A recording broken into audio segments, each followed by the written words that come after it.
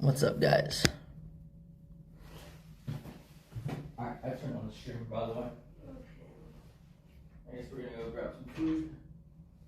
Walk around after if you want. That part's up to you. Guys, I never realized how big of a disadvantage it was being handicapped as a streamer.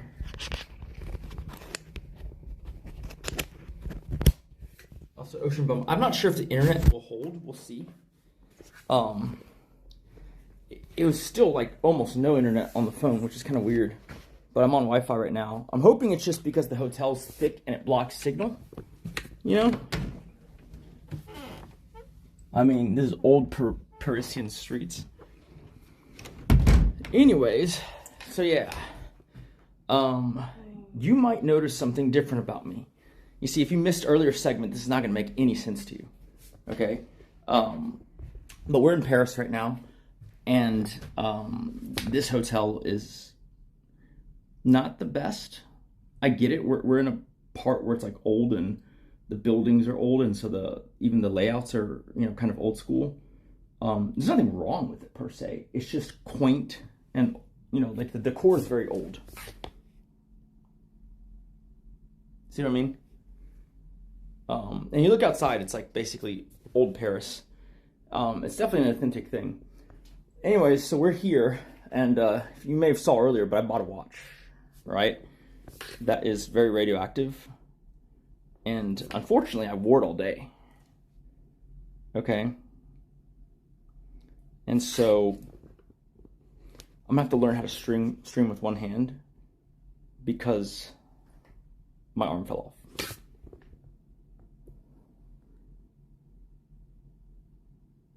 They warned me not to wear it past 6 hours. But it just fell right off.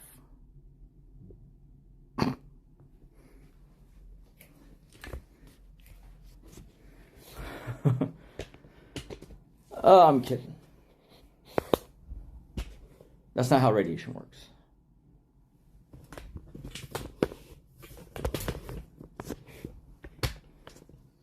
Okay.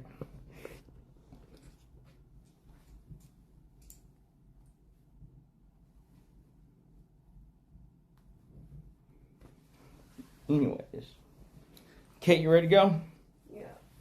See if this thing is good. You won. Okay. Grab that. Let's see.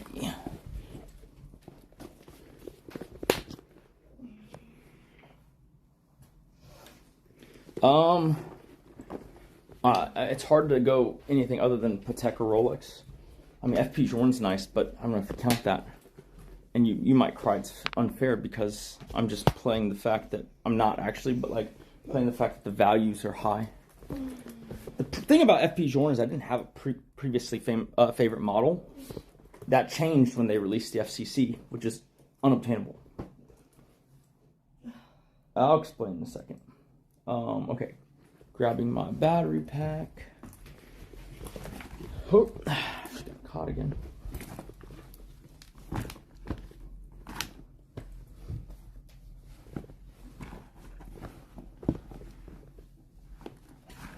Okay, let's go.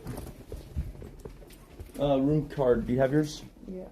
I'm just not going to bring mine because I want to keep it in the thing to have electricity. Okay. All right. All right. Let's do it. So, like, you might be like, well, wait. You say you like FP Journe, right? But why don't you own any FP Journe watches? It's simple, okay? When I used to own FP Journe watches, but when I first started buying FP Journe watches, they weren't more expensive than the retail price, right? And I didn't have a relationship with a boutique because they made so few watches. And so if you could buy the same thing from the boutique, this is a mistake, but I think it's a mistake I'd probably make again because I think it's an unavoidable mistake. Imagine this, okay? You could work with the boutique directly. This might be more relatable to you. Let's say you're in the market for a Ferrari, okay? You go to Ferrari directly, and they're going to make you wait like a year because they're going to have to make your Ferrari, right? And they don't make that many Ferraris. So you're going to have to wait a year. Or you could pay the same price and get it slightly used immediately for the exact same price as the 1 year wait. You just don't have to wait. You see what I'm saying? I, at the time, was like, okay, I'll just buy the FP Journe watch gray market then. Why the hell would I buy it? And in watches, some people just leave it perfect condition.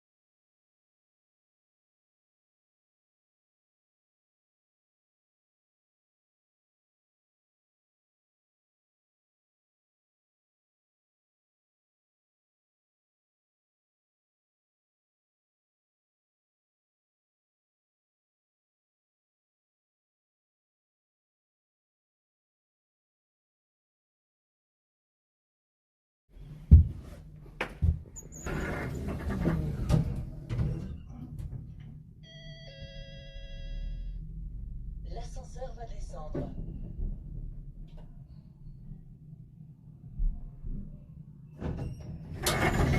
I don't see a time thing, so I don't know what you're talking about. My time thing shows I've been live for 3 minutes or something like that. Okay, so real fast, guys.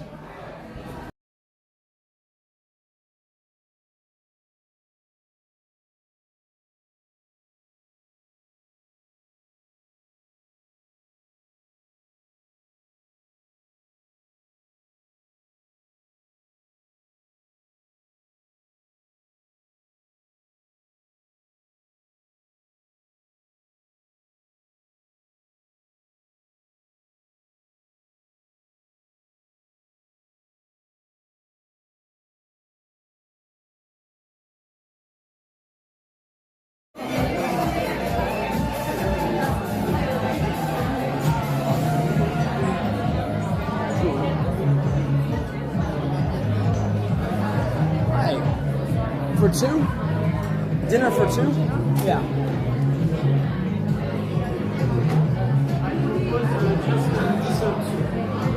So what's that? Oh, y'all are done with serving or what? Oh, no more food? Just the service. Okay, we'll go look around, thanks. Alright, well. Huh? Sure, yeah. Alright, so now we're on the streets of Paris because they don't serve food passes for an hour. The fucking French. That's okay, we're in a very, very lively part of town. Okay. It is very cold in Paris. The high is 49. You don't want to know what the low is, which is right now because it's nighttime. Yeah, someone time out. Bam, whatever the fuck is asking who asked about cars and watches for 20 minutes. I don't care who asked, buddy. Okay. First of all, someone asked. Secondly, I'll talk about what I want to. Anyways, so like you wouldn't do the FP Journe thing if that was the case, right? And so that's what I did. I just bought the ones directly. And then, okay, we can just walk over there because it's pretty exciting. And then when the FP Journe watches about a year and a half ago went crazy, I started selling them, right? I made like nearly 100% on one, and then I made like 150% on another one. It's crazy amounts of money, like in a short amount of time, like percentage-wise. And so then you might be like, why? I didn't really love that much. If you go to my Instagram, you can still see me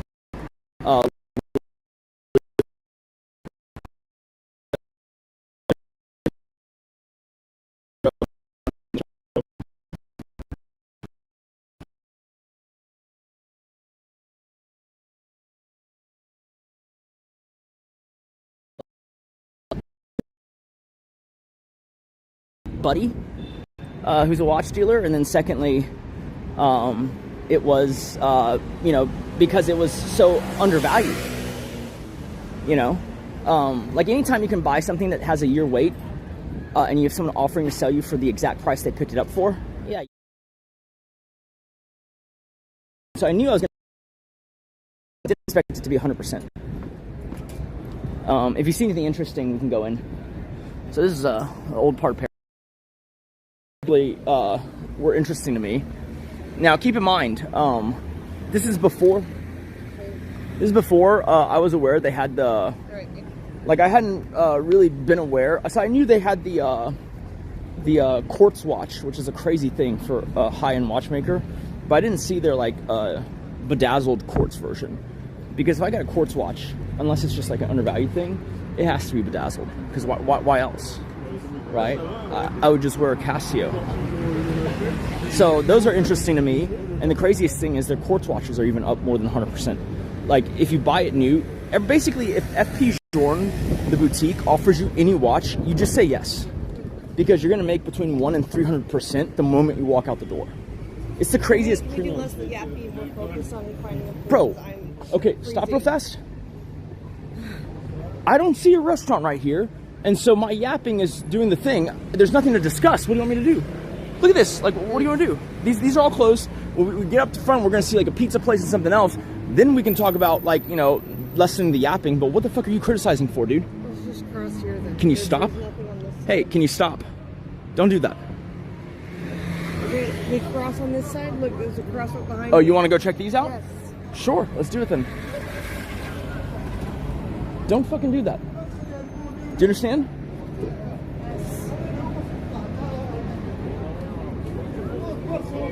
Alright, let's go. Basically, you're always supposed to say yes. But the reason I never bothered climbing the FP Journe ladder was because of the wait time. Right? It wasn't because I didn't want the watches. And then also, previous to the super complication they put out and the FCC, there wasn't a Grail watch at the end of the rainbow to chase. Like, there's no reason you wouldn't just buy them gray because everything was accessible at gray pricing. And then suddenly all of that changed. And then they released really cool watches at the higher end of the scale. And, well, the rest is history. The FCC one is the one with the fist that tells time with the finger gestures. It's fucking insane. Like, that's like the most unique thing I've ever seen. Okay, so this seems like a little grill. Well, I'm open to deciding or seeing more, but if you're cold, then we can just pick one. I'm slightly inclined to at least see a few places, right? No, I'm not in a mood. I'm just looking for food. I'm hungry. And, like, we're walking down, like, an entire street that's closed because it's, like, 10 p.m. or something like that. And it's like, I can't... What is there to talk about? Ooh, this is... Uh-oh. This is kebab.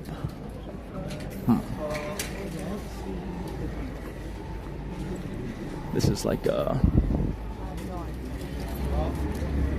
that was them catering by making brown people food. Okay?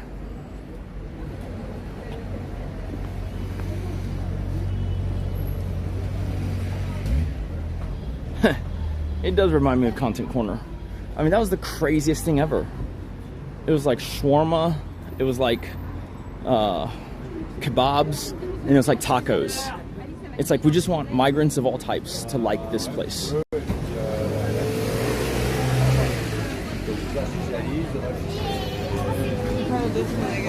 Oh, you like this? Okay. Inside, I'm assuming? Alright.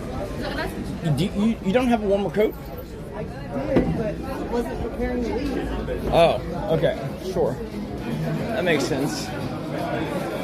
Because I'll say, otherwise you can each buy like a cashmere overcoat or something that's warm. Because it's going to be like this every day.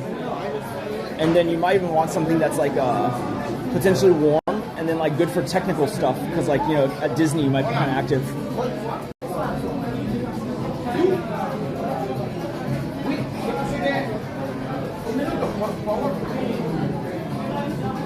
Guys, part of this streaming here is to do an internet test, feasibility test. I might need a SIM card or something because the internet's kind of mid.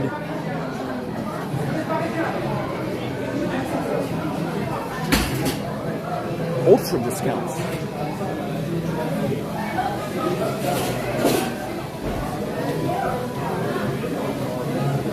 Alright guys, I'm gonna pull some Bush era bullshit out. Anytime I order French fries while I'm here, I'm gonna call them freedom fries.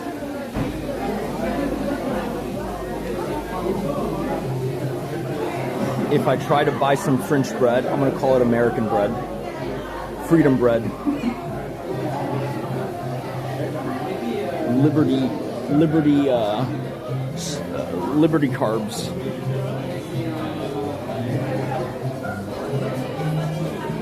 What the hell? Orange is the brand?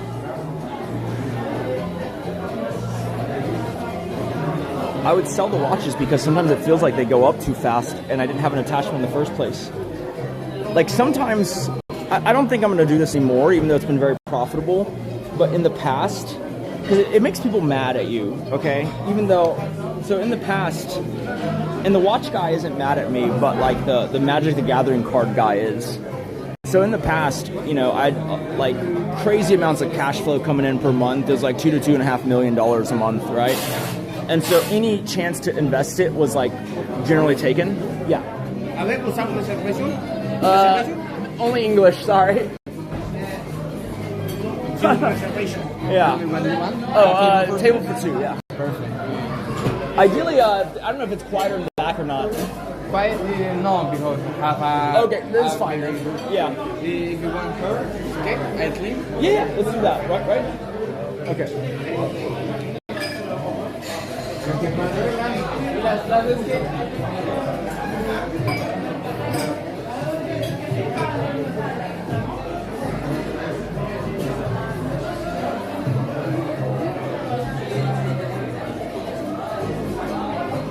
Data is on Olafly right now. This is not the entrance.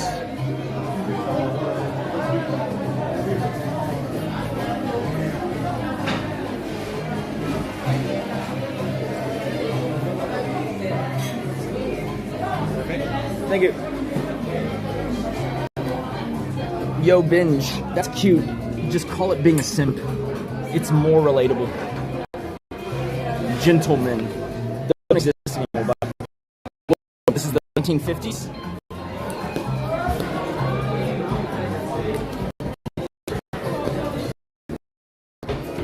The English gentlemen you speak of, they wear watches like this. And they have affairs with their secretary. Because they Madison Avenue men, okay? That's the gentleman you speak of. Shut the fuck up. Okay.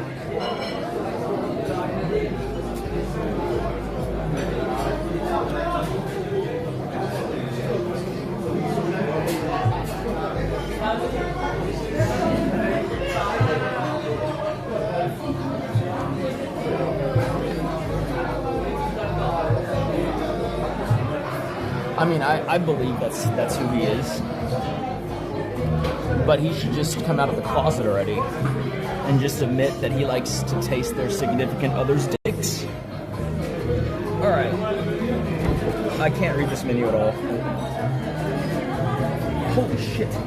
I'll order the octopus lady. Holy hentai.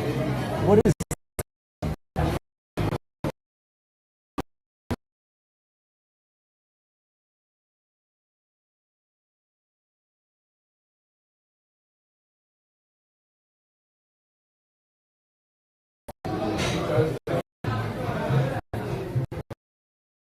Okay, let me see.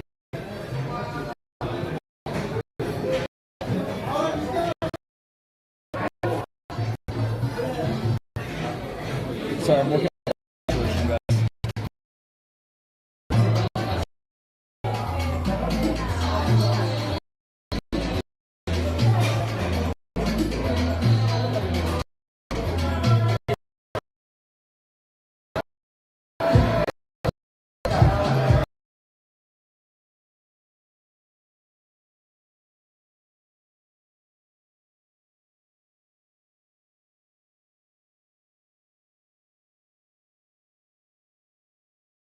On it real fast. Yeah.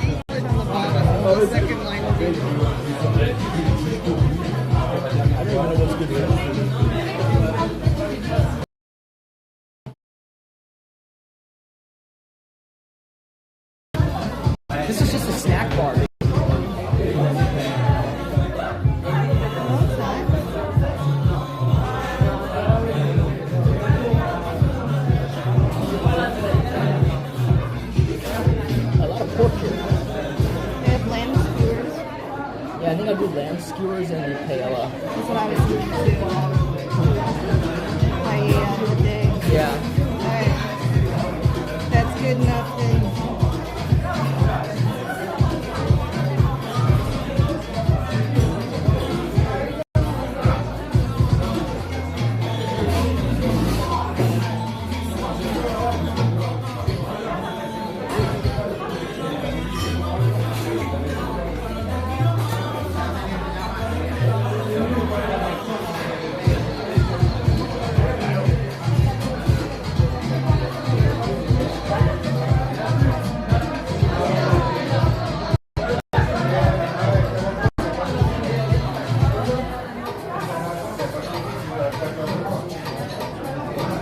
Alright, sorry about that. We're trying to tinker with the internet real fast.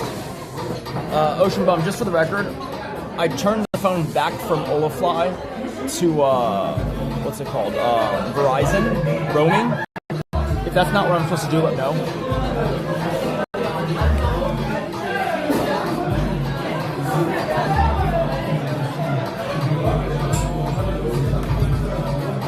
Ocean Bum, I don't know if you can hear me, but I changed the iPhone to Verizon again from Olafly. Yeah, if I'm supposed to be double Olafly, let me know. But it's still struggling, but it's okay. Anyhow, we're in France. What I was showing y'all is I want this tentacle thing. I didn't really but we are going to go to Disneyland Paris. And then we're going to go to Chiffonelli, which some of y'all remember from way back when I had very heavy viewers. And then I have some cool watch stuff. Ocean Bum, remind me to tell you this evening, because I found some vendors I would love to go see. Obviously, ideally to stream. There's actually an Instagram watch influencer who's like very notable in England, who I think he'd be down to meet up, but we'll see.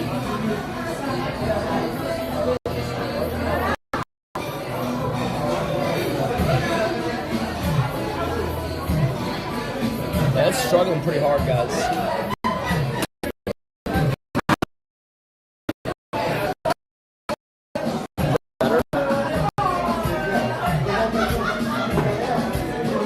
Nice. Kettle Kids is great.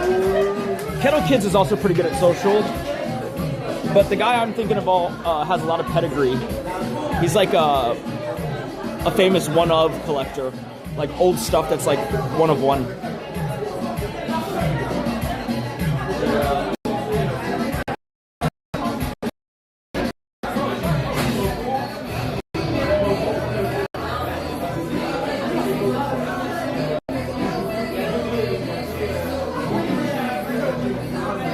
There's also one in Paris. Buy too.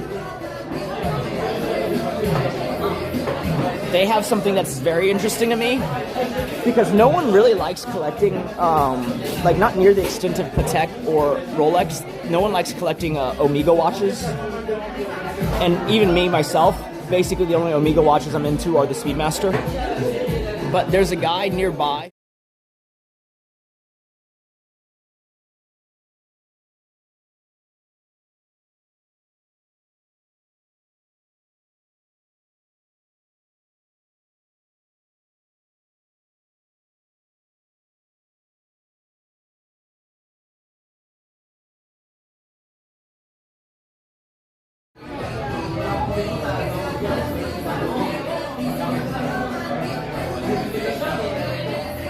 How much of that did y'all hear?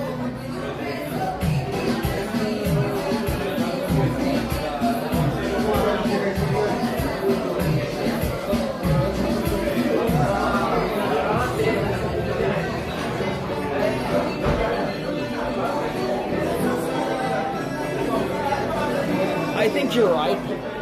Kimmy, that's not a bad idea.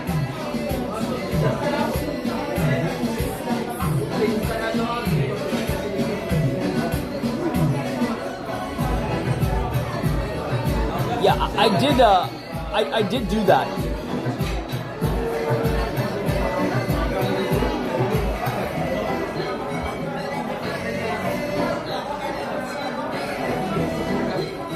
It is bonded to the iPhone, but the iPhone is on Verizon.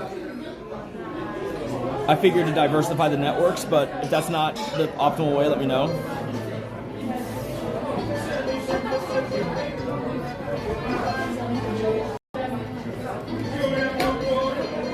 Do not let me forget my iPhone. I put it up very high.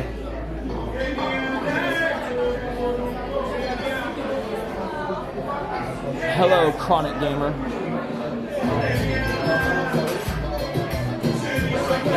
But as I was saying, there's a guy nearby who has a vintage watch shop that sells, like, I'm gonna be honest, it's, yeah, I think we're ready to order, yeah.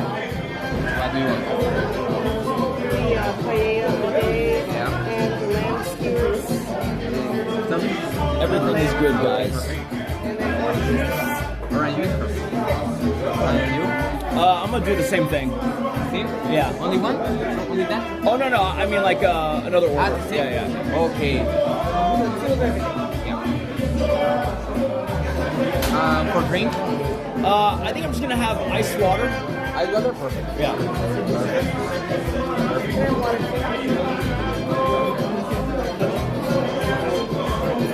But I was saying that there's a guy nearby who kind of sells some jank vintage stuff, but it's like cool because you can tell the guy's like buying what he's interested in, and it's like all over the place. But most of it's uninteresting to me personally. It's not for my price bracket, let's just say, right? But he has one gem, which I want to see in person. It's a 1963 Speedmaster, right? 361 caliber movement. Why is that interesting? Because it's before NASA officially adopted the Speedmaster.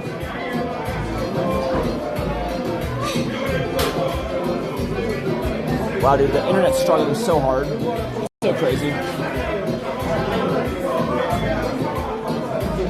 I hate it so much. We have only one paella. Oh, okay. Let me see the menu again, I guess. They only have one of the paella, so I'll see if there's something else for me.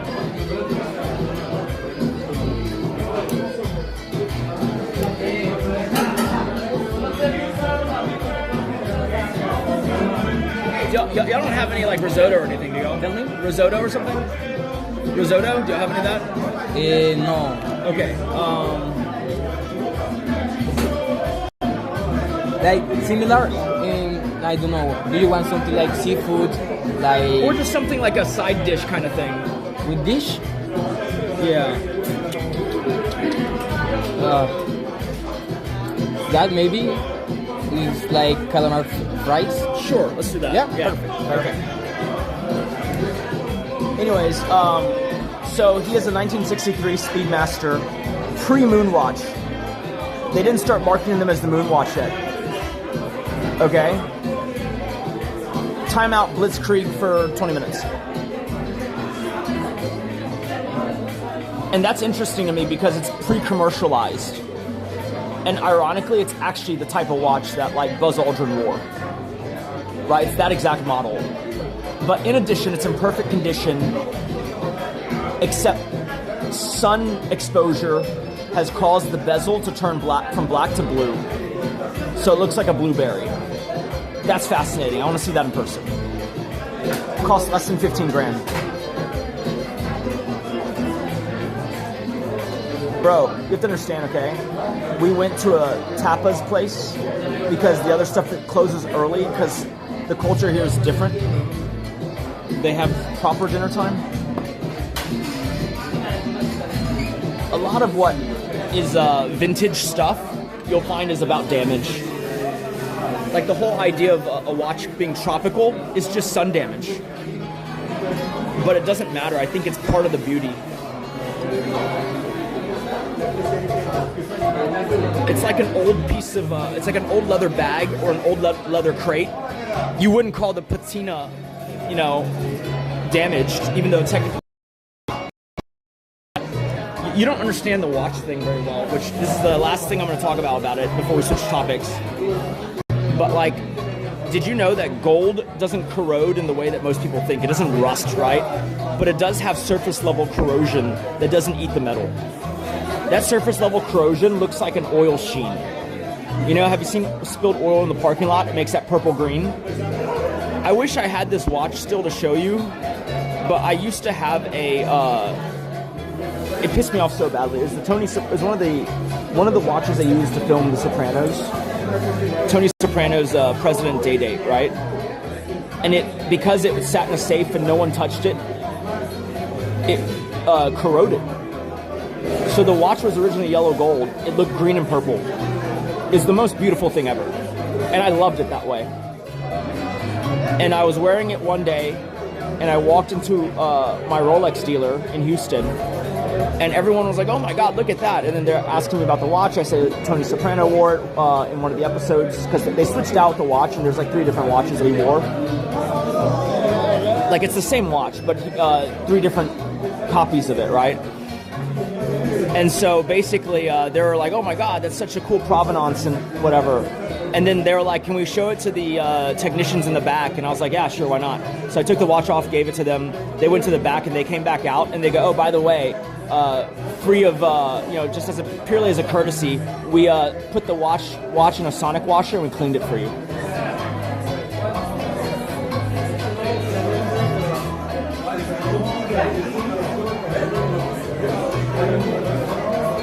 Lorelocks takes a 20-minute timeout. The shit looked brand spanking new, perfect condition, but it lost all its character in one go. I sold that son of a bitch soon after.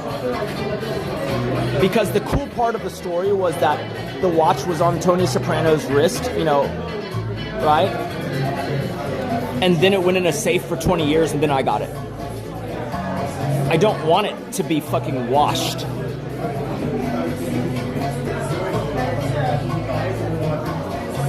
It was on Gandolfini's wrist, and then it was on mine. Wait, Kate, did you order alcohol? Oh, yeah. Good call.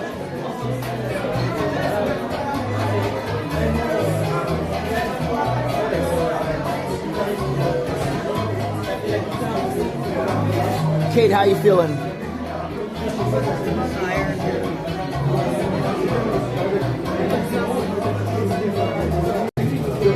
I'll try it, yeah. It's really good. You can tell it's fresh squeezed, but I wish it was cold.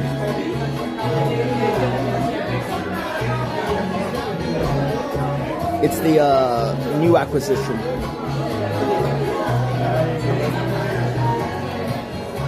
I can feel my bones decaying, though. Pretty soon my arm is going to fall off. How freaked out would you be if my arm fell off, but I grew back a new one? Because I'm a reptile. You have your mouth fall off the bed so I can have some quiet time until the new one grows back. Okay.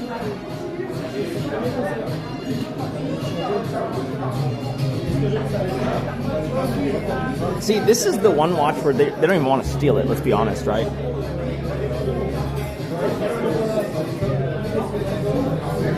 It'll just give you cancer instantly.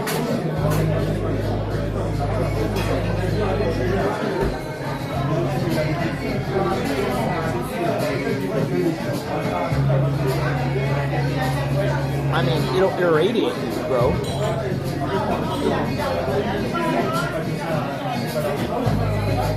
You'll probably die before you sell it. There's a lot of reasons why people wouldn't necessarily want it. Anyways, new topic.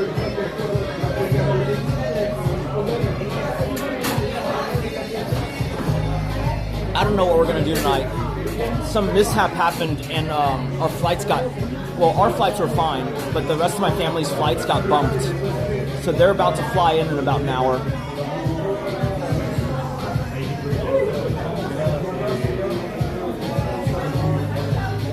Cancer watch, yes. Geiger counter thing, was it haggling?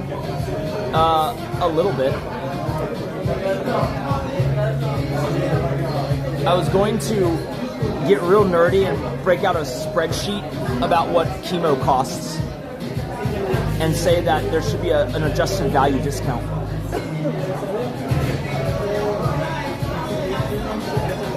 Bon soiree.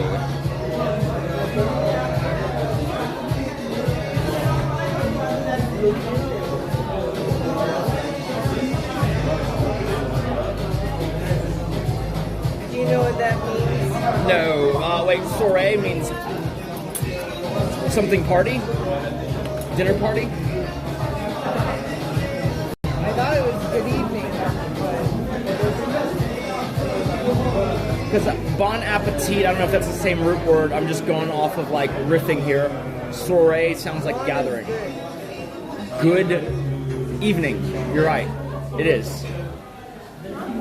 It's good evening.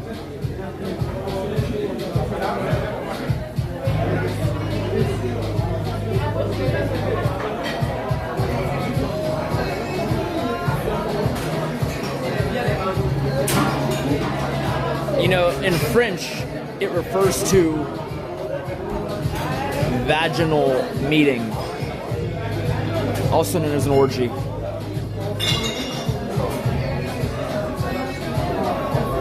mean, I guess, I don't know, maybe I'm wrong.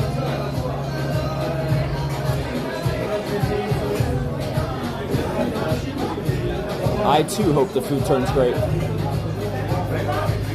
it is good evening. Nice.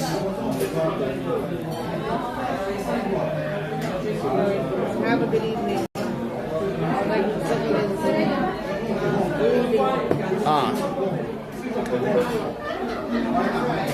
Oh, I should try the sangria. But then you know what? Fuck it. Towards the end of dinner, I'm gonna have a sangria maybe. It'll make me crash to sleep, but that's probably a good thing. Thanks, Carmen Gamer.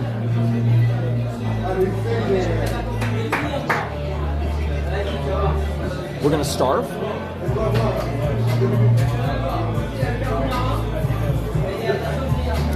The freedom fries. They didn't have fries on here. This is a very limited menu, okay? It's a snack place. Thank you. I didn't realize it had shrimp on it. Can I?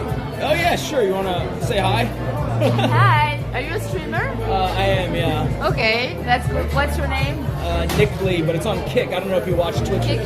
No, I don't Yeah. watch Twitch or Kick. I only watch Kick is YouTube. better. There's no ads. Really? No ads, yeah. Free? Yeah. Okay. Yeah. Kick. Are you American? Kick.com. I am, yeah. Okay. Did the cowboy Well, hat give it you away? need to, like upload the app and everything. You have to download the app, yeah. But you don't have to make an Yeah. account, you know? You can just watch it. Ah, but, I yeah. don't have to make an account. No. Okay, so just I put Kick on the In the App Store, Store. it'll be like a green K with a black backdrop, and then my name is Nick Lee. I'm just gonna like put it in my notes because otherwise I'm not gonna remember it. Yeah, sure. And you're here from Houston. Houston, Yeah. Texas, Texas, yeah. and Beyonce. Oh, we used to live close to Beyonce's mom. Can you put Oh like yeah, your yeah, name? sure. I can put the link to It's your girlfriend? wife. Wow, so good. And do you also like stream on Kick? Sometimes. Do you have like your handle? Her Yeah. handle. Oh sure, yeah. She's big. She's big. Yeah. Really? It's funny that I'm streaming because she's the famous one. Really? Yeah. Okay, that's cool. Support her. I like it.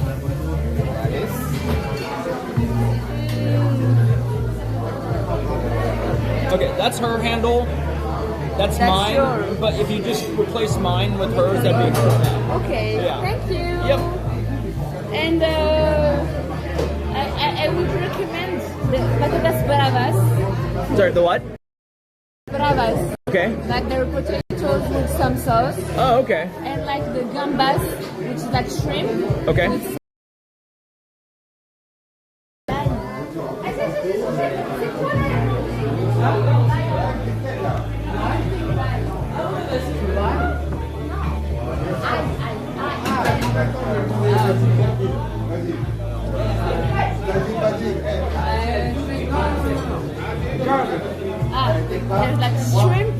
Lake. Oh, okay. Really good Okay. and very nice. I think you will like it. Okay, I appreciate that. I wasn't sure what to order, but yeah, you're from around here?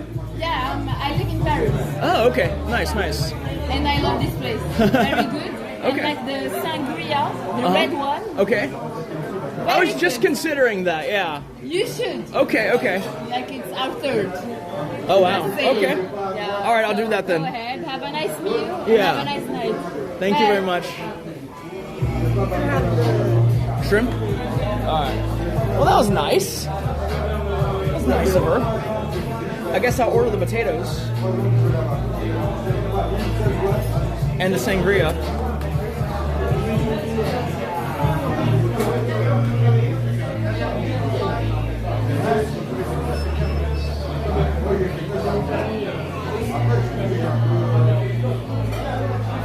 Bro, in terms of watches, this isn't even the expensive one. Like, this is one of my poverty watches. Like, straight up. This is the watch I wear when, like, if someone robs me, I want to just be able to, like, tell them to take it and go.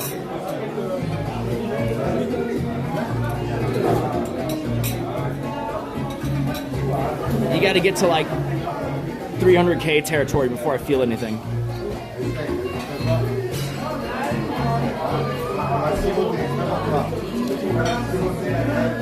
Below that, it's like a speeding ticket, guys.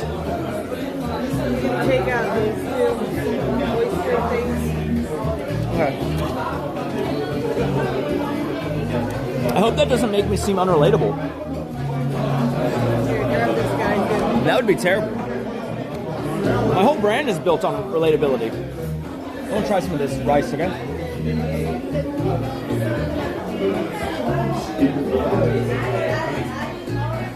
Without the common touch, I'm nothing.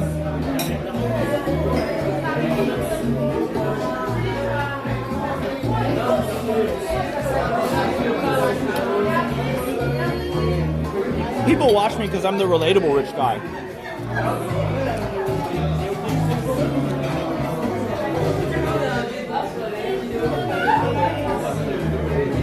Well, I'll have you know I ejaculated all over this watch right after I got back to my hotel room.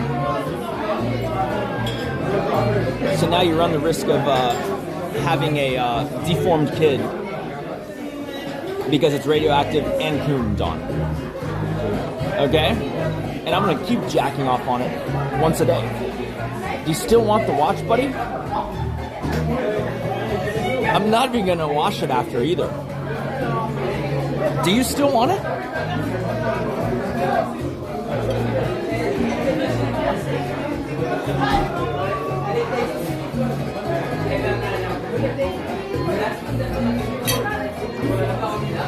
I sometimes wear this watch around my balls. All of my watches I sometimes wear around my balls. They take turns. Do you still want my watches, buddy?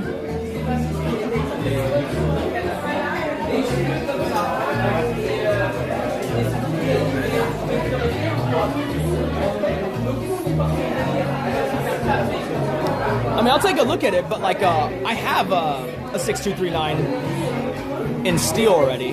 They just had a crazy good condition one, and he just wanted to show me, I guess.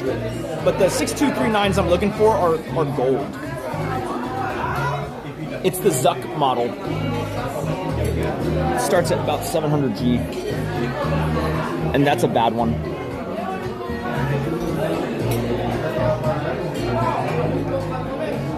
Now that is a watch I would never wear on the streets of Paris. That's unfortunately calamari. We're gonna have to add the potatoes if you want something else. Can we add? They're saying there's someone recommended another dish that was like potatoes with sauce. Ah, okay, perfect. Okay. Bravas. Yeah, perfect. Yeah. Dude, am I very unobservant? That guy only had one arm. I almost made my radioactive arm joke, like, about myself. I'm glad I didn't. I started this stream segment saying, oh no, my arm fell off because of this watch.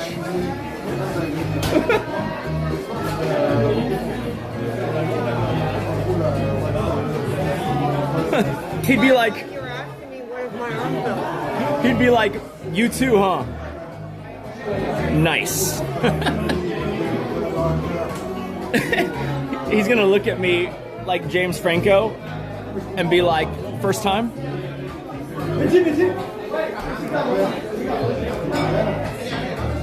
Good with bread, right?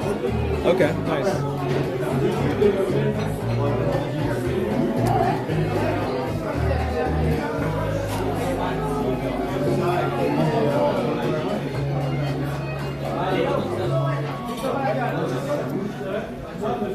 I mean, this probably used to be his watch, honestly.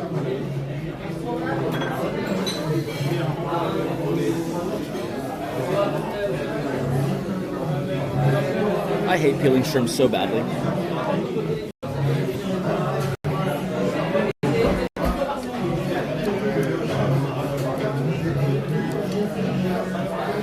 I also hate wiping my ass myself so badly.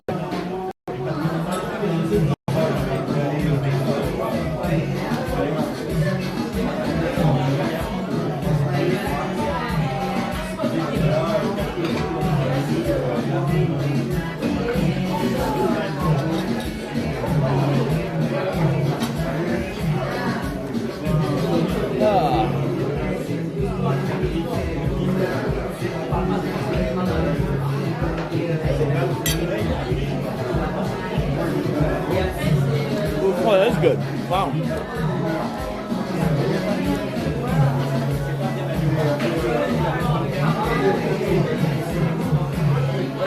Dude, did y'all see that tweet yesterday? Not to bring it back to watches, but like HS Tiki Taki saying that he got scammed because he bought a ruby Rolex for a mil. That is so bait. It's either the guy is brain dead or it's bait. The model that he showed doesn't even come with rubies. It would have instantly been like, well, that's an aftermarket or it's not worth anything. Like, that's just nuts. That's like saying, hey, do you want to buy this $1 million sapphire Patek? It's like, they don't do that. What are you talking about? It's got to be bait. He's doing it for the clickbait because it's like a headline or whatever. It's smart. I got to start doing that shit too. Clippers, you got to start doing that for me.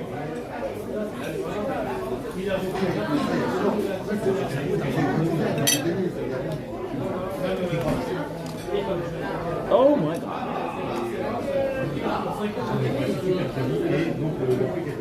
Talk to me, dude. I just crunched an entire fucking... Oh my god. Are you serious?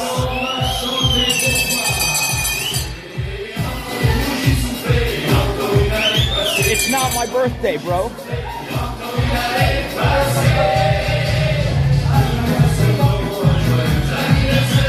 I was about to say, I just ate half of a fucking, I don't even know what you call it, a clam. I just crunched a clam. Because it was in the rice, and I didn't see it as a little shell, and I just crunched the shit out of it. Alright, I gotta go show them what the fuck is going on.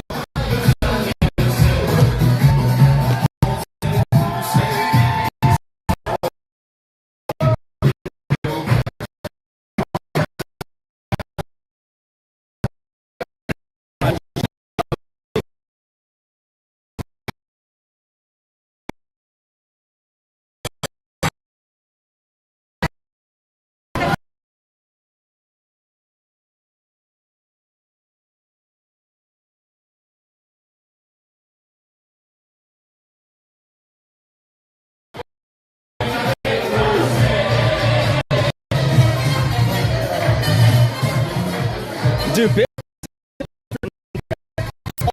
did you over there? And it was connecting. No, it's lag.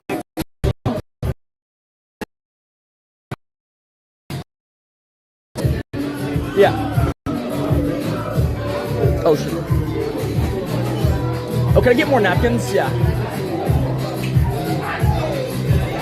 Oh well, I mean, Anything happening? yeah, like it's like someone they're either celebrating someone's it sucks because there's language barrier here. But they're either celebrating someone's birthday or like promotion thing, or it's just a group of friends like having dinner and trolling each other. Because they asked the restaurant to turn the music up, but there was no restaurant people there. It was just them yelling and screaming and shouting.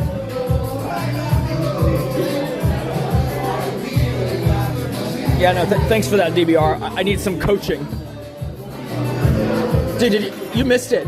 I accidentally had a shell, half of a shell on here with a big thing of rice, and then I crunched the shit out of the shell. I'm glad I didn't cut my mouth up.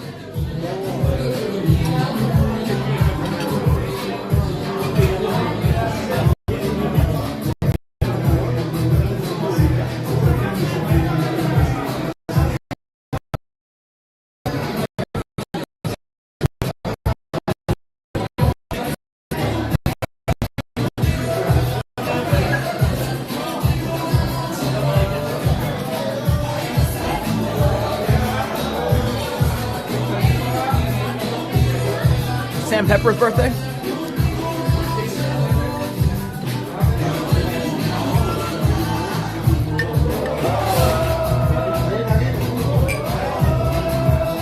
Is it really? I think I can't even. On my end, it doesn't look at. It's okay right now.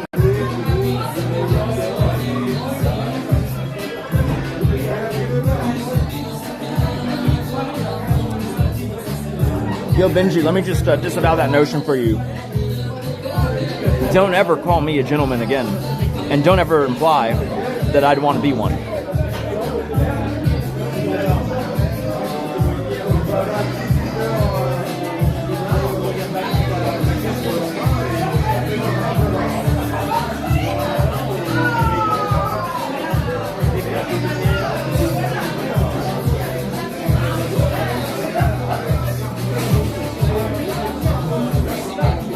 Calamari's okay.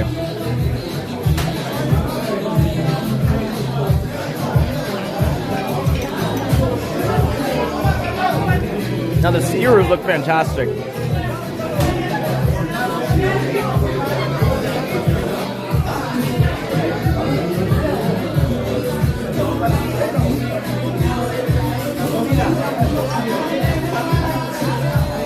All right, service here so far not great.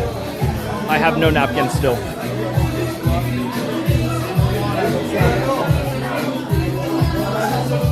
Oh, I can install it remotely or what?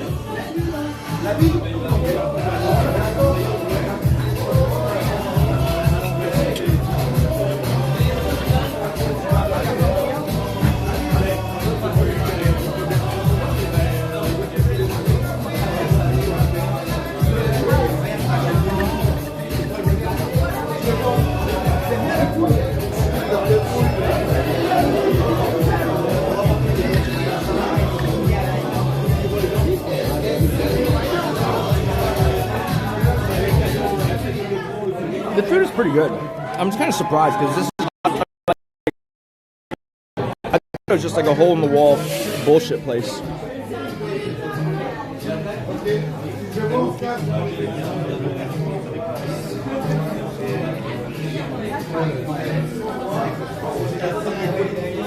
I see.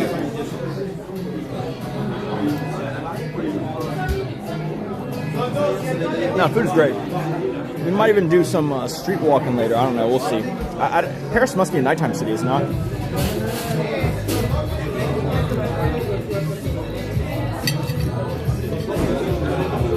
Hell yeah, bros.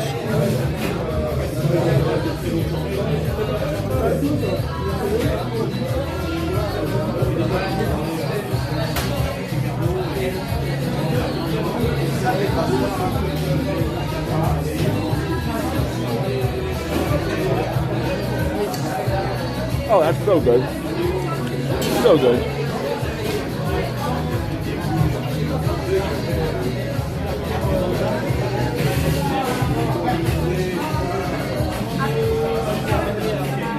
Wow, $2.99 is fantastic.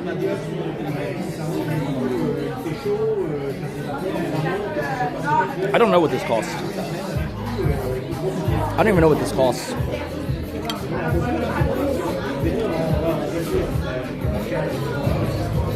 I almost did it again. Dude, what the fuck? It's like pieces of shell.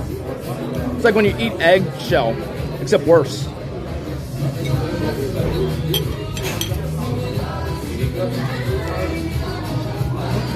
Alright, this is another place where the service quality, not their best, but the food's good at least. No napkin, no water, no waiter.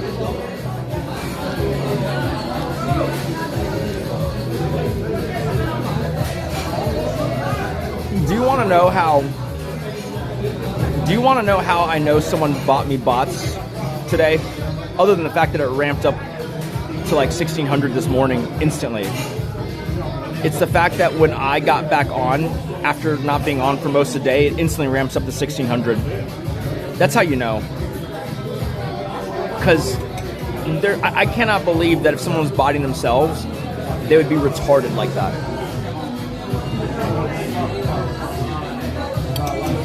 That's just retarded.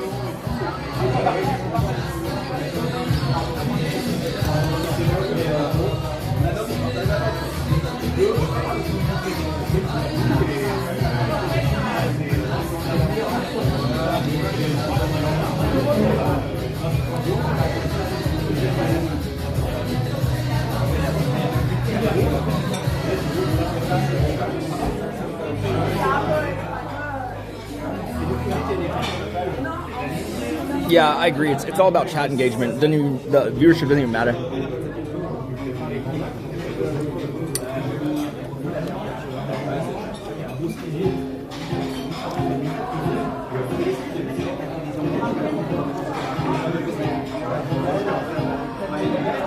All right, I need to flag a waiter.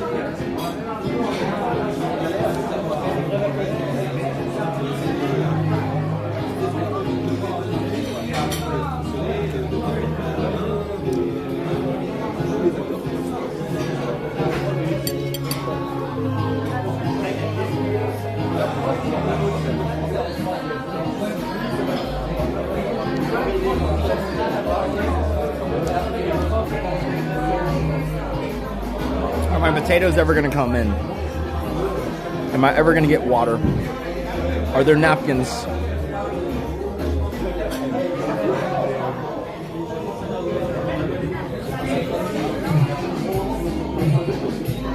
Dude, I'm down. We had to pick the right third world country.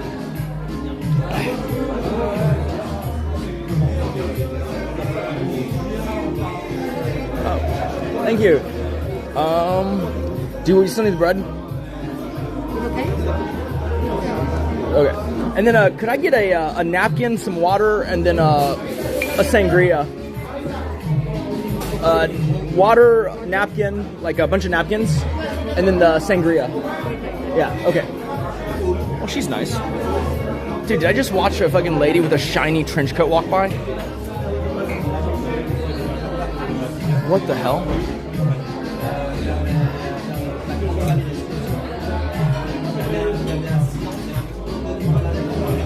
Yeah, I love stuff like that. Like, I find that most streamers I collab with now, I'm still fresh enough that like there's some stuff that they do that's interesting or like makes me think about it in a different way.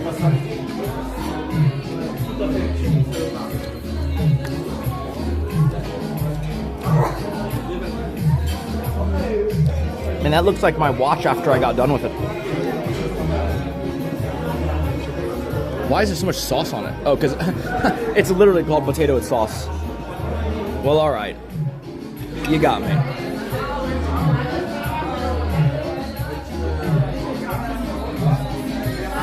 Listen, if I ever get a chance to stream with Baby Hayes, I'm going to ask them, how did you command, bro? How'd you do it? How long did that take you to learn?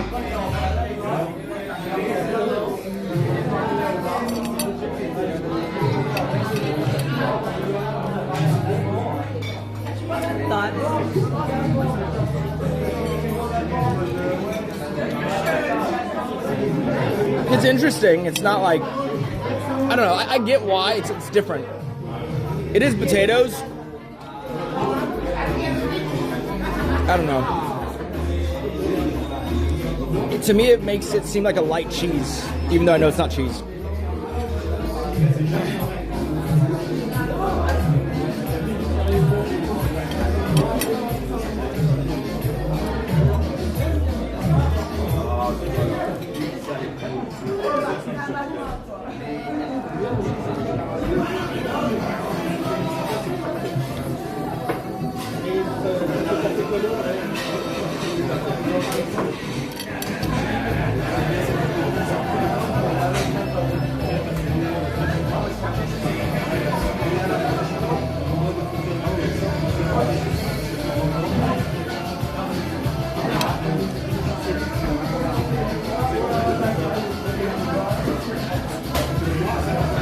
I don't understand.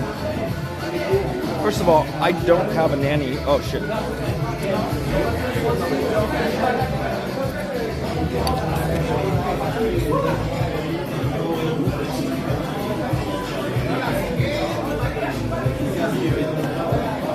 I just realized this cowboy hat is probably ridiculously distinctive.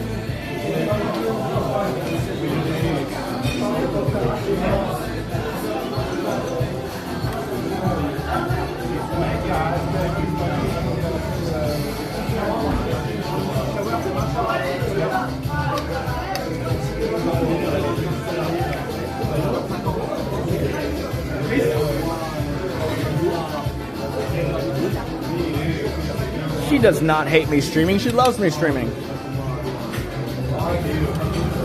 She's the most supportive wife ever, right? What? You're the most supportive wife ever.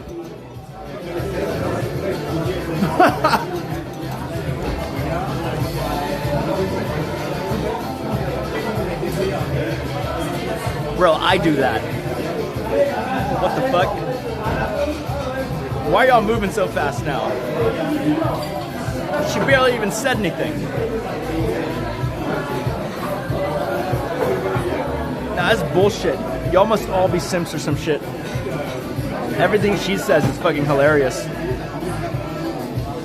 Everything I say is too try hard.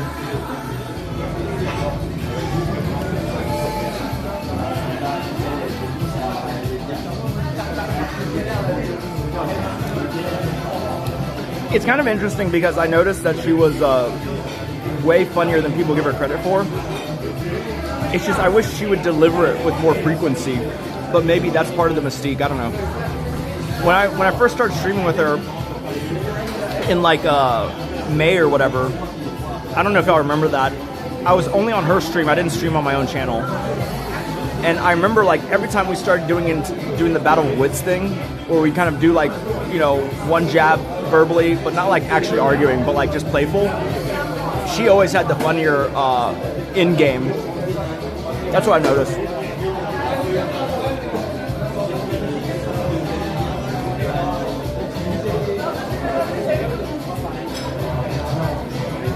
Like she has the better final roast.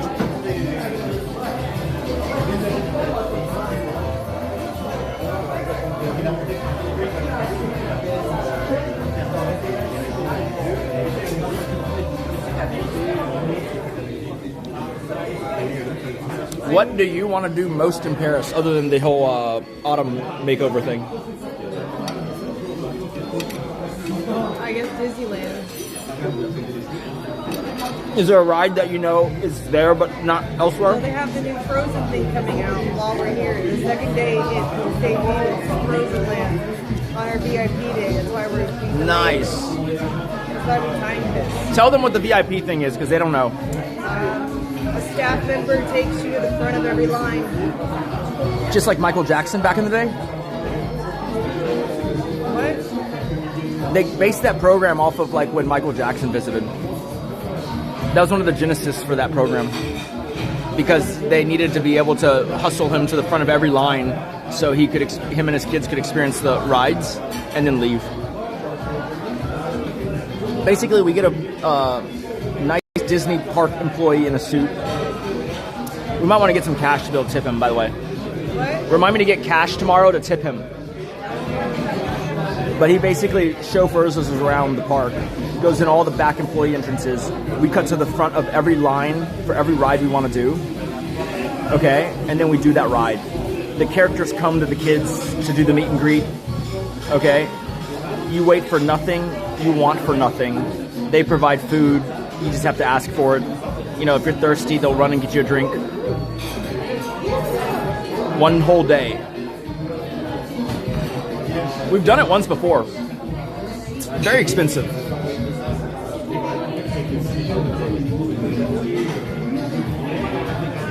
But basically, it's silly, and I'm a little concerned, but hopefully it works out.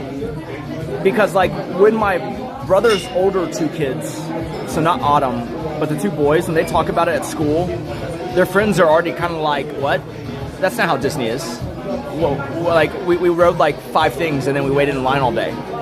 They're just like, yeah, we rode Avatar and then we rode Avatar again and then we rode Avatar again 3 times in a row.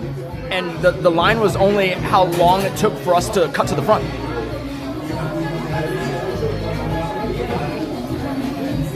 Like, it's pretty crazy. It's the VIP tour. No, we're slightly tired just from the flight.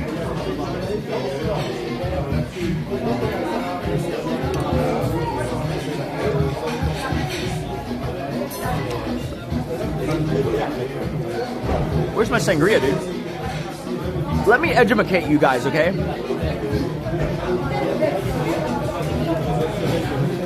Let me educate you guys right now.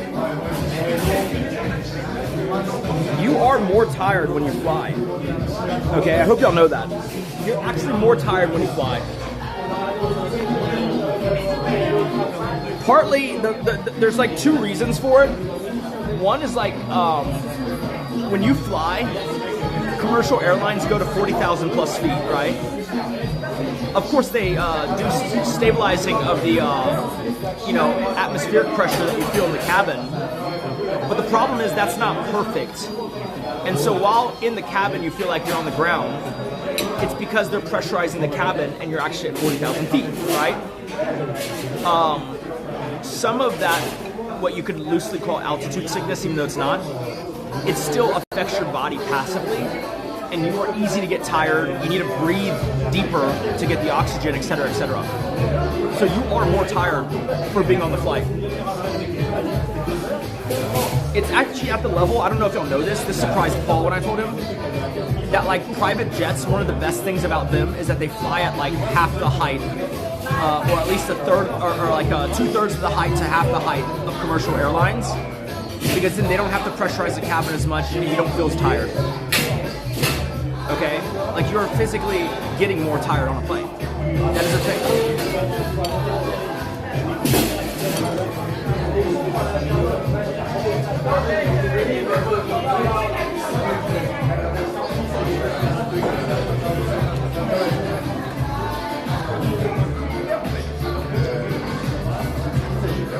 Like, it was surprising to me because I was like, wait, rich people want to fly lower? I thought rich people like to be overhead. Because they like to look down on people, right? But in this case, looking down on them means you're poor. So if you ever have flown like high above a PJ, you're the poor boy.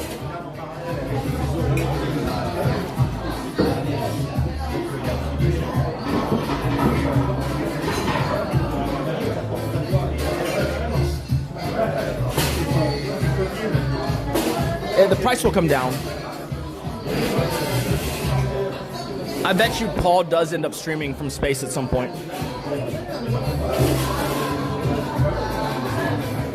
No napkin, no sangria, no water. Insane.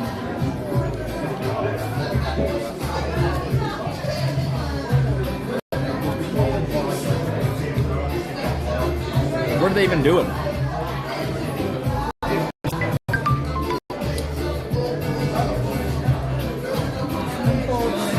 Nice.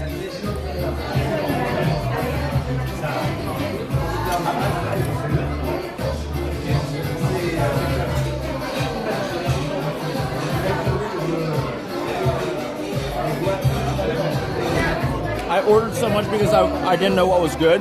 Thank you. Because I didn't know what was good. and I didn't want to eat something that was bad. So I do the thing of ordering a lot of things and then just eating what I want.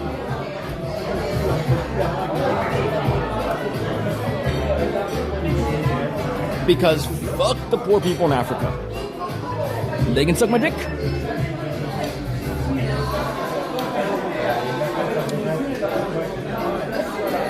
If they wanted to not starve, they should overorder at the restaurant as well.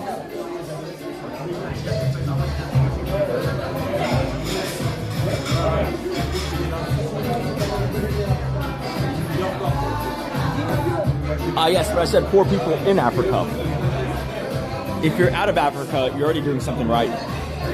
That's so crazy to say. There's a politically correct version of myself that's inside screaming.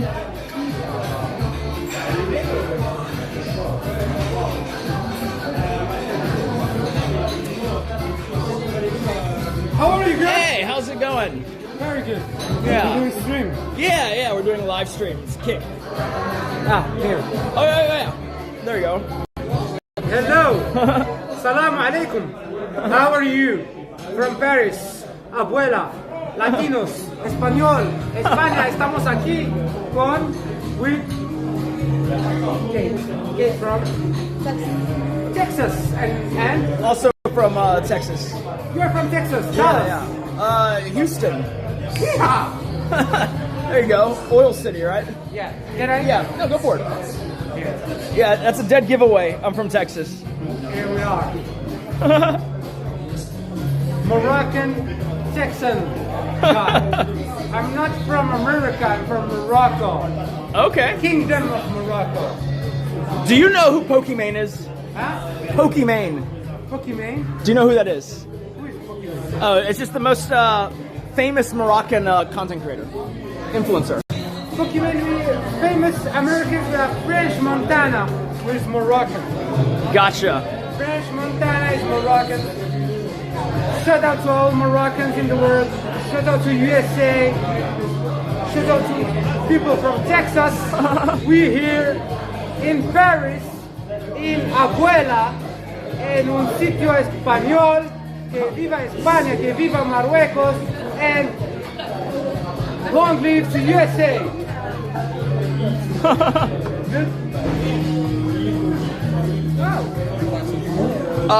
I just want sangria and then napkins and water. Sangria? Yeah. Glass? Just a glass, yeah. Welcome to Paris. Water and then the Okay, napkins. water. Yeah. Are you the manager at the restaurant, or? No. But the managers they're Moroccans. There is okay. same abuela there is in Casablanca, in Morocco. Oh, Best really? country in the world, Morocco. Come to Morocco. Okay. Morocco, best. I have some friends that are World Cup gonna. Morocco 2030 Morocco World Cup. Okay. You think they're gonna do it? Yeah, they will. They organize. Oh, you think they're World gonna? Cup. How far do you think they're gonna make it? Morocco winners. Winner. Oh, Winners. World Cup winners. Hakimi, you know Hakimi? Yeah. Hakimi, lots of things. Okay. We're the Lions of Africa. Okay. Lions of Africa. I got some friends that are going there to stream soon. Yeah? Yeah. Welcome to Morocco. Marrakesh, Rabat, Tangier. Amazing. Got everything. Okay. So you recommend it? Marhaba. Alf marhaba. Okay. Nice. Are you sold? Should we go to Morocco next?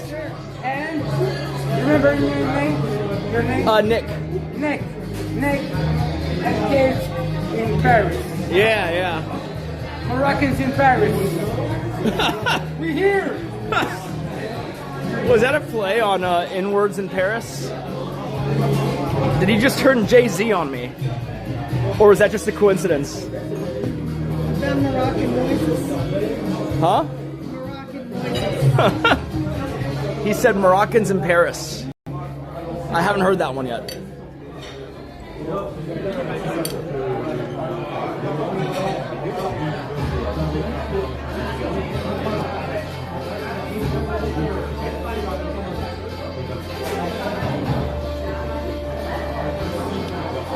Niggly in Paris. Niggly in Paris.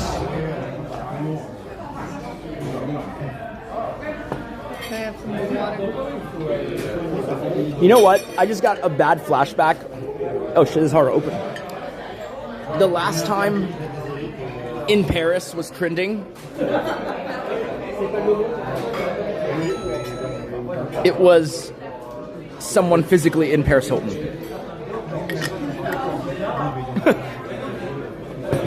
It was one night in Paris.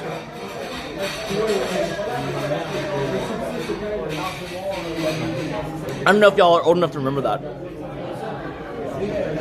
I'm a little bit older than most of you guys. That was a real viral news thing.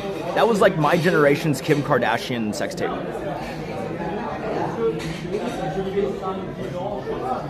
Yeah, no, it's funny. In the Paris Hilton? Yes, in the Paris Hilton.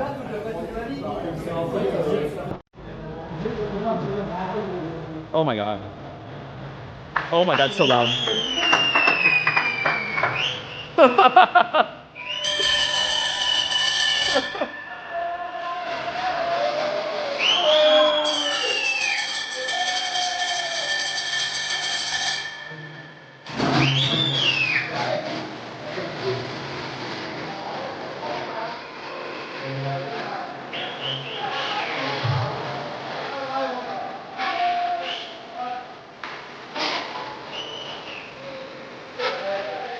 What day is today? Is it even the weekend?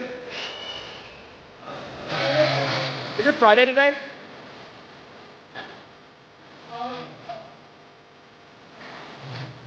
Oh, it's Thursday? I guess they get started early or some shit.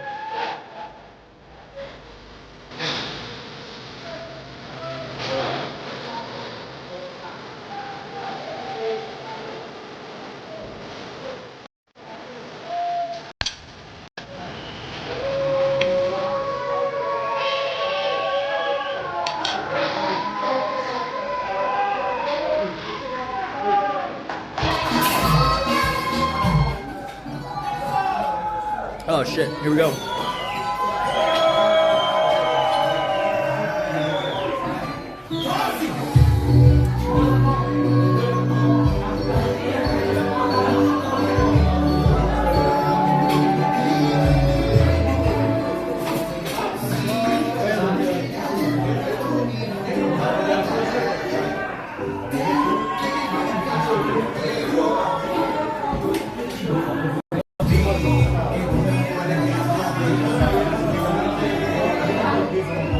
Did they land? Let's see if they want us to buy them food. My family just landed.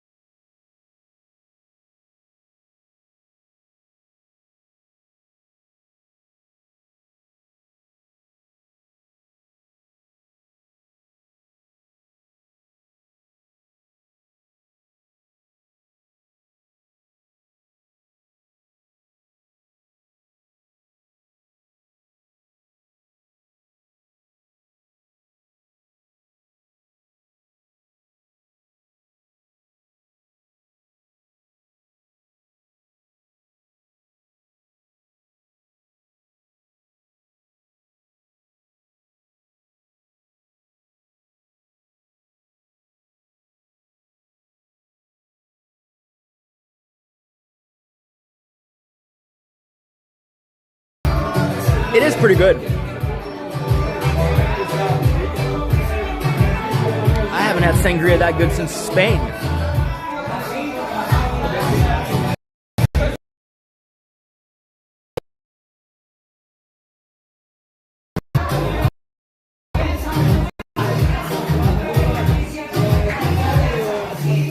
I feel like a lot of you guys have fried brains. I'm gonna be honest with you, okay? Kate is like, she's not even on Vyvanse today, which is probably why she's so tired. But like, she selectively takes Vyvanse nowadays. So it's not even all the time. She has a prescription. She doesn't overtake it. every so often on days she doesn't take Vyvanse, she'll do a modafinil. That's it. No other drugs. I'm gonna be honest with you, I'm so naive, I don't even know what a Xanax does. Half the time I'll say drug, I just assume it's something that people use recreationally or something. I don't even know what it is. Me and her are probably the most sheltered people about substances ever. You're never gonna meet anyone who's this sheltered about shit like that. Her, because she had no social life until we started dating at age 20. And me, because I, very, very violently push away things that I don't care for. Such as music and drugs.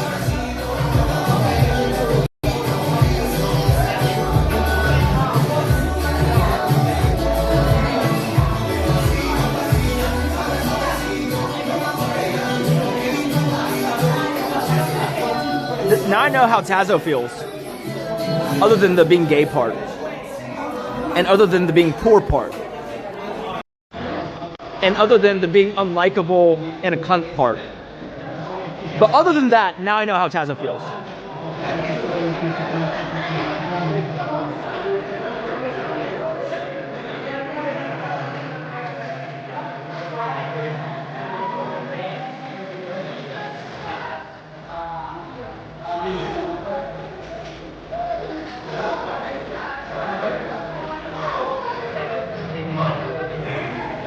No, you dumbass.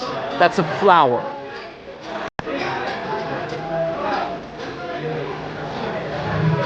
Imagine being so hard on to not seem like you're a Zionist that flowers look like Stars of David.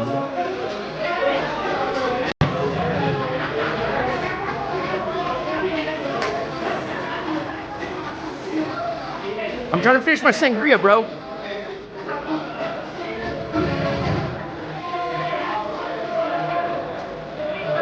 Tazo's followers are more weird. That's wild. Can we play Inwards in Paris? That would just top it off for me.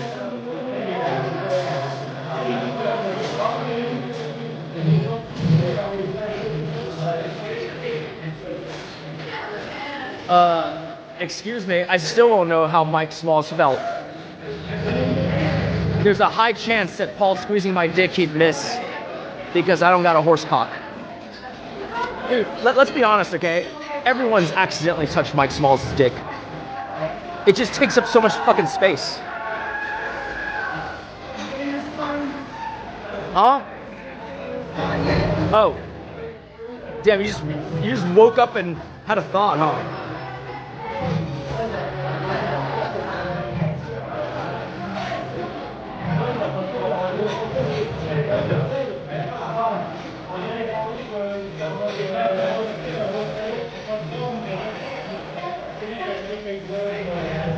I don't have the heart to tell my brother that the hotel sucks.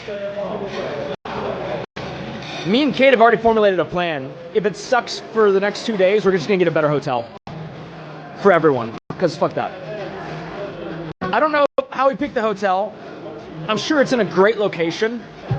And the restaurant downstairs seems lit as fuck.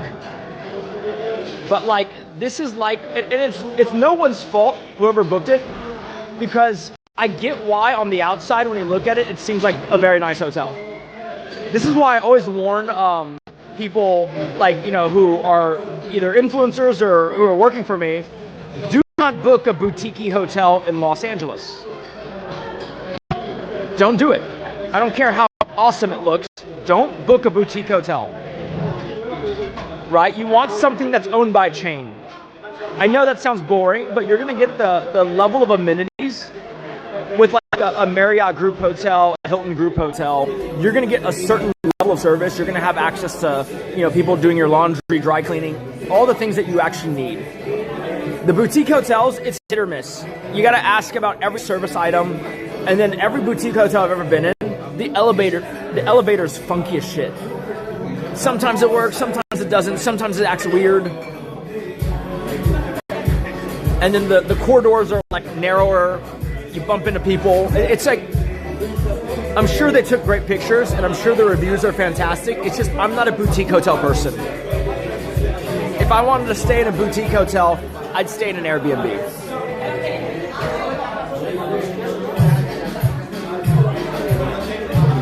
Yeah, I know. Ocean Bum. Next time we gotta book the Palace of Versailles. Look, if it's good enough for Lakshmi Midal, it's good enough for me.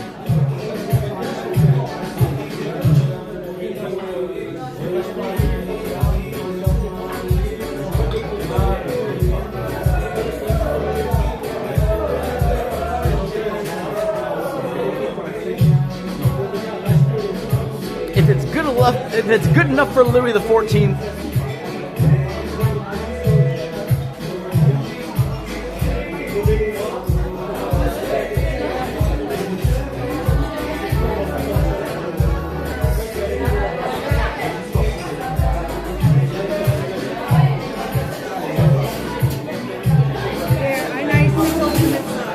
what? Oh, okay, sure. What'd you say?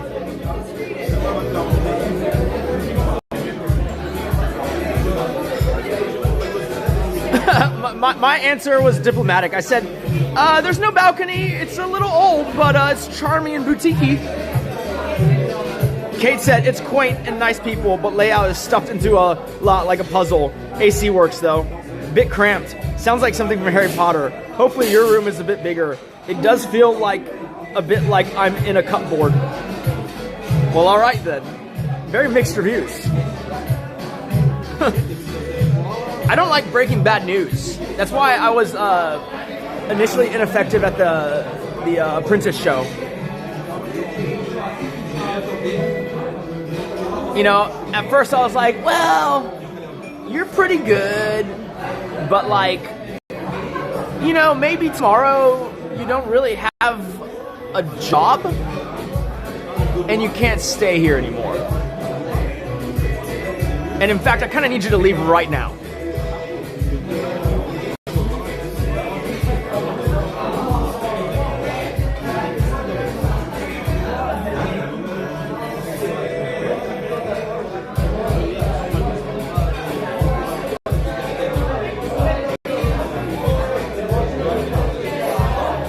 I think we're not going to go to the top of the Eiffel. That sounds like a lot of work with as many kids as we have in tow.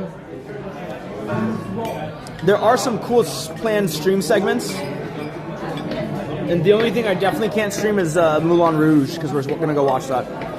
Not immediately, but later.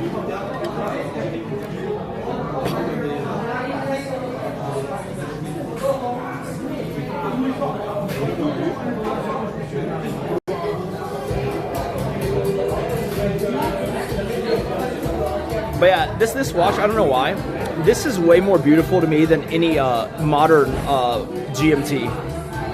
Even though the modern one has like a meteorite dial, this one just has this like, it's hard to describe. Some vintage watches have this austere quality about them.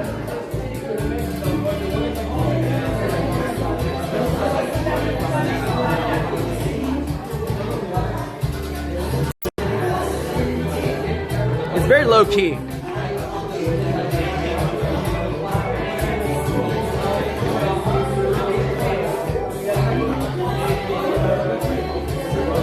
So it is like almost 6 p.m. in Texas. It works great. And if I ever get tired of it, I'm just going to sell it to Iran. You know? And they'll add it to their uranium stockpiles. It's fine.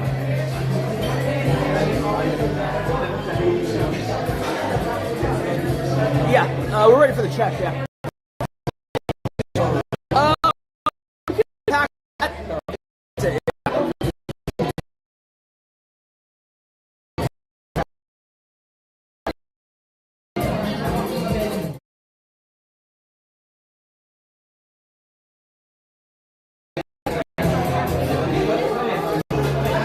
I mean, they could load that motherfucker into a reactor and then, you know, fucking output some radioactive fucking fissile material.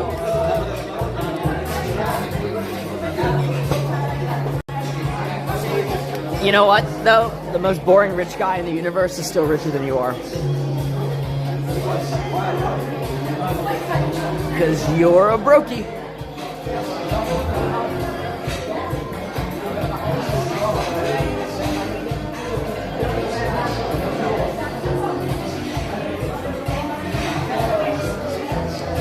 If you think about it, that shit don't even mean anything. Most boring rich guy ever. Even if I was, so what? That's not even like a relatable quality. It's like going up to someone saying, you're broke and you're the most uninteresting broke person ever. It's like, so what? Bro, the part that matters is that he is broke. Thank you. Oh, thank you. Let me grab my wallet.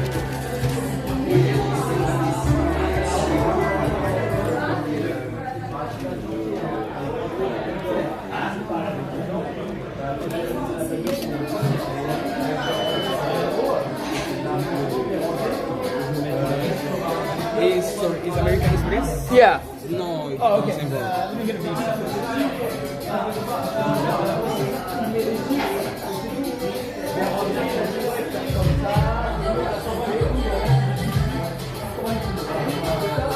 Oh, insert? No. Oh.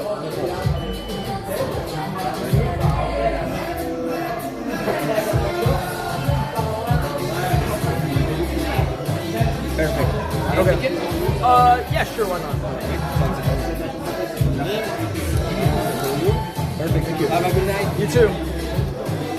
Yeah, no tip culture, no wonder the service sucks. I would have tipped that guy too because he had one arm. But yeah, let me drink this shit real fast. They give me a lollipop. Save it for the kids. I was going to tell you the same thing because you already have some hard candy to suck on tonight.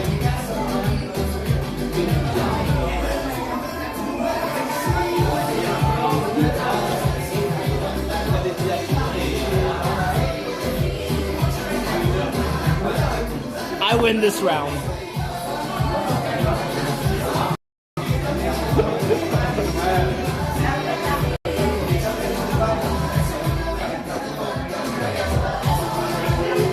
It's like if I went up to like a guy who's begging on the street and said, "You're the most boring broke person ever." It's like, what correlation does being broke have with being boring? Like, the part he cares about is not that he's uninteresting, it's that he's broke. Right? And so when you say, I'm the most boring rich person ever, bro, I don't care, because the part I love is that I'm rich. Here I did. Did it pay for it? No, we're gonna have to wash dishes in the back, because I forgot my wallet. You did not. I kind of did it for content. So they're saying just like, if we wash like 90 minutes of dishes each, they're fine with it. Well, you're the one that forgot the wallet, so you just You're get not gonna 100. leave me. Wait, but then I gotta do 3 hours. Great. It sounds like great content filler while I get some sleep.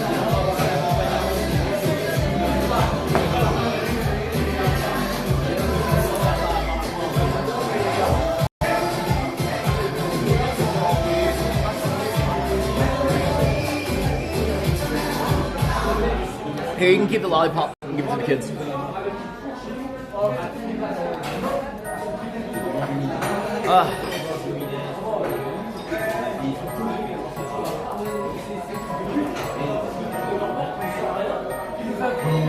I'm gonna drink all their water.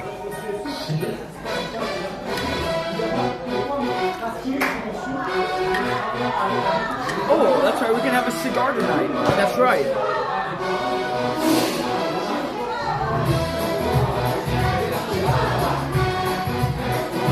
Hublot does suck. The reason why the music is so loud is so that you have to drink to get through it. They're just trying to make you drink more.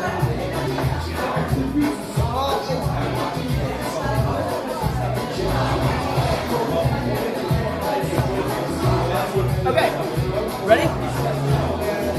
All right, listen. Wait. When you get out of your seat, keep moving. Don't stop moving.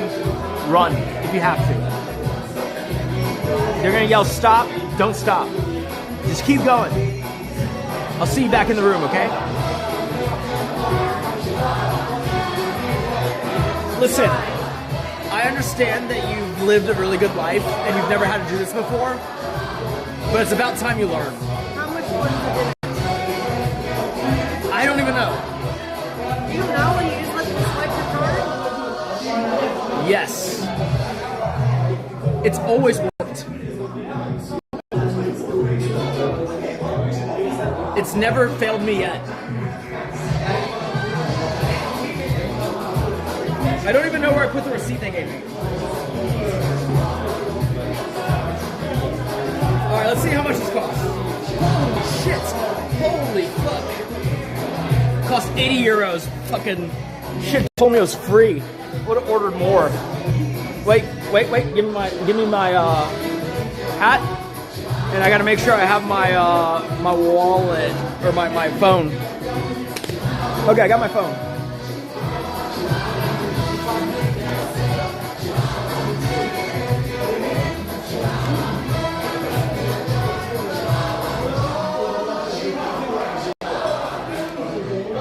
All right, bros, let's go. Well, so far the people in this city seem to like the streaming, so let's hope that continues.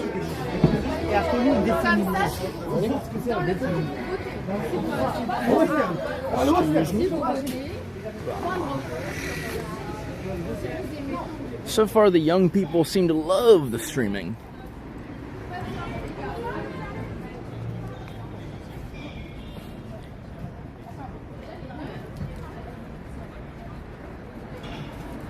Bastille. Is that near where the Bastille actually is? Is that why they call it the Bastille?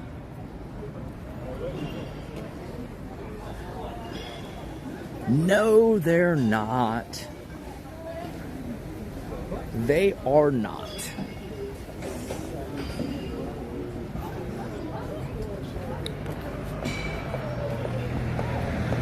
The girls in Europe have been very subpar, below average in attractiveness. This would not be the first place I would go if I was single.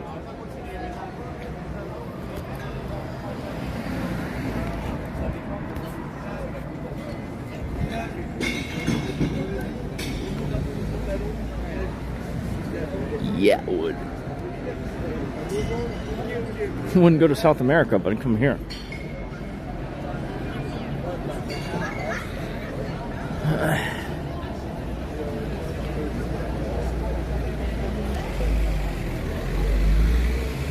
I told y'all a story once. I know someone's gonna complain again instantly. What's up? I gotta go across, right? Yeah. So I told a story once about my friend who's like in his 60s, who's a watch dealer, but he's really just a rich guy. That motherfucker did the Europe trip of his 20s that we all wish we did. I'll have to tell you that story again sometime, but basically ended up with him blowing all his money at age 21, 22, 21, whatever. And then having 5 girlfriends across Europe.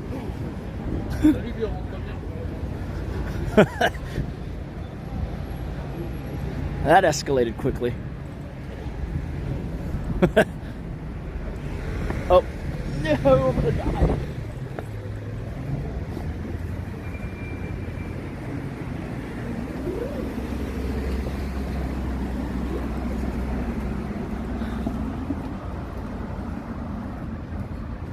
American bread. Oh, wait. What is that? La Cigali? Is that a cigar place? Is La Cigarli a cigar place?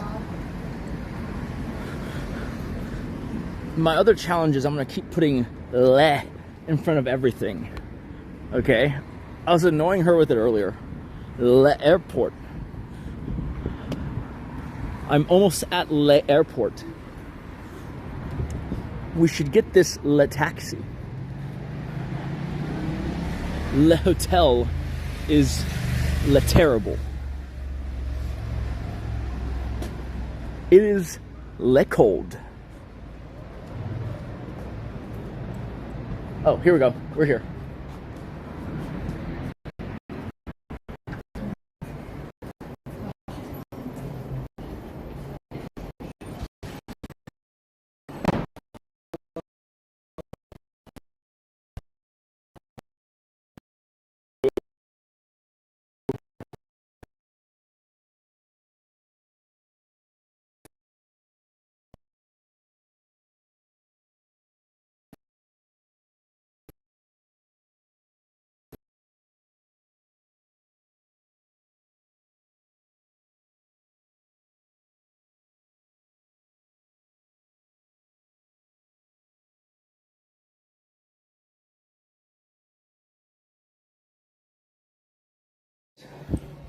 Okay.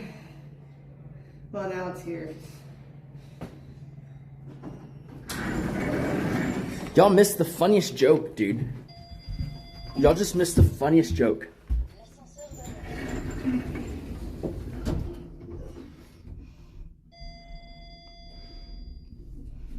Long story short, she loved whoever it was said, she's gonna beat you. Why is it so funny?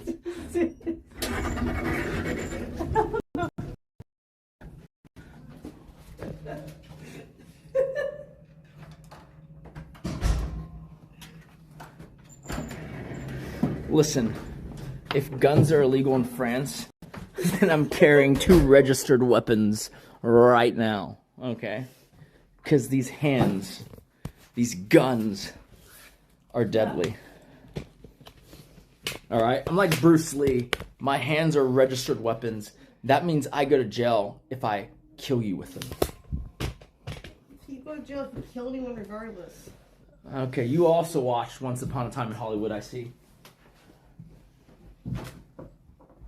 I'm about to say, dude, look, if you're gonna beat me, at least beat me off! Yes.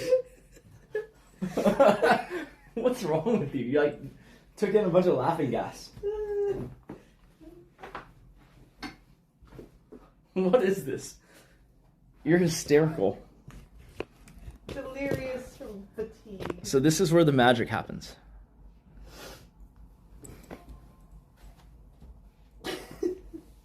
What are you doing?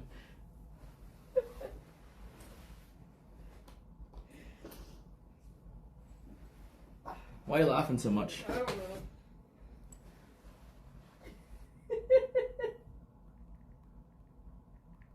Dude, if I got swatted in Paris, okay, the police would knock on the room and I'd say, "Who is it?" They go, "It's policia. Le police. It is le police." And I would say, "Okay, give me a minute." And then by the time I opened the door, they would be waving white flags. They surrender. They would surrender. What is, I don't get it. Because they're French. Because they are le police. They would instantly surrender. This is not a very good joke. It's not funny enough. It's a fantastic joke. The best one yet. I need to fire my writers.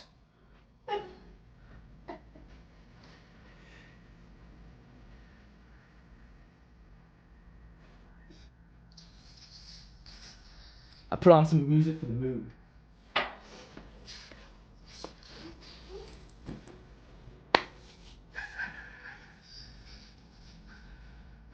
We don't even like each other. Fuck friendship. That's why he said barely even friends. Oh, we don't even like each other. We hate each other. This will mother you. The sex is just so good though, right? Oh, It's the best. careful, don't See, the whole reason he put up with my bullshit is cause the let PP. the lip pee, the lip pipe. Cause I lay lip pipe. Right. We. You tell me when you want it. Okay? Oh no, I need to grab my phone. I can't see my chat.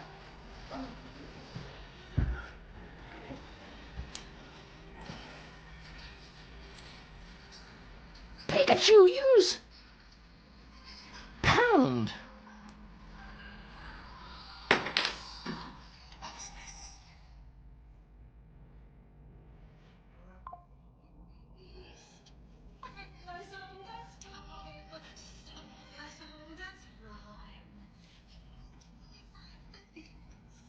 You know what else is rising in the east?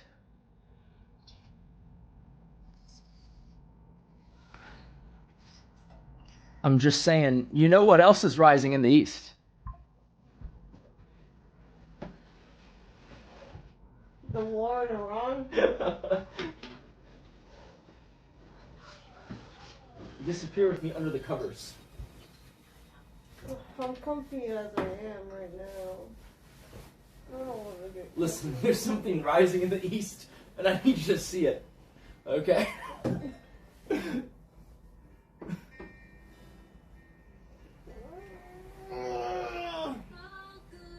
What the fuck? What? It just changed songs. Yeah, that happens.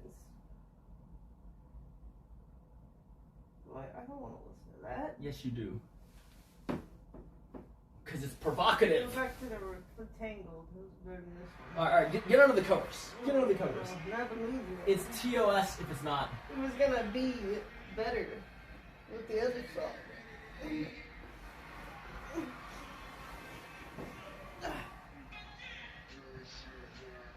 This music, Off-putting, not in the mood at all now. this is the music of the city.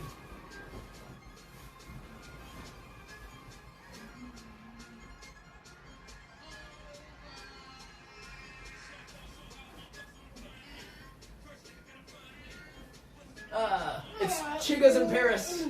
Okay?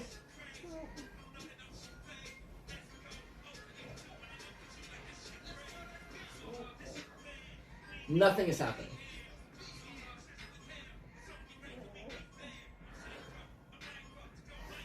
This song sucks. Trash song. Just focus on the other thing. You sniffing me? Like a serial killer? How come when a dog does it, it's cute? Huh? Because that's how the dog says hello. That's not how people say hello. I say hello by poking you in the back.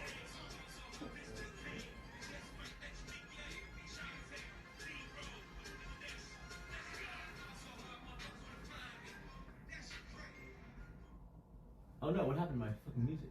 Thank God. I was ready to bawl so hard and do other things just as hard.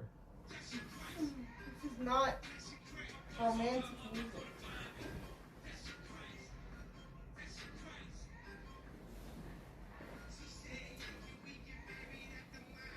Can we get married at the mall? The fuck? Gotta crawl Why? before you ball. This is terrible music. Doing something in bathroom stalls. The fuck? It's awful. Fish fillet. I left that restaurant hoping for peace, not for more terrible music. Ugh. Ugh.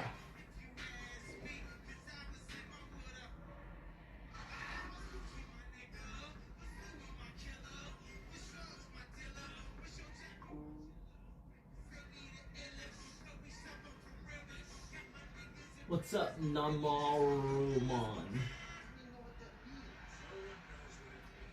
It's provocative.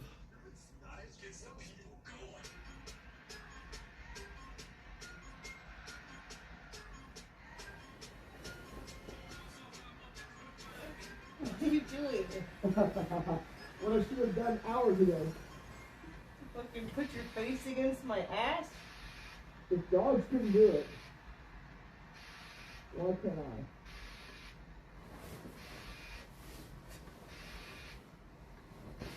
What the fuck's happening? Why are you sniffing my obliques? Ah. Ah.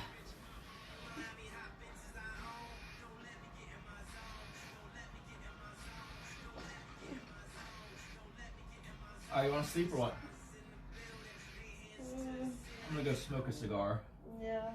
I'll probably be asleep when you get back. I was just gonna open the window. No, please don't. Just go to the rooftop. Listen, There's so many cafes outside. Go Listen. make some content. listen, okay? What we just did works a lot better if you don't stand up for like an hour. Just let it really marinate, okay? The fuck? Just go smoke on a cafe. We saw so many outside people sitting outside. Listen, you heard my dad, okay? I always give Why did it just instantly play? Come on, what? Because you're on a trash music playlist, obviously.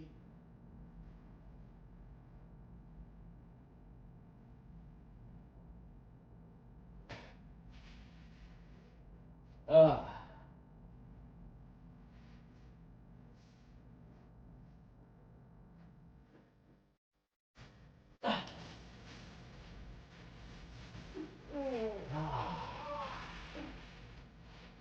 Tell me you love me. Alright, I'm gonna smoke a cigar. Don't sign the. Let me see if I can get the balcony. Don't find a place to sit. I might. On the street. If I go outside and I get robbed though, you're gonna be feeling real bad.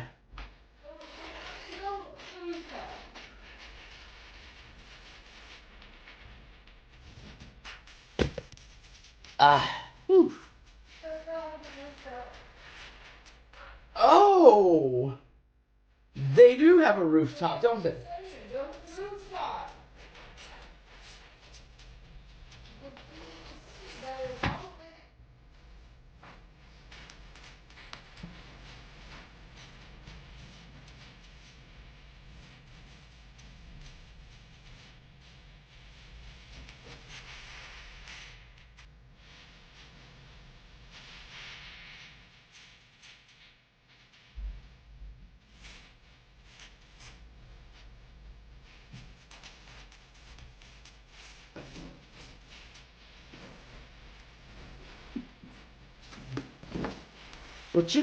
What you guys don't understand is that even when I'm doing foreplay, sometimes the conversation goes into watches.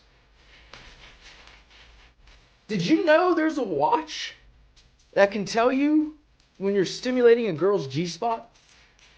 I saw it once.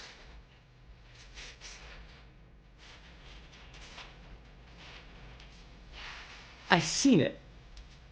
Okay, I seen that shit. It's a real product.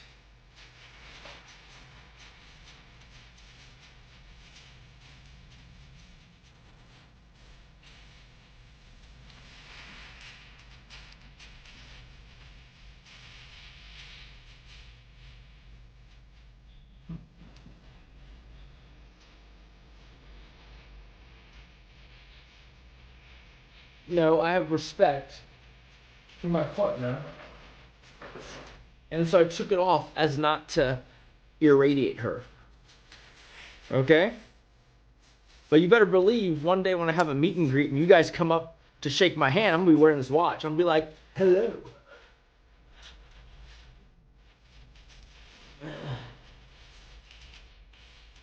I am from China, man.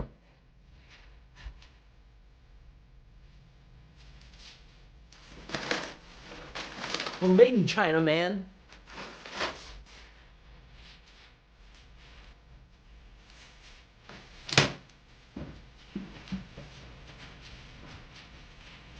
I'm getting my cigars out. Give me a sec, boys.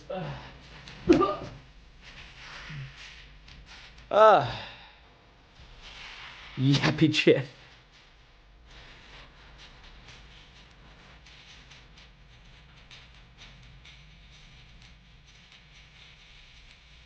You lose track of time during watchmaking? Only if you're not wearing a watch around your balls. I never lose track of the time. And she doesn't either.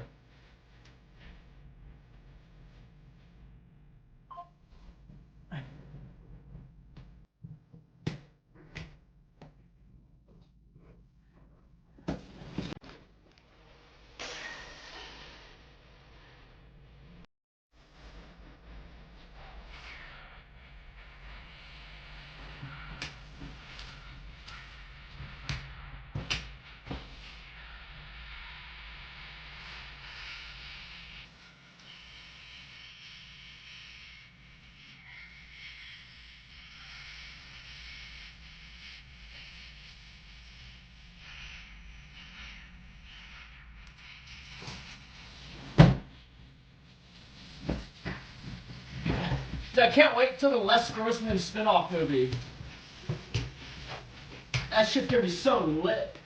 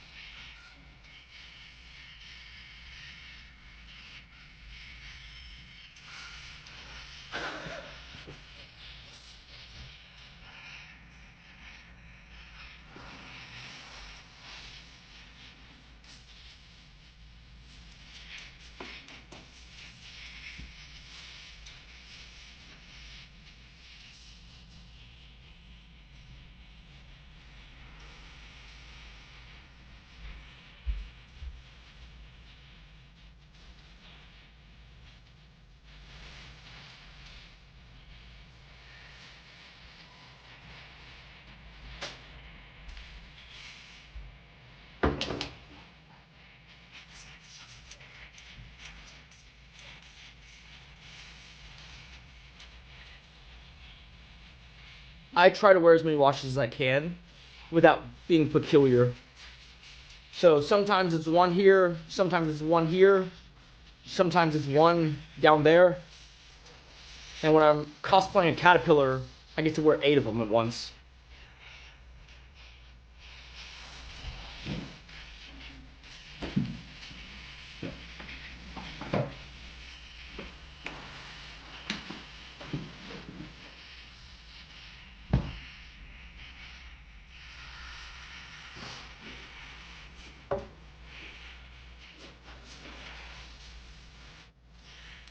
See, when a woman asks me what time it is, I go, it's time for you to check my watch down there. That's what time it is.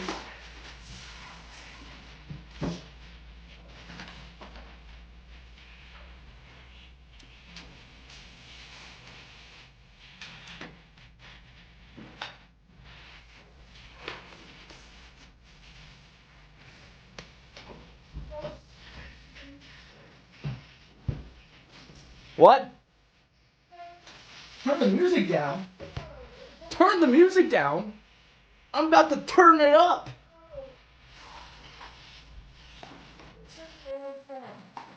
Turn the lights out. I don't like to fuck in the dark. I'm also tired. Alright. Alright, turn off the lights, really? I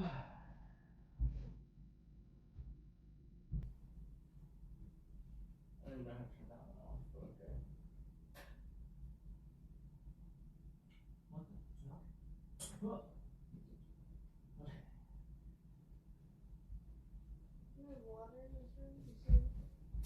Do we have water? A glass? Oh! Nope, there's no water other than the glass. I think I have a bottle in the airport bag. The snack bag. Okay, I'm looking. Oh yeah, you got a few.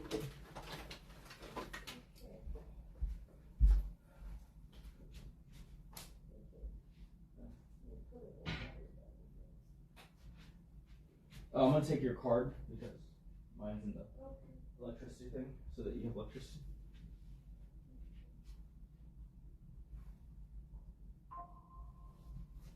Okay, I hope there's a way to turn the lights out without turning all the lights out. Oh shit. What the fuck? Gay as shit. Alright, whatever. I'll see you in a little bit. Okay, have fun. But not too much fun, right? Right. Just so we're on the same page, how many inches of fun am I allowed? Huh? Like, if you had to quantify it. Can you answer the question real quick? You're allowed to have 6 inches. I don't want you getting stretched out. Okay. Okay. That's what I'm saying, man. How do you compete against that? What? How do you compete against a comment like that? I'm just funnier than you. Accept it. What can I say? But you're a girl. So? Girls aren't funny.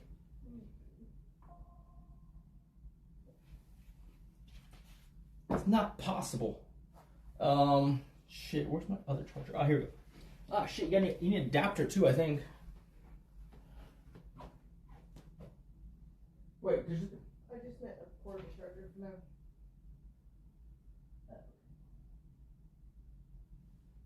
Plug this one into the USB part, it might work.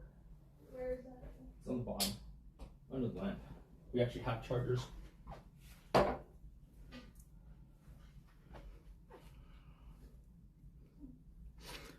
Maybe if y'all are good, I'll take y'all to the gay club another night. But I am sleep deprived, and I just want to smoke my cigar, talk my shit, and go to bed. Okay? Capiche? I have an egg roll with a bit in it.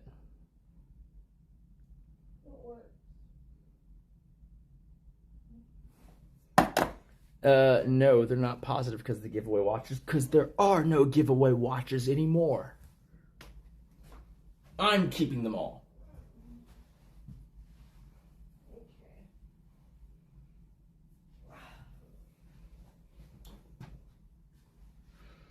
Because you ungrateful hooligans disgust me.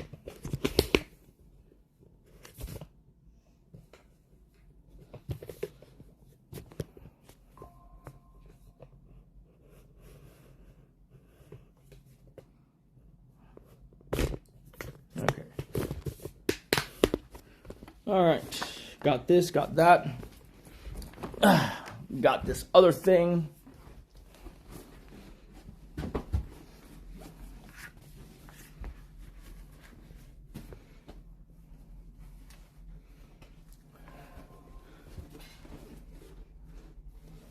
You're gonna have to do more than kiss ass to get a watch. You're gonna have to put it out.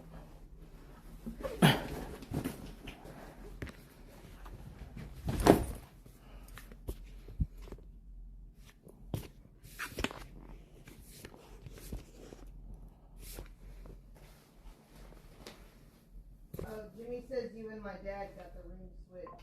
Son of a bitch. I knew we had a bigger room. Shit. Is he there right now? Yes. I'm not sure. Ask him if we should switch back. Just called him. Oh my god. That phone's down there charged. I knew I had a bigger hotel room. Stupid fucking reception at the fucking hotel.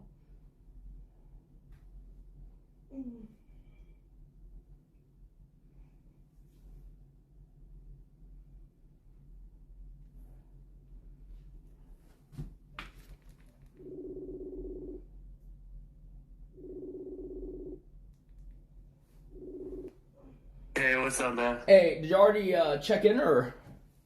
Yeah, we just checked. We literally just checked in. We got in Gotcha. first, and then Dad and Jennifer are well, they were at the bottom floor waiting to get help. But they have. I'm pretty sure y'all got y'all's room switched because their room is also like pretty good size and it's got a nice view, which was supposed to be for you guys. So I'm not sure like what happened, but you guys are welcome to like change rooms because like again they don't mind either. But y'all guys' room shouldn't be that small. Well, I figured like, but the staff was so fucking retarded here because like, I asked them, are all the rooms the same? They said yes. I was like, well, okay then. Yeah, no, it's not all the same. That's for sure. So are they settled in yet or not yet? No, they're not settled in. They're just going to their rooms right now. Okay. I guess I'll give Dad a call. Okay. I'm yeah. Oh, if you're next to him, then you can let him know, I guess. No, I'm not. But I'll just call them real quick because like I mean they're probably literally going to their room right now, so I'll let them know. Okay, sure. All right, let me call them real quick. Okay. All right, cool. Bye. Bye. You want to pack up and go to the other room? Whoa. What? Whoa. What? I leave the room for 1 second and your hands are down the front end of your pants. Yeah, because Really? I'm adjusting my pad. Really? Yeah. Why do you have that postcard out still? What are you talking about? The dick postcard. Oh, there's nothing.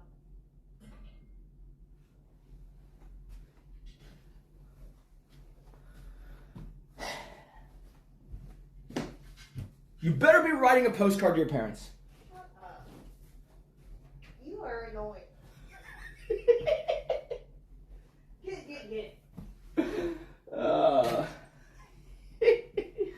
Woo! I gotta make this non-tint funny somehow.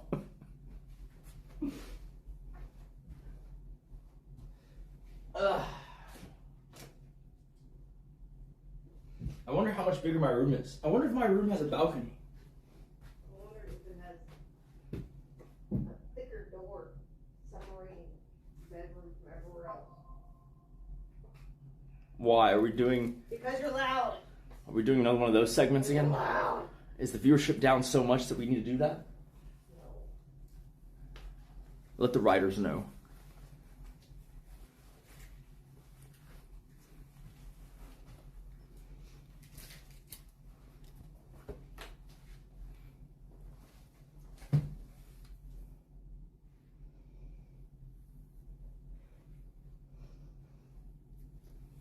I mean, I'm gonna be honest. I kind of don't care if we're in the small room, but you probably do, right? I mean, I would like to see your room. Okay, that's fine. Even if there's a balcony. Did you see this photo of my grandfather? Yes, I saw. It's crazy, right? I know, you dress just like him. I know, I dress like I'm in the 50s. That's crazy. Look at this shit. Y'all saw this yesterday.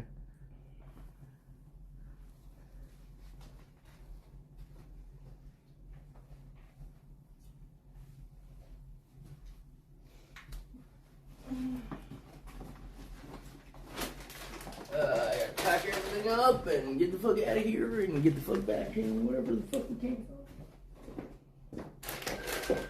Oh.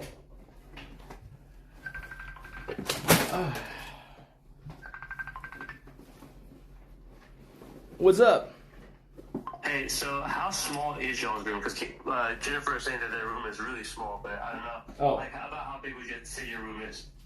Like a dorm room. No, I mean like it's like 2 dorm rooms. Do they have a balcony or no? Do you remember my jester room? Like they have a real Yeah, balcony? yeah. 2 of those, but with the bathroom. Oh, jeez. Do y'all That's have very a, small, okay. do they have like a real balcony? Yeah, because I have a fake balcony. I mean, I don't know. Let me ask real quick. My dad's not picking up, so Jennifer answer. So Is he downstairs or is he already in his room? No, they just got to their room. Yeah. Okay. They just got to their room. Okay. If he doesn't have a balcony, When they we'll call- just stay here, I guess. Yeah, if there's no balcony, we'll just keep the same. But if there's a balcony, Okay. it would be very Okay. useful. So, okay. All right. Cool. Okay. Let me call them and confirm. I'll be right back. All right, bye.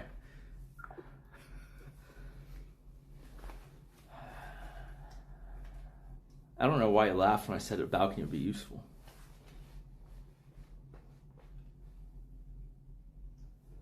I wouldn't really call this a view, so I don't know if they have a view. This is what I call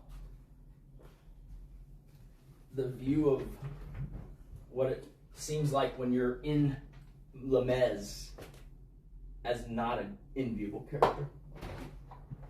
I feel Lemez. Oh shit! I almost fell out, dude. What the fuck fuck? are you doing? Because it's raised over here and then it goes downwards. Dumb. Shit, dude. You almost collected 25 million. It's not top. We're only on the second floor. You would just be spending money on medical bills, probably.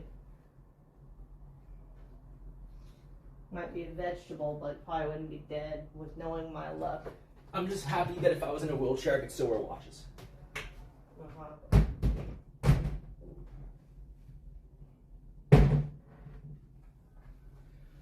Okay.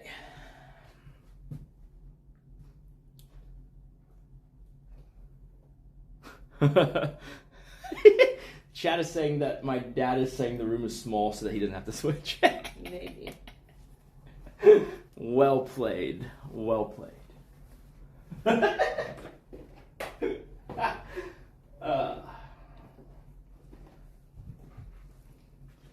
Well played, Dad. You know, on second thought, very small room. Very tiny.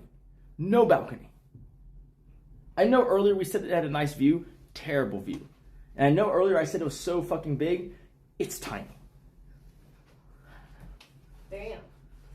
breaking up with somebody.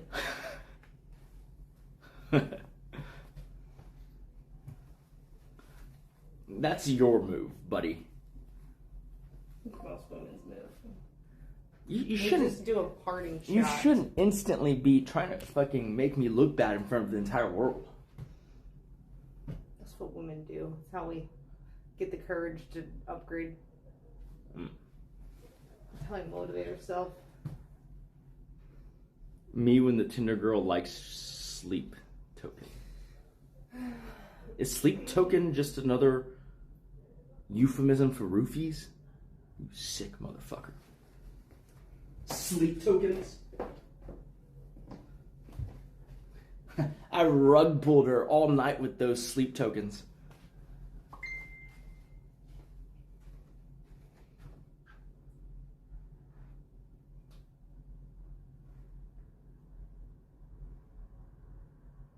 What the hell? The room is interesting. It is slightly bigger than ours, but I don't care. The other thing is they're on the top floor. Oh. I mean, they have a balcony, but it's only like 2,000 square feet. Just what? It's like only 2,000 square feet. The balcony? Yeah. It's huge. I'm kidding. I'm kidding. No, like they have the top floor though. You can tell. It's kind of interesting because they have the roof slope. But I think it's fine. I think we just stay. No, I don't want a roof slope. I know, so we're good, right? Yeah. Fuck them.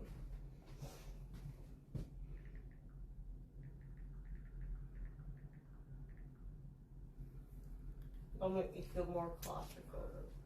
That was just one of 7 rooms. He just showed us like their back area. They just showed us one of the 7 bedrooms. Right. Sure. Like that one, he's not lying. That one doesn't have a balcony. The other 6 do. Did you see their balcony? There is no balcony. I lied. Oh, They're claiming there's no balcony. they're claiming. I'm gonna go up and borrow a cup of sugar and see if they're lying.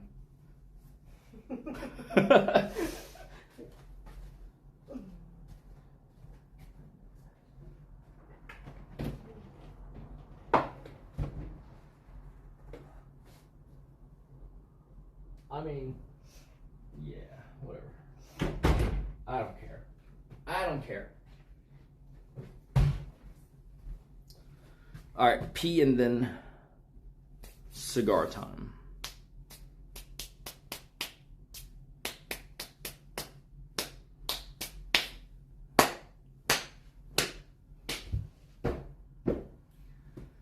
What are you doing? Why are you sitting there like that? I'm too tired to move. Carry me. Carry you? Uppy. Uppy. I'm already uppy. I'm already uppy. I'm very uppy. I've been uppy for an hour. Alright. If I knock you out, though, do you give me permission?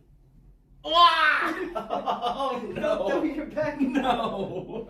You kidding? Am I too heavy now? You're not too heavy. You're too weak. Yeah. That's right. Oh my god. Alright, tell Jimmy to book a massage for tomorrow.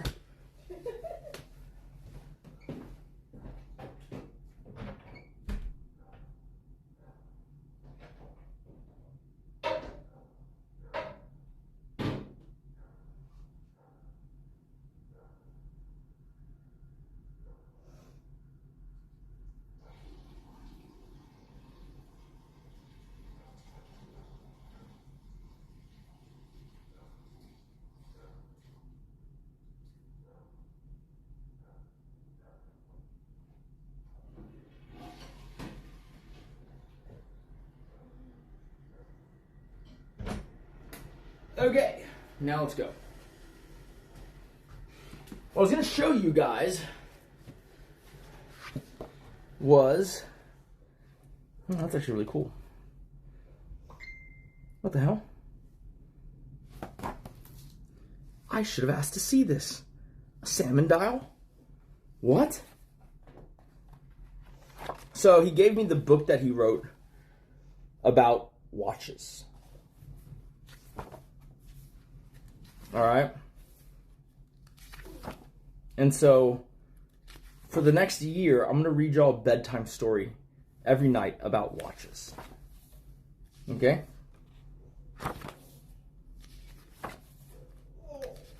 I'm kidding. I just want to show y'all one thing.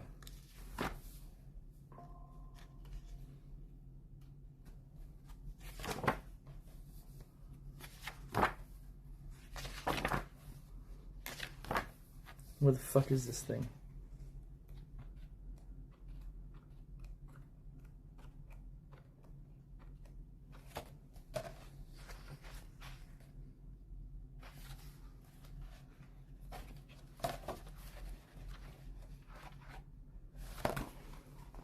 Look whose watch is in the book.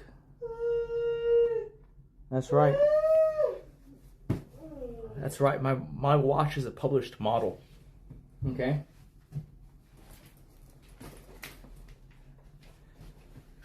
Don't forget to turn the light off. Huh? Don't forget to turn the light off. Oh, sure. It's only the second model that I've owned that's been in print. Good? Yeah. Alright, see you in a little bit. Oh my god. What the hell? The hallway's all dark too? What the fuck? Wait, why? What in the ever-loving fuck? Why would the hallway light be out? Huh? Sorry. I don't know why the hallway's all dark. I feel like I'm Bane. Wait, did I take your key or no? Yeah, you don't know.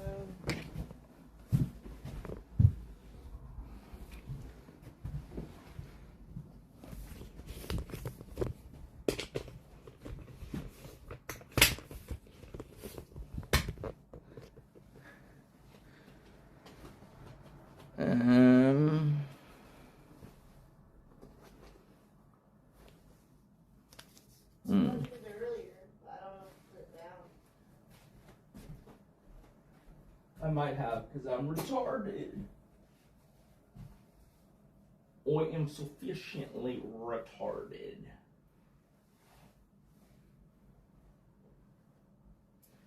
Fuck, mate. Oh. I have a bag.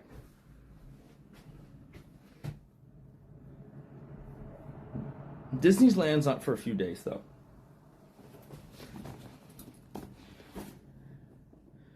So don't get your panties in a bunch.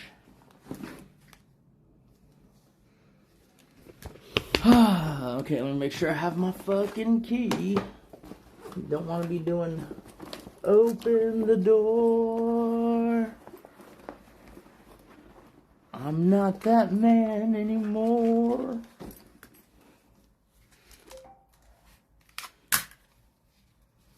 This is so gay. Can you check if you have it somehow? How did I lose it already? My RM, my arm.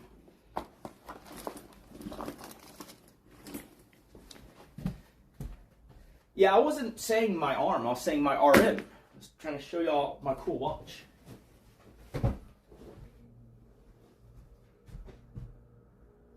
My RM. Mit RM. Let RM. He wants to try to meet in the lobby at 7, I think. What? Why? Well, because we're doing a bike tour. A bike tour? Besides bike. He's like, plan early, but let's see. I mean, I'm okay with that. It's fine.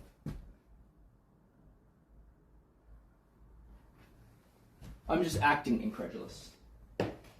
I'm not actually increduled.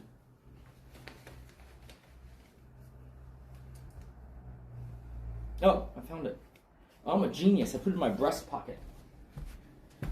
Because I love feeling myself.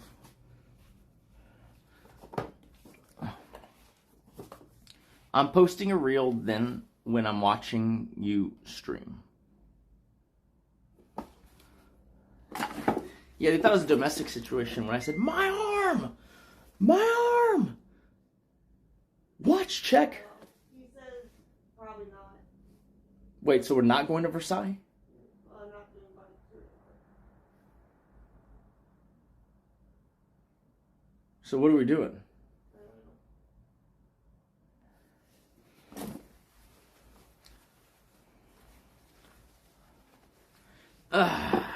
Okay.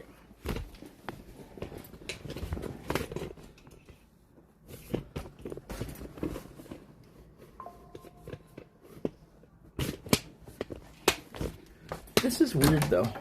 Oh, now the lights are back on. What? What the? It's like some Twilight Zone episode, dude. Okay. I mean, sure, bro. That makes no sense.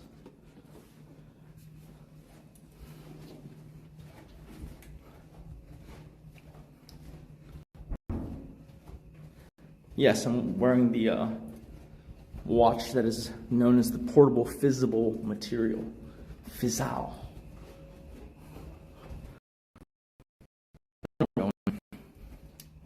Oh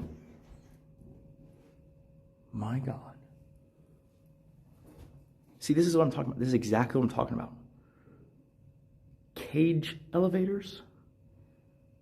Tell me it's a boutique hotel without telling me it's a boutique hotel.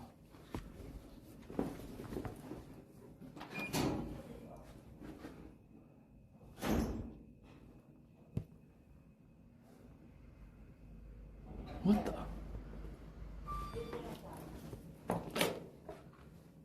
What?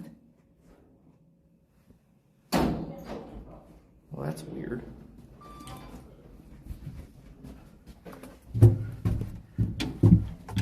Okay, I'm very claustrophobic. There's like no room in here. Oh, I need to scan my card just to go up. What the fuck? Did that door just call me a pussy in French? Pousses. Oh, no. Okay.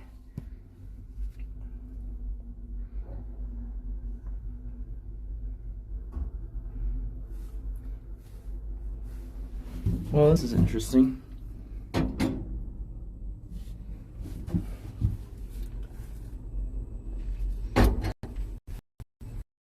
Yeah, I guess cage elevators don't.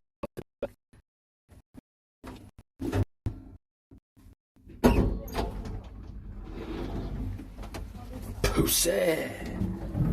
Oh. Wow. I was retarded. Oh. I stepped out of that and I couldn't see anything, so I just stepped out into darkness. That is how you die. Oh, this is very nice. This is very charming. I like this. I take back all the mean things I said about the hotel. This is nice. It's like a nook right here, perfect for smoking cigars. All right, all right.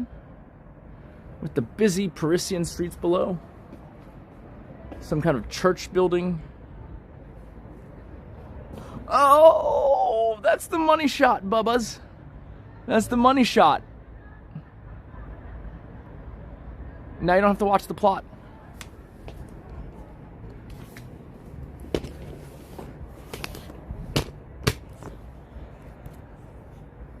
Wow. Don't worry. If this hotel sucks, within a few days we'll change hotels. Anything's a dildo if you're brave enough.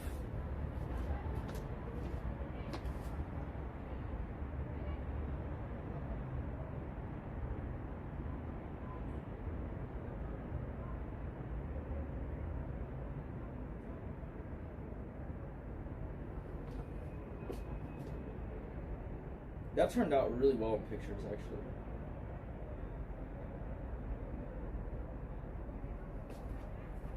That turned out way better than I thought.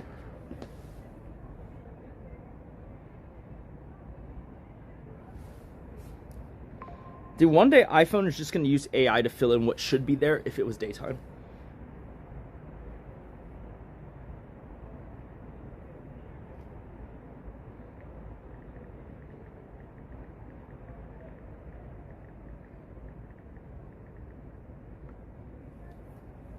Let's see what the other side looks like real fast before we make a choice on which side to be on, okay? All right, just gotta watch out I don't fall off a set of stairs. Holy shit. Dude. Why does it just drop off like that? What the fuck is it? Okay, the bar is closed, but that's fine. Ah, that's very nice. This is very nice. It's very charming. This hotel is very small. Because the entire... Holy shit, dude. This is the entire footprint of the hotel. It's just this L shape. That's crazy, dude. This is not a very big hotel. Well, we found our view. Boyos, we found it. I think. Oh, perfect.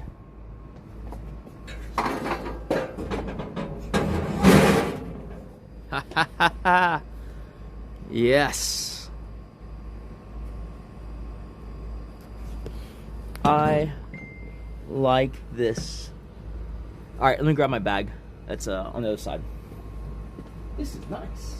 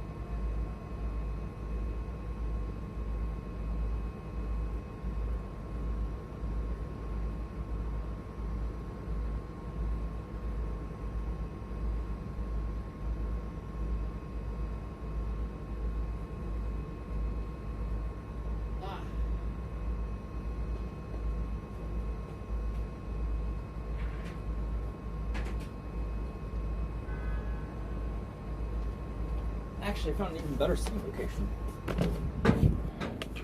Yay! This is actually kind of nice. I didn't expect a skyline view, so this beats having my own balcony.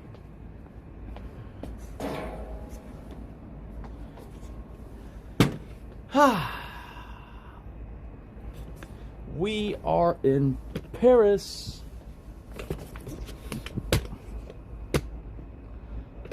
How's it going, guys?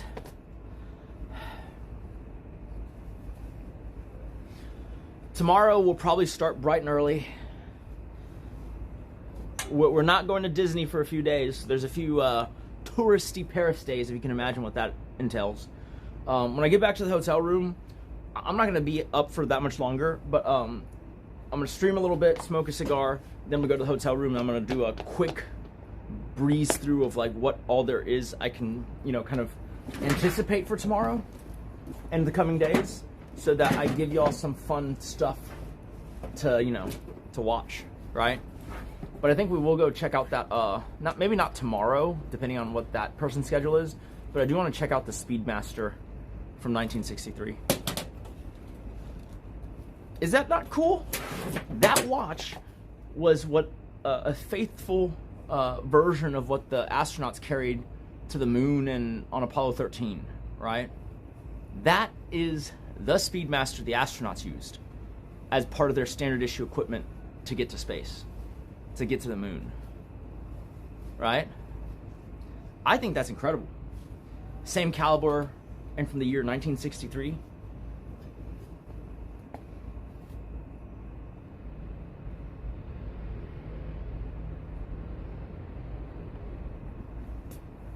I mean, look.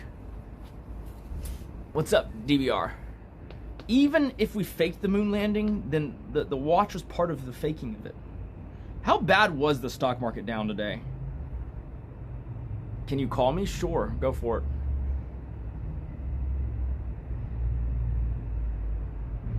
How poor am I? Ah, that's okay. It's barely a scratch.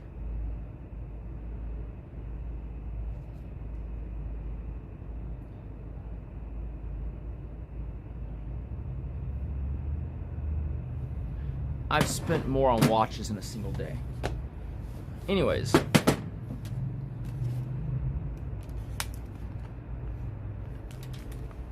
See, the thing about 500 points down is it don't matter like at all. It's about the percentage down.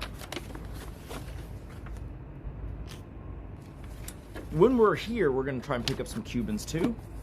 And then when we're in London, we're gonna pick up hella Cubans. Okay? We're gonna be double-fisted Cubans in London.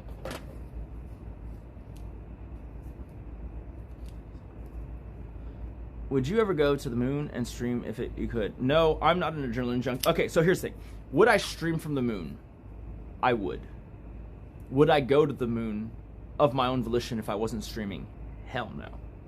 Just like I wouldn't go skydiving, just like I wouldn't have gone paragliding in South America. None of that shit happens if I wasn't streaming. In many ways, it's why I stream, is because I should probably be thanking you guys for, making me do these things that are outside of my comfort zone. You know? Because I would, well, it's 32 degrees. Because I would never do these things if I wasn't streaming. So I get more out of life, and I push myself to do more when I stream, right? That's why I do it.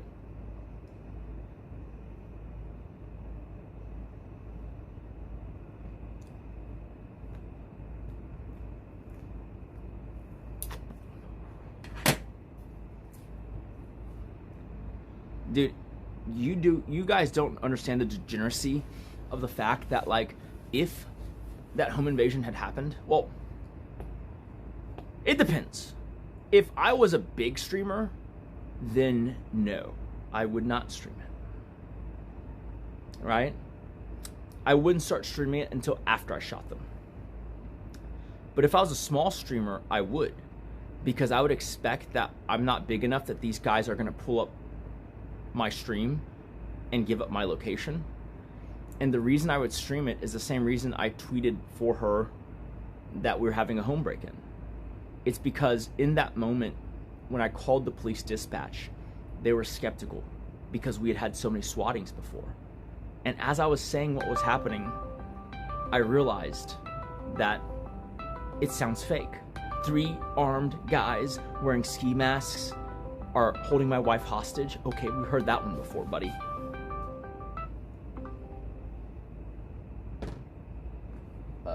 Let me get the.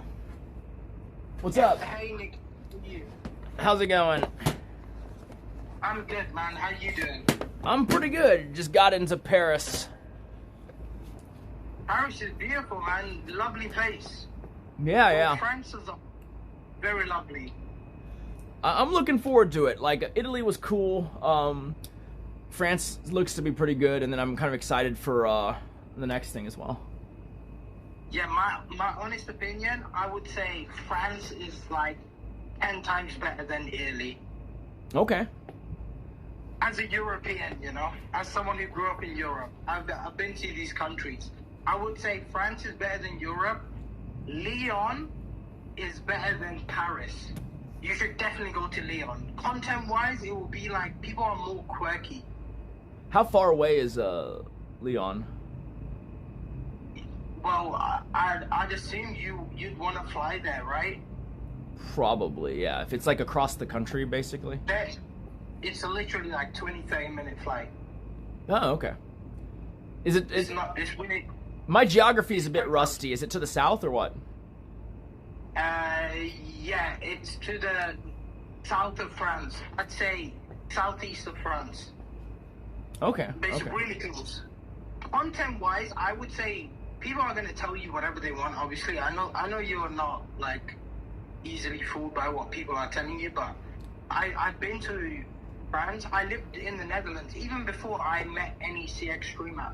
I was trying to stream, and Lyon was one of the places that really I felt like people were just like more okay with the camera and more like, hey, what's up? You know, when they get infatuated by the camera and they're putting a peace sign, speaking to you. Yeah. Yeah, you should definitely go to Lyon. Okay. I really suggest it. I've been pleasantly so Italy, very austere in front of a camera, like small sample size, but we've already had like 2 people come up and want to, kind of be in front of the camera, so we're off to a good start in France, that's for sure. You saw I was watching a little bit of your stream. Yeah, in the restaurant, yeah.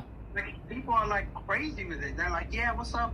Like Europe is a different vibe to America, where people they don't get really a lot of these influencers, quote unquote, Yeah.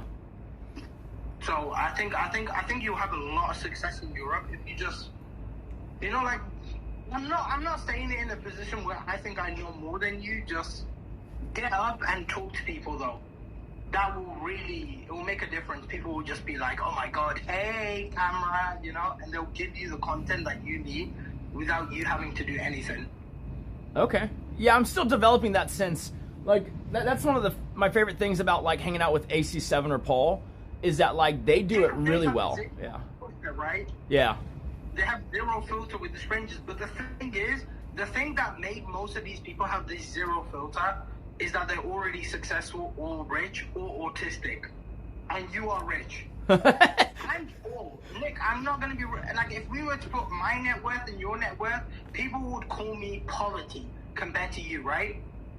So, like, I'm okay with people speaking to me because I don't care what they think. You should have zero care what they think, because you could buy that. You could buy their whole generation. Let alone what they got right now. You could buy their whole generation. So why do you care what these people think? Just be a little crazy, be a little out there. Really does not matter, does it? Yeah, no, you're right. Yeah, especially since, like, what are the chances I'm gonna see any of these people ever again, right? Like, that's one thing I always say on my stream. I will never see this person again. Why do I care? Why do I care what they say? I don't care what they think or say. Obviously, there's limits where you don't want to be cancelled, but you don't care what anybody, because you're never going to see these people again, Yeah. No, that I understand, yeah. You're never going to see anyone again. How's it been going, Nick? I saw the clips are doing really well of our conversation online.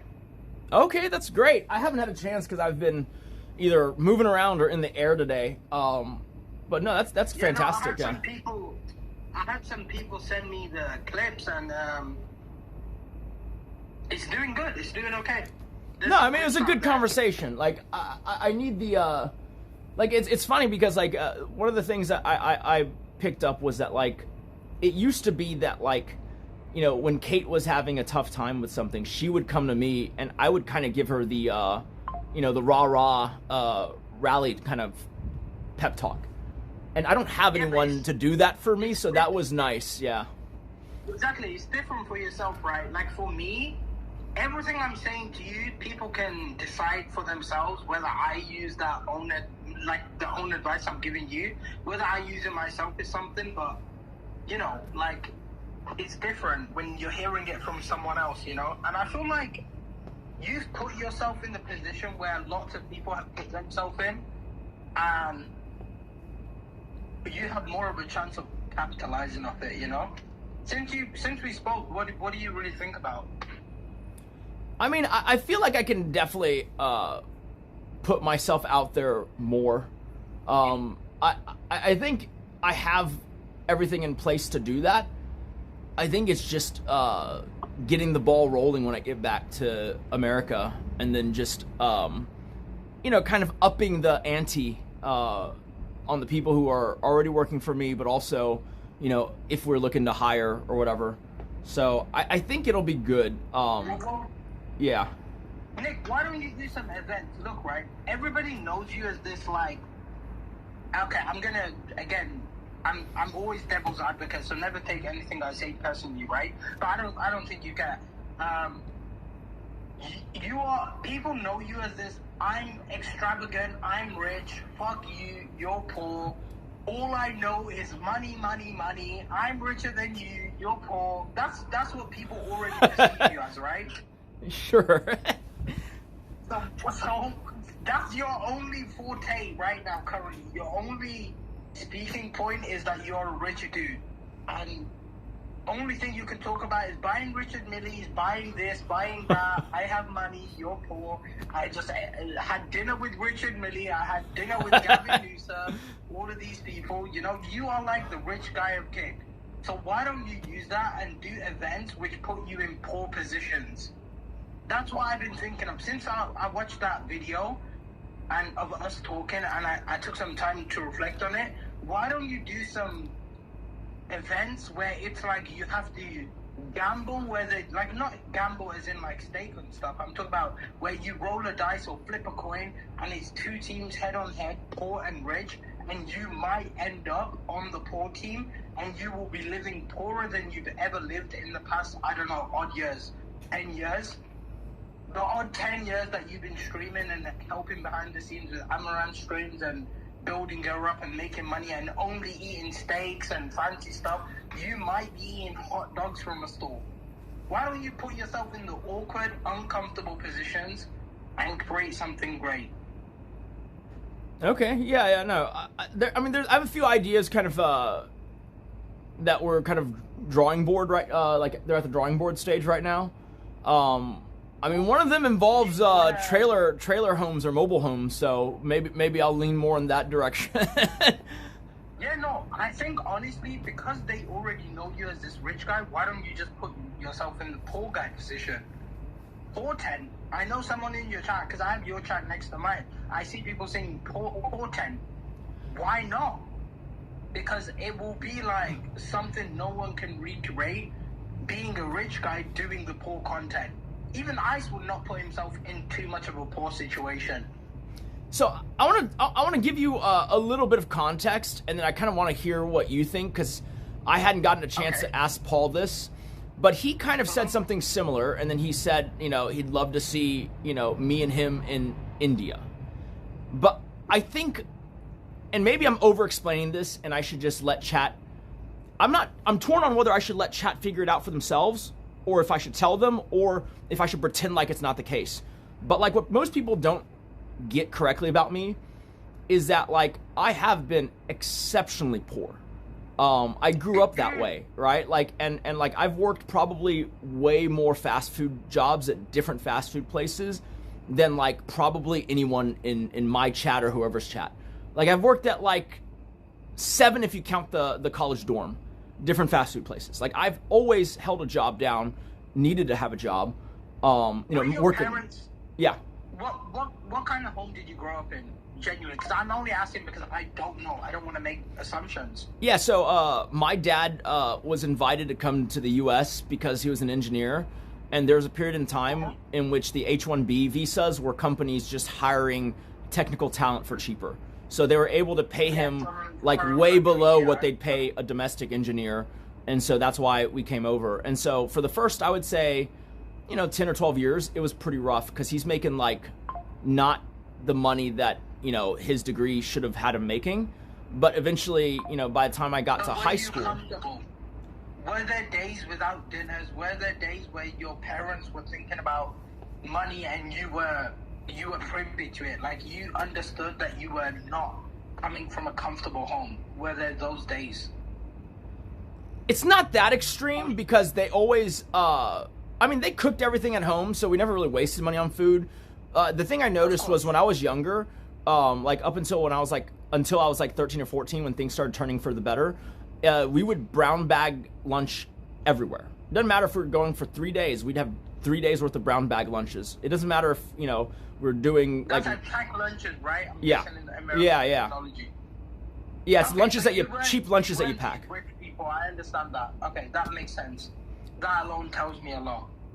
You're not like these rich people. You didn't come from well-enough family. Maybe they were stingy with their money. It's not that situation. It's more like your parents were making it work and you never felt the effects of it per se, but they were not like affluent, you know? They were making it work for their children to feel like life is good. No, absolutely. Like, you know, I always had a computer, even when I started needing one for school, that was way too slow and couldn't render things. I remember once trying to do an AutoCAD thing. It's like a, you know, like a engineering kind of design program. And I remember asking my friend, yo, does your entire computer just crash every time you try to render a 3D image? And he was just like, what? I was like, I just thought like that's just what happened to everyone. And like he was like, no, dude, like what? So like, no, there's moments of that, but like it was mostly well masked and it wasn't, you know, around the necessities of like food and things like that. Okay, I understand. So it was more of like you didn't have luxuries, but you weren't in this what the modern day poverty is perceived as. Your parents made sure you were like they were already in a position where it was like we are okay. We're not rich, but we are okay, but we're not like barely scraping by, right? Yeah. That's what I'm going at. I mean, when we first came here, it was scraping by, right? Like I would say the first 3 to 5 years. And then they stabilized. Yeah, exactly. Yeah. You were like I remember my mom working.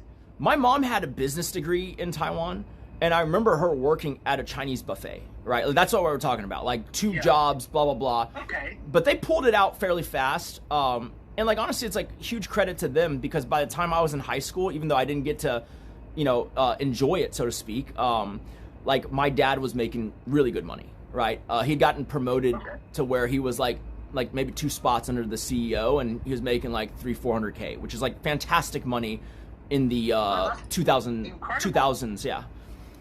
No, for any child growing up first world immigrant, that is incredible for your parents to have that income. Even today. Yeah, like, it's your good parents money have even that now, income yeah. first world.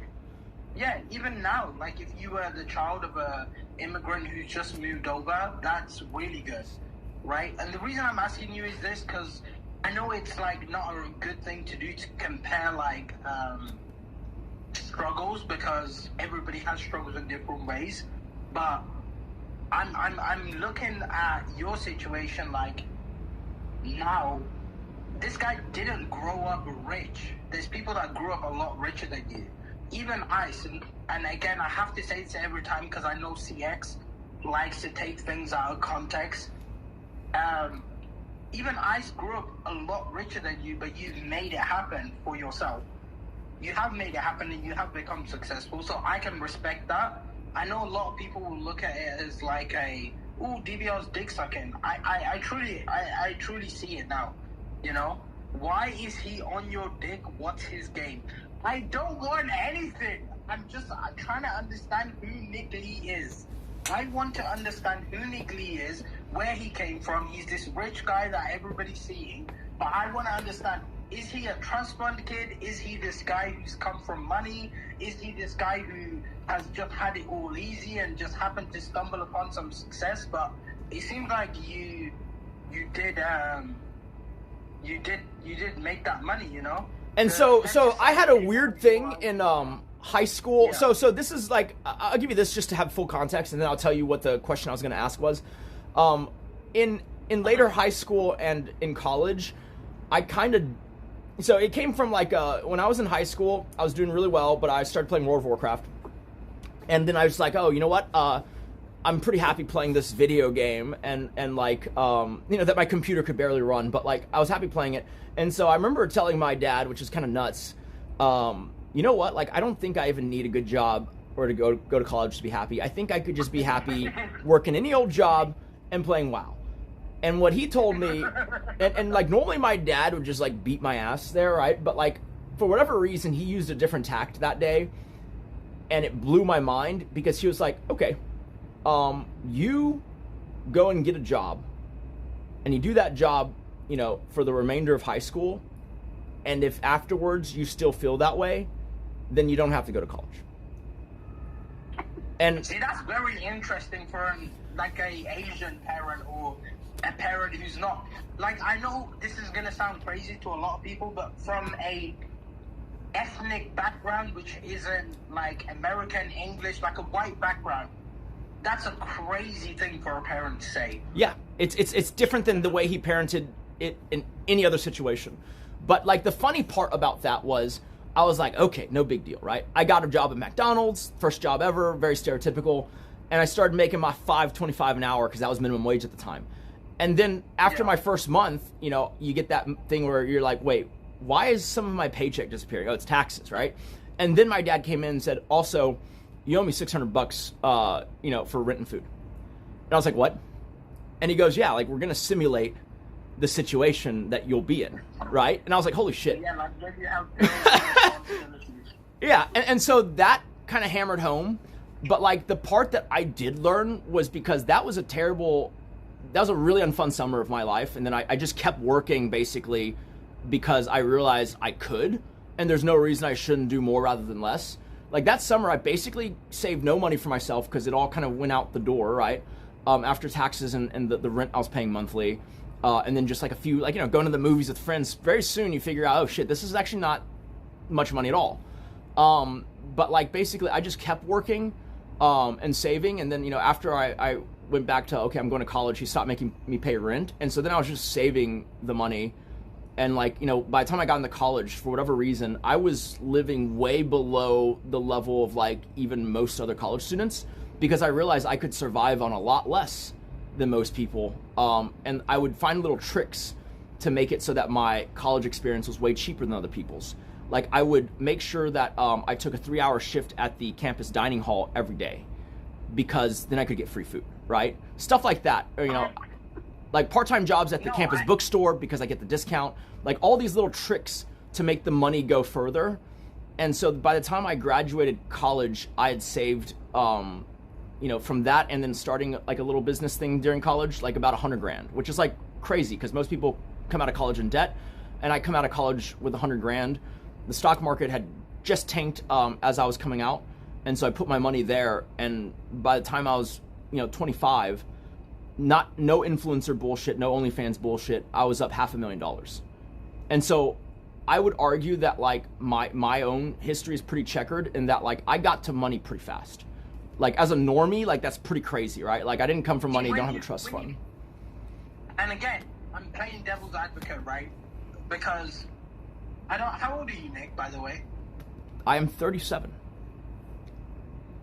37. Okay, I'm 22, so take everything I say with a grain of salt. I probably have less life experience than you, right? But for me, I started working when I was 14 years old. Didn't run up to 100K through college. Didn't run up all this crazy monies, whatever. I moved out of home when I was 17.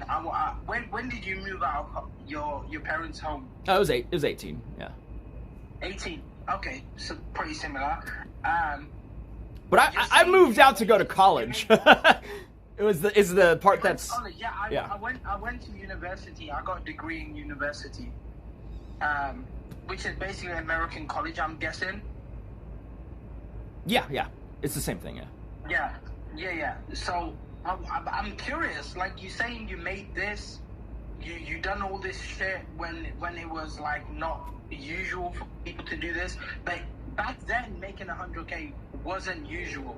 Oh yeah. Right now making 100K is still not usual for that age that you're talking about. Yeah, it's still pretty rare. You're doing pretty well for yourself, but like I think that not pretty well. That's exceptional level. That is exceptional level of growth, right? It truly is, because I think when you look at it from the world we're in, and I will say we because you are technically you've been in this social media game before I've even been in it. right now making 100K and having 100K to your name is really good. Yeah. Like it's pretty good for especially the ages that we're talking about. So back then, it's at least 2x. It's like having 200K, 300K Yeah, right inflation and all that, yeah. Yeah, so, like, you can understand when it seems to people that you are just, and I'm, again, playing devil's advocate, but it seems like you're talking out of your ass when you say all of this crazy stuff, like, I left college with 100K and all of this stuff. It just seems like you are just saying stuff just to be this rich guy more and more, and talking about your past like you were always making all of this money. You can understand what I'm saying, right? Oh yeah. It just sounds like it sounds like more fiction, and like you're trying to build up a story, you know, to make it notable for people, right?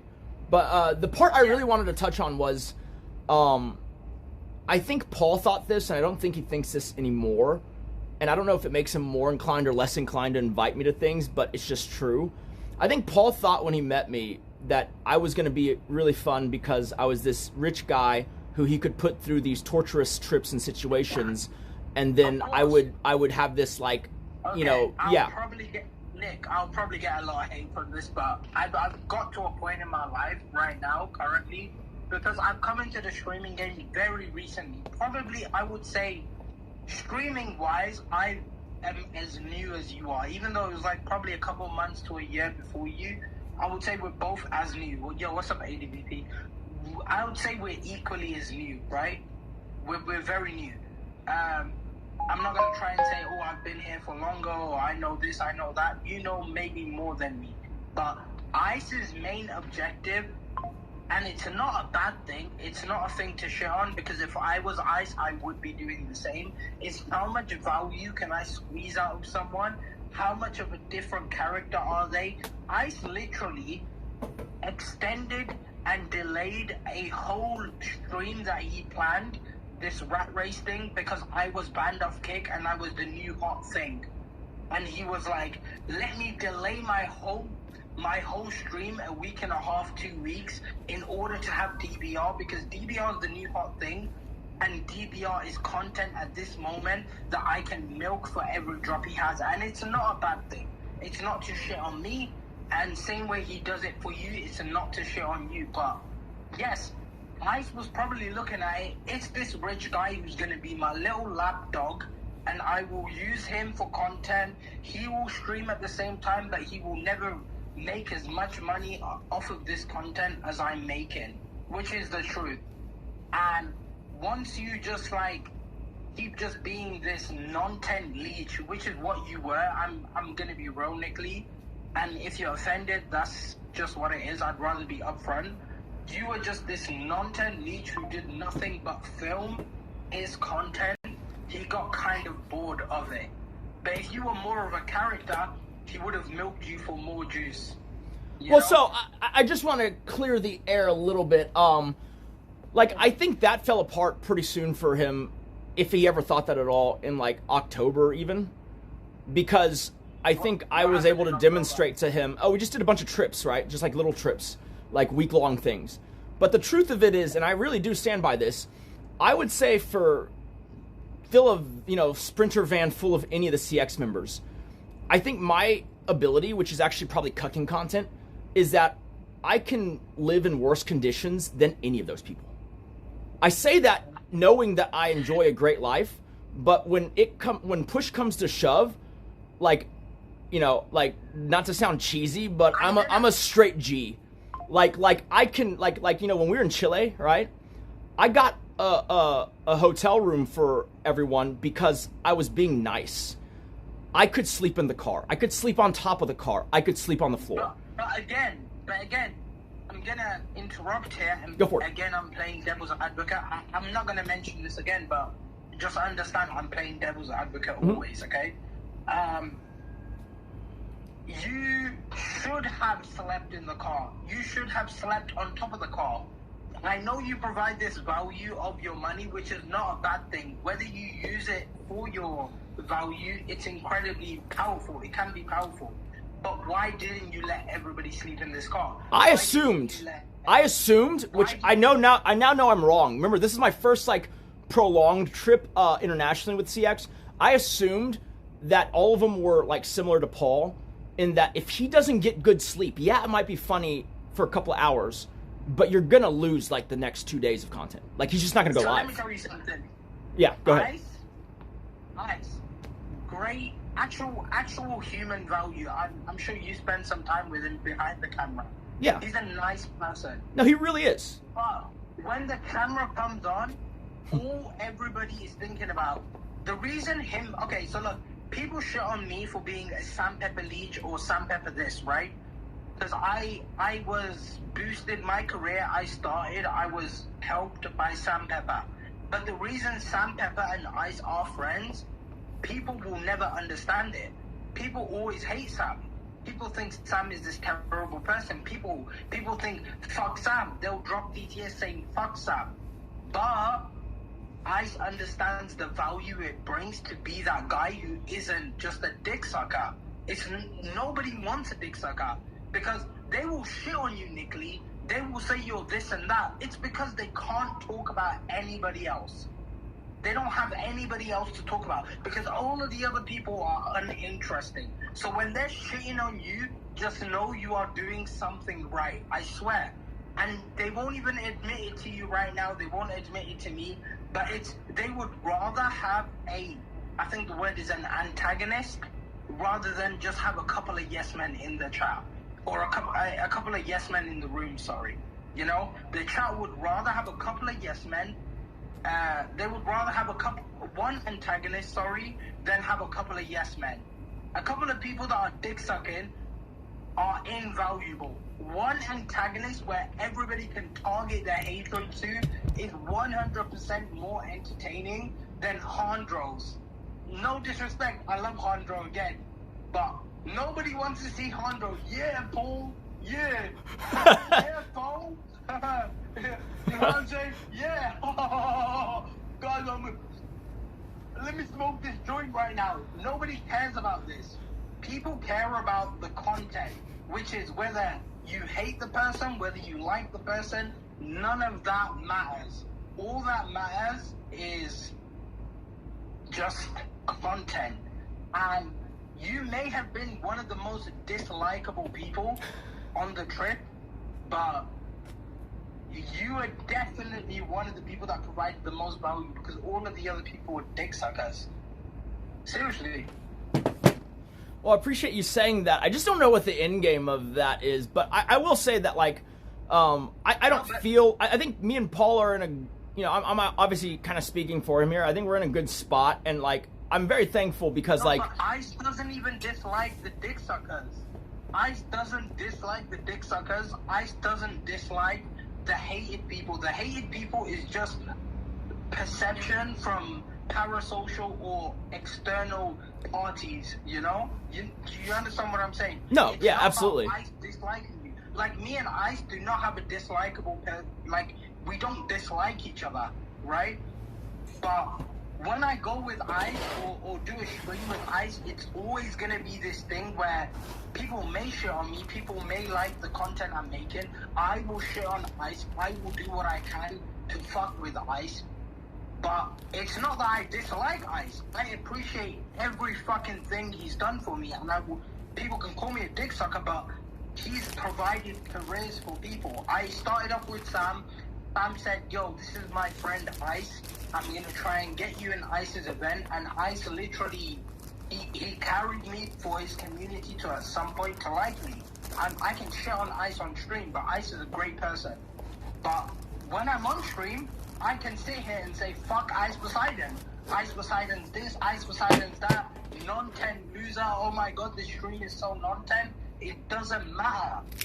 It literally does not matter because all in that moment you think about is content. Same way, Ice is not thinking about your personal feelings. So you just make that content. Ice will not look at you any different. 100%. Ice's DBR is blocked on Ice's phone. I literally have Ice's number.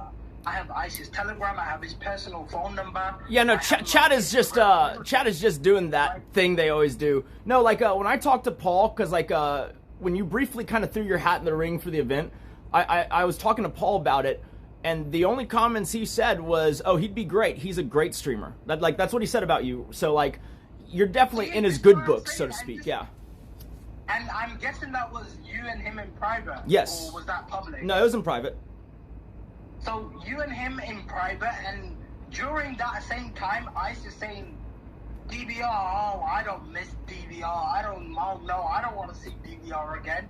But it's just because public perception. Yo, Slotzilla, thank you for the 12-month reset. Jesus. Thank you, Slotzilla. Public perceptions is extremely different to what people think about each other in real life. Like, I will shit on Ice. I will say whatever I want about Ice. But Ice, as a person, knows I respect him. And he knows that I appreciate what he does. And he knows that I'm a great streamer, that when I go and try, and when I go and do IRL, that I really am exceeding people who have been around him for years. And I'm very new.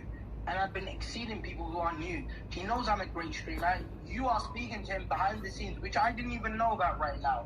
And he said to you that, oh yeah, DBR's a great streamer. You know, and this is not with cameras, this is not me around. So all I want you to know is, bro, forget the personas, forget the online shit. Online, the only thing you need to think about is content. Think about making content. Think about the chat. And I know people say, don't fall into this chat thing. But every big streamer thinks about chat. You can talk about Twitch streamers, D streamers. They're all controlled by their chat. They will do anything and everything to appease their chat. Ice will do anything and everything to make his chat happy. So why don't you do the same? No, that's a good point. Yeah. Well, I know you're probably looking at your chat because I have your chat open and my chat. Actually, I need to do that better. I barely look at my chat. You don't? I do, but like it's not as often as like I notice like even when Kate is on my stream, she's looking at my chat way more than I am. No, you should definitely chat. Okay, I want to address this on both of our streams. Usually I don't do this, but DBR is such a great streamer that he has 80 viewers right now. Okay, so look, Nick, I have become a great advocate for bot protection. I have completely and 100% I disavowed myself from viewbotting. Kick never has inflated me because Kick does not like me. I know this may be news to you. Kick doesn't like me, but I have not. I'm like fully against bots. I swear to God, Nick Lee, you've been in the industry longer than me. I know chatters might not understand this. It's very easy and very cheap to view bot, right? Or am I wrong? You can tell me if I'm wrong. So I'm gonna be honest, even though everyone's gonna yell cap, I've never done the whole bot thing. At one point, You've never done it. I don't yeah. doubt it. Well, so I don't know the pricing, but I bet it is cheap because people bought me without, like, just to troll me, so it can't be expensive, right? Like, there's no way they're spending a lot of money. But B, no, it's very cheap, Nick Lee. I know you would not know because I've seen Amouranth at her peak with a couple hundred viewers, you know, and that's where other OnlyFans or other women are buying themselves to thousands and their chat doesn't even move as fast as Amouranth, you know? So I know that you guys have never indulged in botting, but you understand how easy it is if you want to bot. It's really not that hard. You know that platforms also have their own inflation, which I know you probably can't say because of, you know, Kick support you, but I don't know that, but I can feel it, right? Like, I won't even point to this specific example, but there are definitely like times when it's like it makes sense for Kick to highlight something I'm doing, and like I turn on the stream and it's like 1,000 people, and then, you know, it just goes up from there, right? Like during the event, for instance, like even that first day when, you know, people didn't know when we were going live, like there's no way they're waiting by their computers to like jump in. And so there's definitely some like uplift in some way, right? Like yeah, there's definitely, Of yeah. course, let's just say maybe it's not kick, but it's like external sources that are. There's always an external eye that's watching you to inflate your view count, and not in a negative way. They just want to support you, you know? And it's not a bad thing. But I've been always deflated. Have you ever heard of that term? Yeah. I've been around Ice Poseidon. I literally did a 48 hours sleeping in Ice Poseidon's backyard, and I had like 2,500, 3,000 viewers watching me and kept tapping me. And at the time, I didn't understand the metrics. I was just happy to be streaming. I was hyped, and they were capping me to 200 to 300 viewers. What's your thoughts on that, Nick Lee? I would love to know your thoughts, because you've been in the game longer than me. I mean, you've been around all the good stuff much longer than me. So what's your thoughts? I haven't seen that happen on Twitch except in one specific case, and I don't know if they still do this even.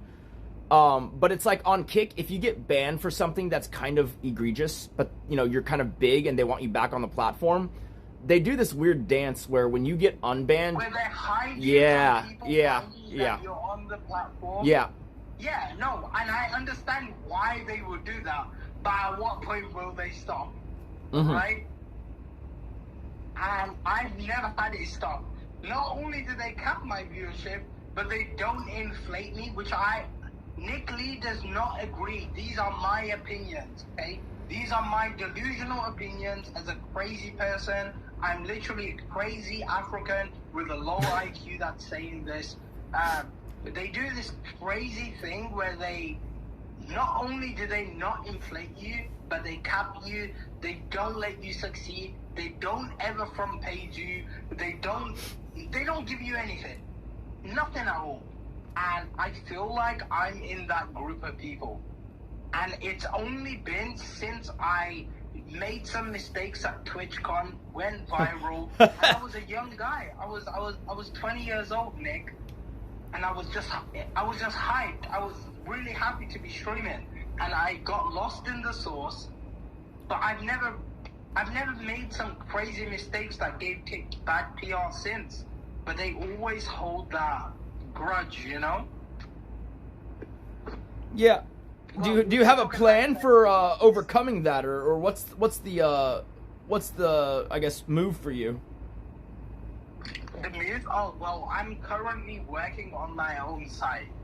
Ah. It's not ready yet, but it's nearly ready. Within the next, I'd say 1 month, I'm blackballed from Kick, and I love Kick. I'm not saying this in a way where it's like fuck Kick. I do love Kick. It's my home. I started here. You know, I wasn't a Twitch streamer that moved to Kick. I wasn't a YouTube streamer that moved to Kick. I started on Kick. Kick made me. Yeah, you're a Kick native. Yeah. Yeah, I'm a Kick native. Like, if people ask me, where did you start streaming? Where do you come from? I would say Kick. But I'm starting my own platform, which is not like a platform to compete with Kick where lots of streamers can stream on. It's just a site where I can stream on, and I'll build myself up and start from the beginning. Okay, no, that makes sense. I've heard of a few people who do that. I think Destiny did that for a bit. Same situation, kind of, right? Like, he just felt like he was being unfairly kind of maligned on whatever platform he ended up on after he got banned from Twitch.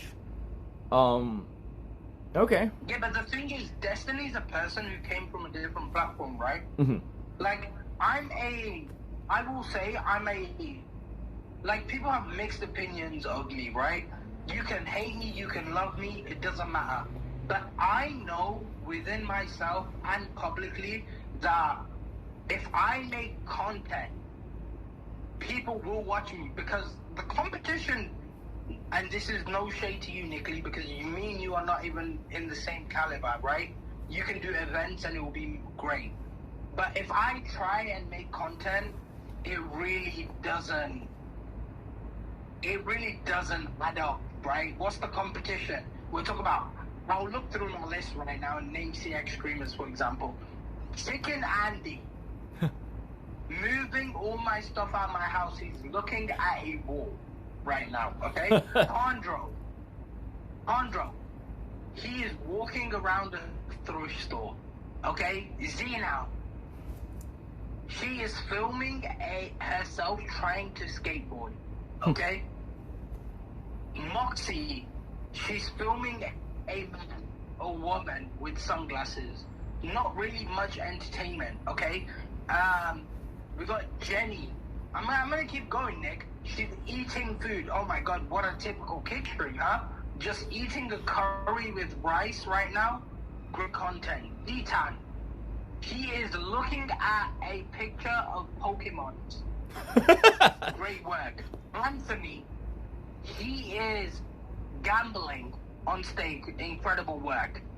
Wow, so incredible. And that's about it.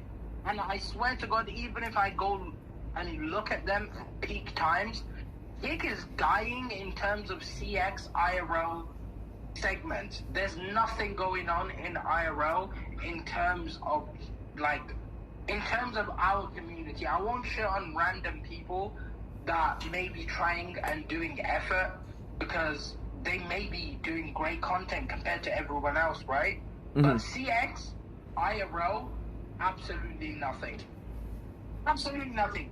CX, IRL, dead. I swear to God. I've been live within the past 3 months for 2 months. Who cares? Does DVR think he's an amazing streamer? No, I don't think I'm the greatest streamer. But I 100% think I'm in the top 3 greatest streamers when I do IRL and try. I haven't been live more than 3 times in the past 3 months. Because I don't care. It's bullshit. Bro, I will be real with you. If I put effort in, there is not 4 streamers, 3-4 streamers that you can name that have done more content. Hate it, believe it, love it, hate me, I don't care, bro. I genuinely will stand on business and say that I'm one of the only people who will go and stream and actually put effort into their IRL streams.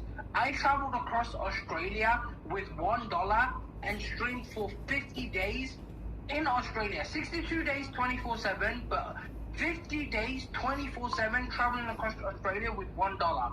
What are the rest of the streamers doing?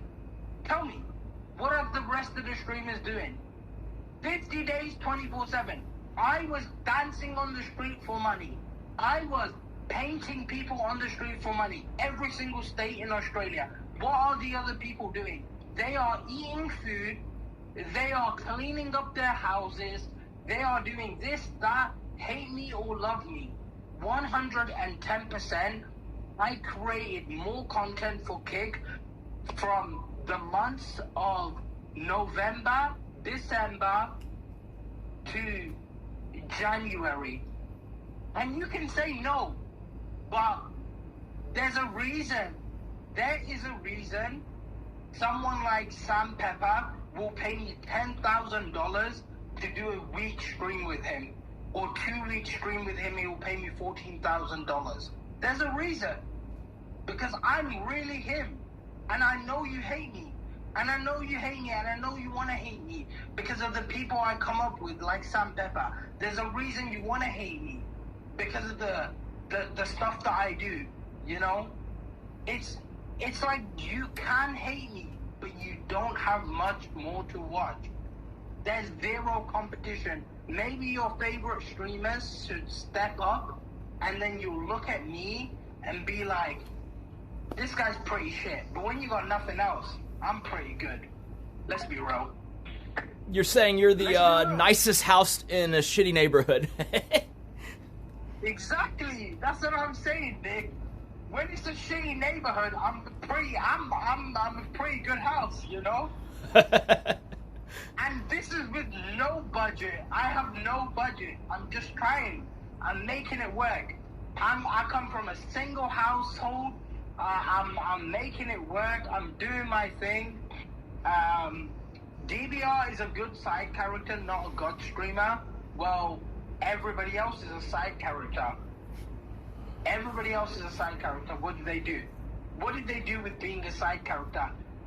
Every single person that is live right now, apart from Nick, obviously, has been streaming for years.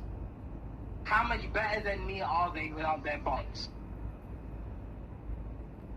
How much better than me are they without their bots? Because I can bot too. I can send one message and bot two. How much better than me are they without their bots? Let's be real. Let's be real. I'm a child. If I'm $3 and Nick Leach sent $3. Nick, hang up. You have given to way much time to this idiot. You are wrong. You are tripping. DBR is a Nick Lee leech. Nick Lee, I want to be very honest with you. Do you think I'm leeching off you right now? I don't, because if you were leeching, you probably would have called in at some point, because you've had my number for a bit. You would have called in during the event, right? Like when there's like 10,000 people there. Nick Lee, I'm going to be honest with you, bro.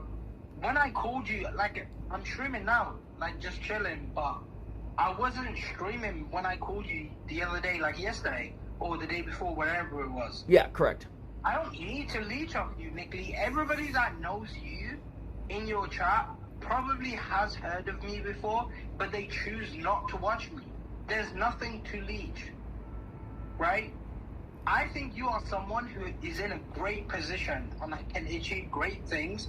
And anything I call you and speak about is me just what people would call is dick sucking, but I'm just telling you, use it better, you know? No, look, I fully understand where you're coming from, because I myself have a lot of conversations, like, kind of on, not about streaming, obviously, because I'm pretty new to it, but, like, about other things. I've had conversations with people, and I've always thought it's cool, it'd be cool to share it with more people, but, like, it's not the reason to have the conversation. The conversation would have happened either way, right? I see that in your calling me, because you're right. Like, I think two out of 3 times that I think we've talked on the phone, you weren't streaming, right? And then you didn't call me at all during the event, even though at that point you already had my number and had called me before. And so I don't think, you're a leech, because that would have been the time, to do it. No, Yeah. I was literally watching your event on stream, and I had a way to contact you or call you, but I chose not to because I knew it wasn't like, yeah, it would benefit me to call you and all of these eyes are on you, but I'm just trying to, I only want to speak to you when it's suitable to speak to you. I don't want to speak to you when I feel like you provide me a value, because if I want to speak to you when you provide me a value, I would call you from the beginning when we spoke, because you are this millionaire. I can coerce or convince you that this is a good idea, and maybe you might fall into it, but I am not calling you for my benefit. I'm just calling you because I feel like I should speak to you right now, you know? No, and I appreciate the conversation. Right now, I yeah. think you should call Ned. I think it would be great content, because he's going to say a lot of bad things about me, and he's going to make content for you. I genuinely think if you have this NedX guy, and I'll watch it on my stream, I don't care, you should genuinely call this NedX guy right now. So I'm very familiar with Ned, actually. You have his Discord or something? Yeah. We don't have any beef, though. Oh, you want me to let him talk to you? No, you should call him, and it will be content. Or maybe let me make a group. Make a group chat with us three. That'll be easier, yeah. That would be great. Okay, you just give me a second. No, this is great. Once y'all start getting into it, I need to pee. No, it's great. Don't worry. Okay, I'll make a group with us. I don't know if I have Ned on, I assume I probably have. I'm just gonna fill the air real fast, just so like we have this context. But like, what I was saying is, I think Paul got surprised that like, I think he actually shares his opinion. He realizes that like I roll with anything, and so there isn't gonna be that rich guy suffering content. It's just gonna be like me doing whatever it is we're doing. And yeah, I might bicker and complain for content, but like, it's not going to affect me. Like, I can rough it out with anyone in that South America trip to like a higher degree even. And so my kind of question, I was curious, even though I probably should figure it out for myself, is am I supposed to play up the fact that I'm uncomfortable versus just kind of like, you know, tanking it? Because or what? Because it's like, am I letting kind of am I cucking the content myself when I can roll with anything, because they kind of want to see me not be able to roll with it, right? That's like what I've been kind of struggling with, because I could, like, if Paul wanted to, or anyone in CX wanted to, like, we could do a stream where we just one up each other in like the level of, you know, kind of suffering or depravity that we go through. I can do that. Like, that's not a problem at all, right? Like, but then... But why no? What's stopping you? Because I feel like they would they not hate that content when I'm just rolling with it? Because it's only funny if I'm struggling with it. Is that not true? Do you know how ICE became so successful? He put all of the people that had less money than him. I wasn't even there at this point. He put all of the people that had less money than him through hardship in order for him to be the one who benefits the most. You don't need to be part of the hardship. Just torture all of the poverty people around you. Like, I will probably, there's a 99% chance I won't join your events, but I will react to them. I will like the content.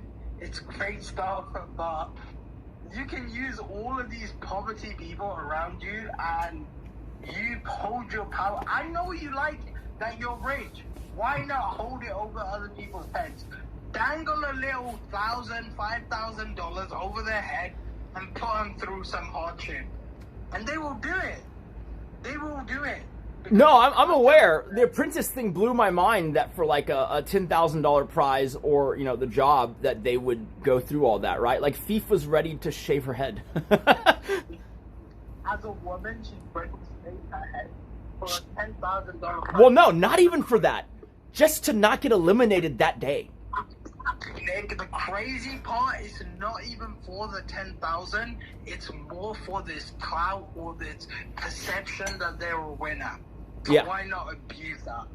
I'm going to in the next event. I didn't realize until halfway through the level of latitude that, you know, I had. I thought it would be like people would rage quit, but I realized not a single person rage quitted. Like, they all like took it on the chin. Yeah. DBR is Nick Lee Leach sent $3. Nick. We watch to hear you talk, not DBR ramble and talk nonsense. You are beneath talking to him like this. This is the guy WHO hits people with snowballs in Japan and gets in the same conversation as Johnny Somali. Content. I think you should call him, and then I'll just react to it. It's fine. I mean, I can try. I don't know if he's wanting to talk to me right now either. I think he's scared of speaking to me because he knows that I will absolutely dominate him, and I'm okay with it. I don't need that. It actually makes me, like, you know how it builds your ego more that someone is scared to interact with you. It's great. So I would love for you to call him and speak to him, and it will be great content for me, great content for you, great content for Nick. Yeah, I mean, I can try to give him a call if we get off and see. I'm sure he will answer. You got his Discord, right? Wait, I do have his Discord. I just got another call right now. 0500. Yeah. No, I have his Discord. I was just confused because someone else called me in that moment. Oh, okay, all good. No, it's fine. I probably think you should call him because people want to see the conversation, but Ned is genuinely frightened to get on a call with me, and that's the truth. And if it's not true, then tell him to get on a call with me, chap. But he's genuinely frightened because I will finish him. I know everything about him. I will finish him. He does not want to get on a call with me. There is a lot of information about NetX that's public that will ruin everything and his reputation, but he does not want to get on a call with me because he knows I know that. Listen, Optical Illusion, So, yeah. I wouldn't be using my money to manipulate people for my own pleasure. It'd be for your pleasure. It will be great content. I'll see if he's down. Yeah. All right, let me give it a shot, I guess. And, yo, chat, if you're watching and you're watching NetX's stream, tell NetX, call him. Call Nick Lee. And then once the call starts coming in, Nick Lee, just leave this call and just join him, and I'll unmute you. And I'll just react to the call. I don't know if I know how to do all that. I can call him, though. Let me see. Maybe you just give him a call. Okay, yeah, I'll give him a call real fast.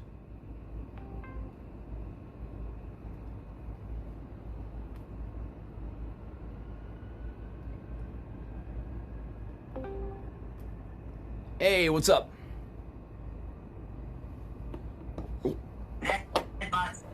Nedbot looks away from the screen for a moment, pointing at the text on his screen.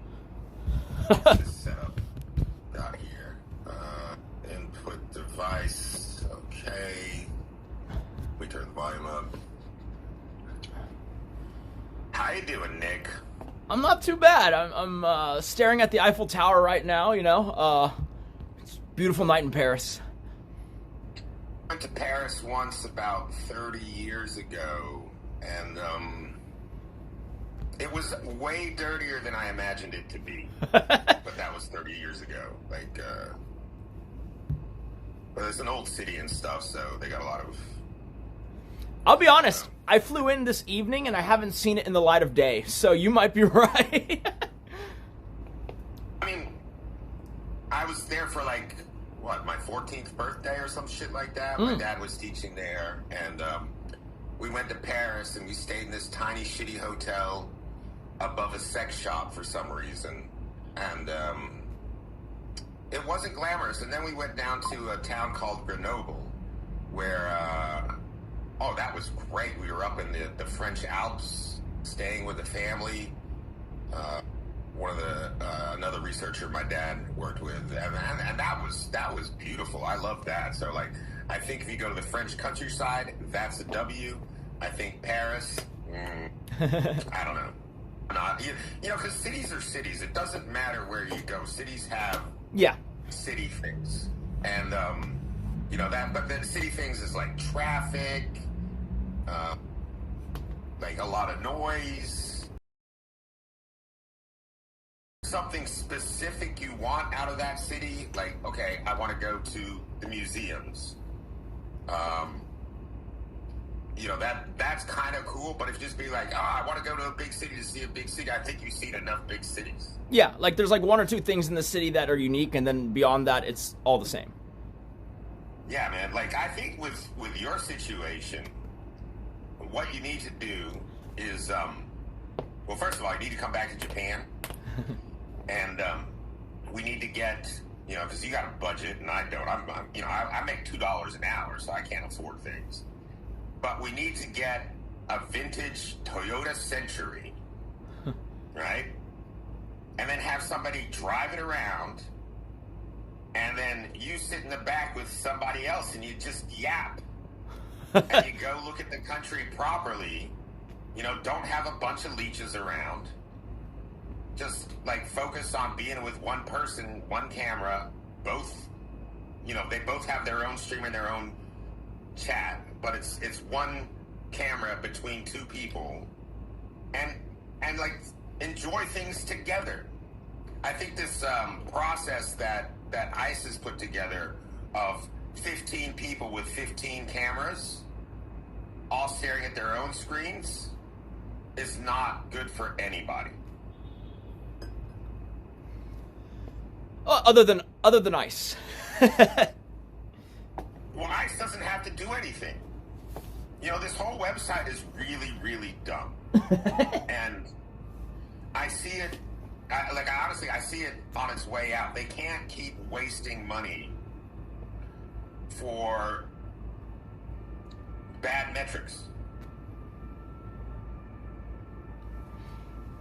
You know? So do you think, I'm curious because, like, obviously some of the numbers are inflated, but, like, they're showing basically, 100% viewership hour growth year on year.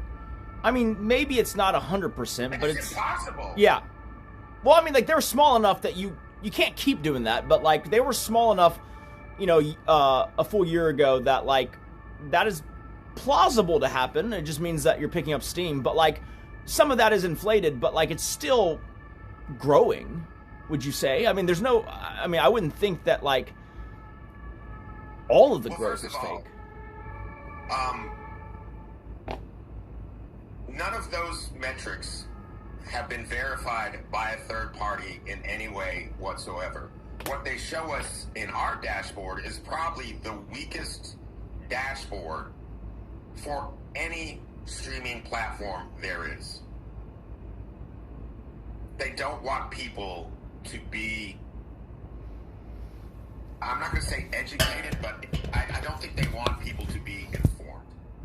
Because if we had real metrics, then we could say, okay, what is working, what is not working? And all they're saying is, hey, here's your viewers. But they're not real numbers. Like, no offense to you, and you know, because you know I like you, right? Yeah. You know, and I'm not somebody who's going to bullshit to your face, but it's like, okay, if 1,000 people enjoyed watching you in Peru, why wouldn't those people continue to watch you at home? It's not like Peru is the story. No, yeah, like I have been, I don't know why, and like I don't even know when it started. It's possible, I guess, that someone was botting me, you know, every time I went on one of those trips with Paul, but like I didn't bot myself, and no, nobody bots themselves. Yeah. Well, it's very obvious when somebody is botting themselves. But so you know, the concept to me is boosting.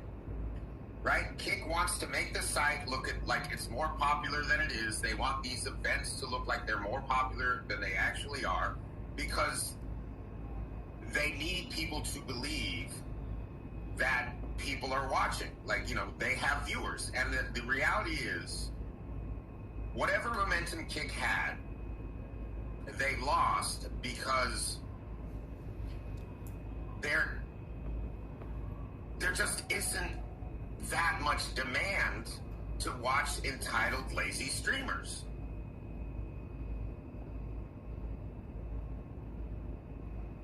I mean, do you really think 500 people show up to watch Jandro film his fucking face? Well, no, but Paul's even addressed that. No, definitely, so, like, yeah. I mean, but the thing for you is you need to worry about your own community, your audience, and the goals that you want to accomplish as a streamer, and not worry about the metrics that are being reported to you on Kick.com. Because you know your own metrics. How many people are subbing to you? How much are you getting paid? What are you doing with that money in order to get yourself out there more? That's all that you should care about. And if Kick wants to tell you good numbers, bad numbers, that's on them. But you can't control that. All you can control is what you want to do and how you go about doing it. No, I like that. That's very stoic. Basically, control what's in the realm of controllable for you. Yeah. You can't do anything else, so. Yeah, like if people are going to lie to you, they're going to lie to you. You can't tell them to stop lying because that's just their nature. They're not gonna change their behavior just because you say, "Hey, don't lie to me. Give me the real numbers." They're not gonna do that. Yeah. Hey, let's give them some red meat, and I gotta run to the bathroom real fast. If you wanted to give DBR a piece of your mind, I will be right back. That guy's a piece of shit. I do not want to talk to him ever. No, not talk to him. You can just tell my chat, your thoughts. All right, enjoy taking the dump. P. I'll be back not that long, so just like... Take the dump. Don't delay. Drop those kids off at the pool. All right, go for it. I'll be right back. All right, what up, Nick Lee's chat? I am looking at you because you're on the computer on the left. I'm here on the computer on the right. I'm putting together some stuff. Yeah, I'm scared of DBR. No. He's a nobody. I don't waste my time on people that I do not value. I will never find any value in DBR unless I need my dick sucked by somebody who's missing their 2 front teeth. And that's not a thing that I would ask a male to do. Would find an old Japanese lady missing teeth, because that's like way more attractive than DBR trying to suck my dick. I'm pretty sure he's good at sucking dick, because that's probably the only thing that people would find value. You know? Like, if I want somebody with no teeth to suck my dick, yeah, maybe DBR, but I'm not gay and I don't want a dude sucking my dick. But if I couldn't find an old Japanese lady with missing teeth to suck my dick, and DBR was there, and I'm like, oh, I need somebody with no teeth to suck my dick. There's no women around, and I'm about to die because nobody's sucking my dick. DBR, can you suck my dick? That's what I would ask for. But nope, I'm not in that situation, so it's okay. You're not necessary. And please ask yourself in general, whatever it is that you do in life, am I necessary? And I'm specifically talking to you, DBR. 99 times out of 100, the answer is no. So shut the fuck up, go away, learn how to be valuable outside of sucking dick because you got no teeth. And that's it. That's the end of the subject. I've said what I needed to say.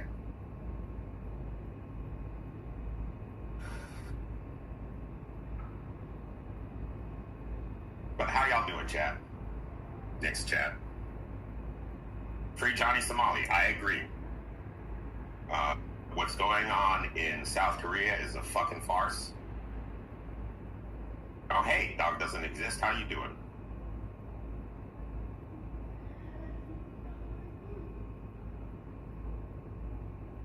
I get a shitload of hats. But what about Taman? Yeah, what about him? Do you watch Taman? No. That's why he's begging Ice. And I told Ice. I literally told him. I sent him a message on Discord. I told him on the call, don't let people leech off of you because they have no skills and they're going to be begging you forever. No, I don't like anybody. I do like Nick Lee, though. Nick Lee, we had a nice time in Tokyo.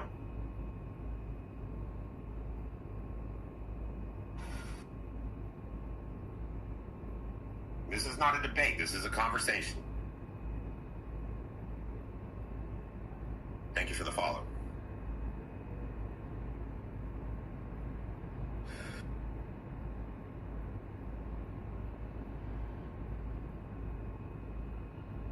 Nick Lee is a gift to us and kick. I think Nick Lee is more introspective than most people. He's a bit too flexy for my personal tastes. But as a person, I like Nick Lee. We had a nice conversation.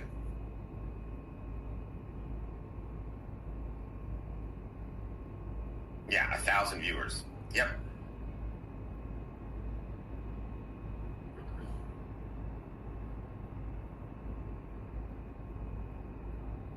I mean, everybody on this website is non-10. I'm nonchalant 10. That's my specialty. I don't try to be interesting.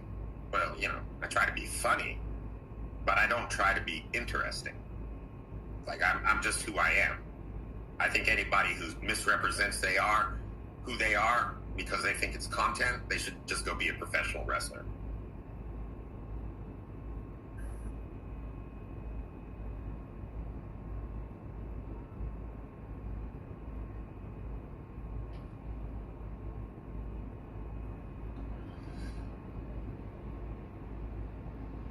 Just saying, my interactions with Nick Lee have been very nice. You know, I don't necessarily know what other people know about him, or, you know, I don't pay much attention to the outside world. But my first introduction to him was on an episode of Kick and Keep, or Kick or Keep, and I was like, oh, this guy's the one person I would have a conversation with, and we've had some nice conversations over the time. I don't think we've ever argued about anything. You know, he actually has a lot of skills. I took him to Yumi's bar. We didn't stream that. And he was just yapping at Yumi in Mandarin the entire time. We smoked some cigars. It was great. You know, and that's a memory that me and him share that none of y'all were involved with. And so we can only tell you, oh yeah, that's the thing that we did.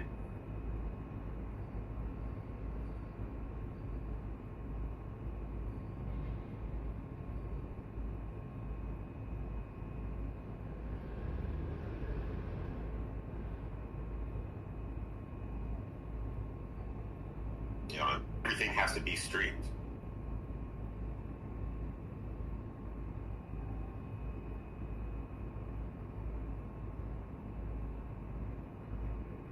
But I do want Nick Lee to come back to Japan and we do things differently.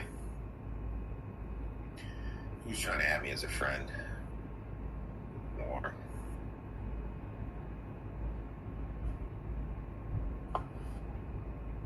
Yeah, it's dead. Well, the numbers are fake anyway. Good translator though, who?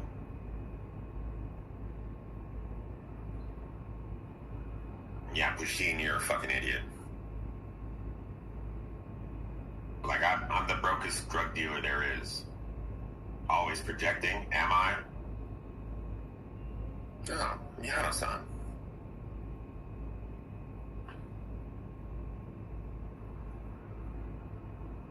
I went to Thailand to get your dick wet. You know better than sus.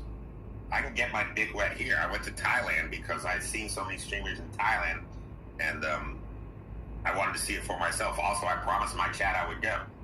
Thailand was better than I expected. The people there were very nice. I had a lot of fun. I would definitely go again. Not a tourist, I'm a resident. Johnny Somali told you that.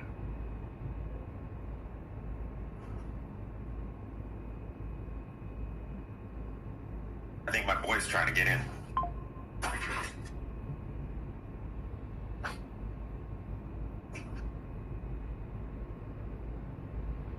Hi.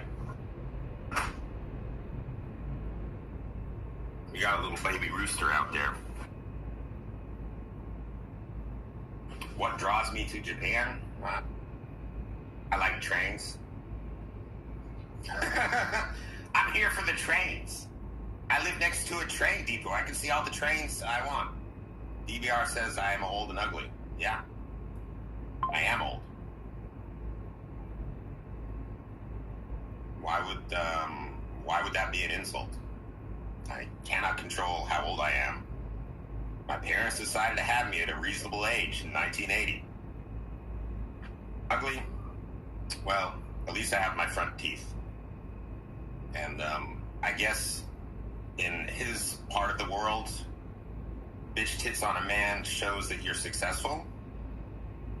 You know, you're getting fed properly. You're a good Somalian. We admire your bitch tits. You can be our chief.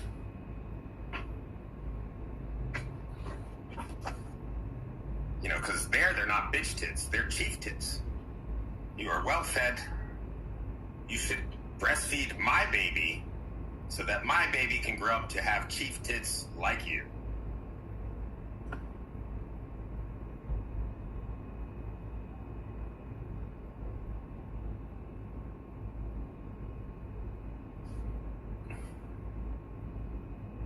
Yeah, Pusheen.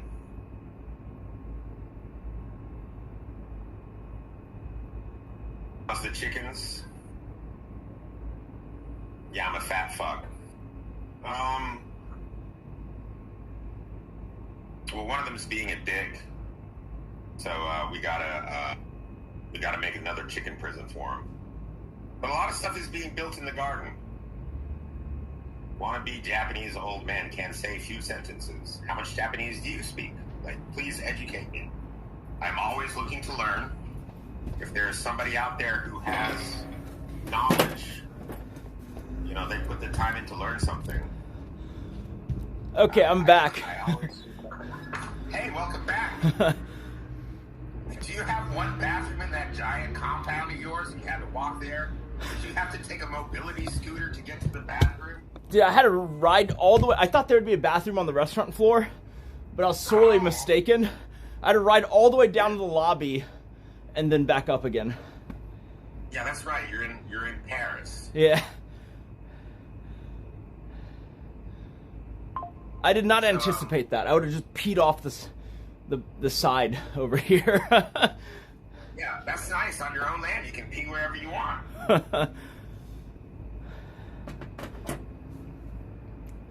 So what's the plan for Paris? I think we're just gonna hit up a bunch of touristy, normal stuff.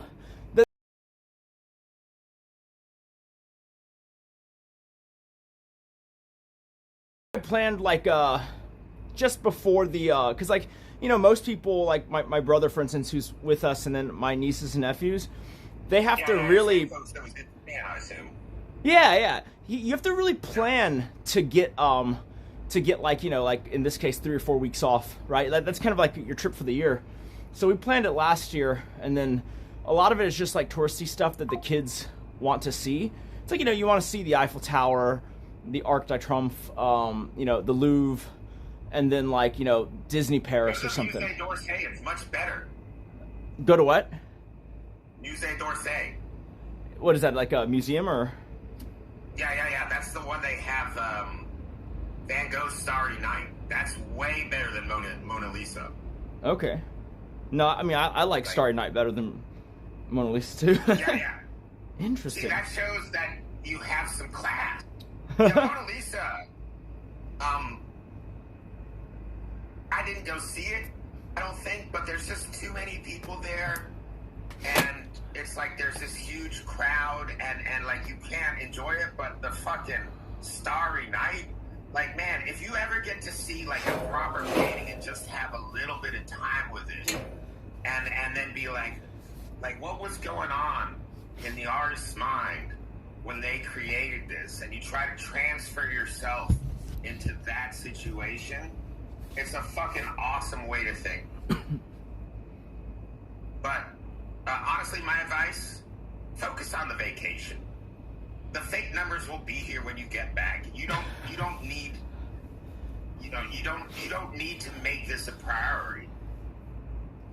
And time with family is way more valuable than time with a toxic chat. That's true, yeah. Yeah, and it's not such a loss either, because after the kids go home, me and Kate are going to do Switzerland and London, and so that'll be when I think I can actually like break out and plan a day around streaming and stuff. Yeah, like just, in your situation, because you're on vacation and you are going to places, take a day, like when you're at a different place, and be like, okay, what can I show chat that is actually showing them things and taking them places, rather than just sitting around filming my face. And there's nothing wrong with sitting around filming your face. You get paid regardless. But if you want to do something specifically for your chat, be like, hey, look, I'm on vacation right now. I'm spending time with people that are important to me, doing, like family things, couple things. But there is, I do value you as a community, as, my chat. And I want to show you the things that I can that maybe you want to see. So let's plan a specific day and do this thing together. No, I think that's a good plan. There is, luckily, knock on wood, seemingly some overlap. Like when we went to Pompeii, like the kids thought that was cool because they at least Carson had learned about it in school already. And then, like, I think chat thought it was cool, too, because it is kind of different seeing it at ground level and being able to go into people's houses and, like, see how they lived, thousands of years ago or whatever. I mean, that's, I do my walk tent where I just walk around, go down train lines and stuff. And, it's about people being able to explore with me. and experience that from the perspective that I have, and they can ask questions and we can slow down and stop and look at things like that. But that's my style of streaming. You know, I'm not trying to be like a drama content streamer or something like that. But if you're in a new place, you know, explore with people. Think of a place that you think is cool that people have heard of, but maybe have not seen in detail. And do that. And it's like, yeah, maybe it's not what everybody wants, but one of the things about being a streamer is you have to realize there's a lot of people that will never go anywhere in their lives. You know, whether they're old, poor, disabled, whatever. And that is one of the things that they look for when looking at streams. And, you know, I've had people that be like, I wish I could go to Japan. That's so cool that you get to live there or whatever. And through me, in those situations, they get to feel like they're there. And that's like, you know, that's like community service. No, I enjoyed that. Like that's what I thought I was getting myself into with the streaming. And, you know, obviously you can make it whatever you want to be. That's kind of the beauty of it. But, like, obviously the South America trip was the first time I kind of, like, had my eyes open to, holy shit, like, I mean, you can't really blame them, right? Like, they're literally just reacting like a drowning person would, you know, potentially, like, flailing around, just trying to, you know, not die. I feel like a lot of the streamers who do follow, like, they need that money, and that's like significant, and they're not gonna, you know, stop doing degenerate things if they think that keeps them, you know, in the limelight just long enough to make their KPP for the month. Yeah, but that's the problem. In the real world, that type of stuff, your chat has to pay for that. Mm-hmm.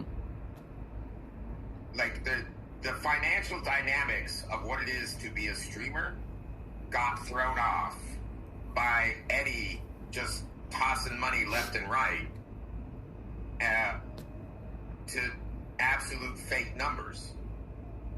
You know, Paul, he'd been in the game a long time, and he did it in an era where the money didn't flow so freely. And all these people got overpaid and wasted all that money on bullshit, thinking the money's always going to be there. No, absolutely. Like, I say this all the time, but, like, you know, when Kate started streaming, like, almost 9 years ago, and then when Paul started, like, 10 years ago, you didn't stream to become rich. That's insane. Like, no one was making any money. You streaming was, like, interesting to you on some level, right? Yeah. And so you lose that with people who are just, you know, carrot chasing the money. Like, you don't get that soul, you know, that's in it. They don't really have a deep desire to create anything because they came into it like essentially like a more leisurely job, right? It's the best job option they had instead of, like, you know, like treating it like art, essentially. Yeah, so, like, for me and what I do, I treat what I do like art, and it's very, like, esoteric, boring art. And I don't even think most people treat it like a job. They treat it like it's fucking free money. No, and I assume these people have never worked real jobs in their lives. Like, they're just not qualified. Why would you hire any of these people? You did your fucking apprentice thing, and you saw how unqualified these people were for the most basic of tasks. Fucking Mando almost burned down the place because he didn't know how to turn the fucking barbecue off. Yeah, he just left the grill on all night. I mean, it's just... So, you know, I think you have a better mindset than most. This is your art. How are you an artist? If you want your face to be the art, that's one thing. But, you know, you are an introspective guy who has a lot more to offer than the competition. Use that to your advantage. You know, when you were here in Japan, and we went to Yumi's bar, which was off stream, and you were talking to her, and you busted out your Mandarin, I was just like, yeah, this guy knows things that none of these other people can do. So you could show, Taiwan, like, in an amazing way. And, unfortunately, or fortunately, you have been, kind of, pigeonholed into being Amouranth's husband, which is not a terrible thing to be, but you are much more than that. Yeah, I think I might have to rebrand the Twitter at some point. Nah, it's fine, because that's what people know you as. Because how else are you going to be known? But the people that watch you directly, they will know you as Nick Lee based on the adventures that you have with them. No, Some fucking adventures. I like that. Yeah, that's good. And I'm gonna kill the conversation because you gotta pay attention to your chat. I gotta pay attention to my chat.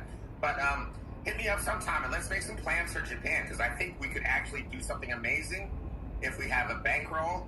Because I got a little army here, and if we just went around in a nice vehicle, it would be so much fun. Yeah. I was talking to my brother about going maybe either later this year or early next. So. Well, no, you come.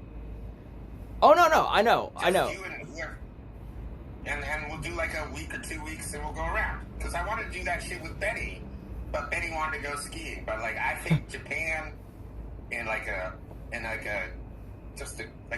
cool old Japanese car, but like kind of luxury. Even like the original Lexus, like the LS400, the Japanese version of that. It'd be so cool.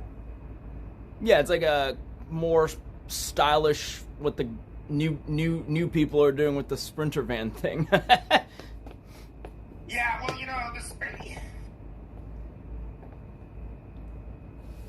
I don't really watch many people, but that and some hot chicks, holy shit, that would be great. Anyway, I've said what needs to be said, and have a great stream. Yep, you too. Talk to you later, Ned. Bye. Bye.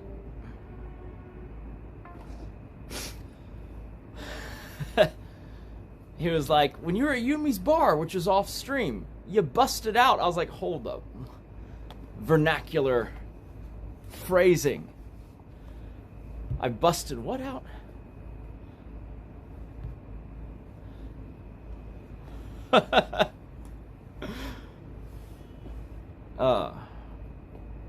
Interesting cast of people on Kick for sure. No, so you guys have to understand something, right? Especially if we do the podcast thing. I'm gonna talk to everyone, right? Y'all aren't gonna like some of the people I talk to, but if they're interesting and they're like the person of the moment, we still talk to them, right? Sometimes you'll be pleasantly surprised that if you kind of remove the veil, that people are way more personable than you thought, right? I used to get that a lot. People used to come in and say, I thought you were this blah, blah, blah, blah, blah, Amouranth's husband, this and that. And then, they like something, that I do or the introspection or something, right? Not everyone. Some of y'all just want all gas, no brake, degeneracy. But ultimately, I do feel that is true for me. Like, I don't know if y'all knew this, but to touch on the idea that I was talking to about with Ned about. Paul started streaming not because it made money, right? That's not why he started streaming. Kate didn't start streaming to make money either. That's the thing that y'all have to understand. Kate started streaming because she was already making cosplay, and she thought it'd be cool to document the process in real time of what all that took, right? Paul, probably something RuneScape related, probably just a need to get out and interact because he was spending so much time in front of the desktop when the stream started kicking off, right? I don't know what his exact motivations were, but I know that that era of streamer Soda Poppin' did not stream to make oodles of money because that was not in the realm of possibility that we were thinking at the time, right?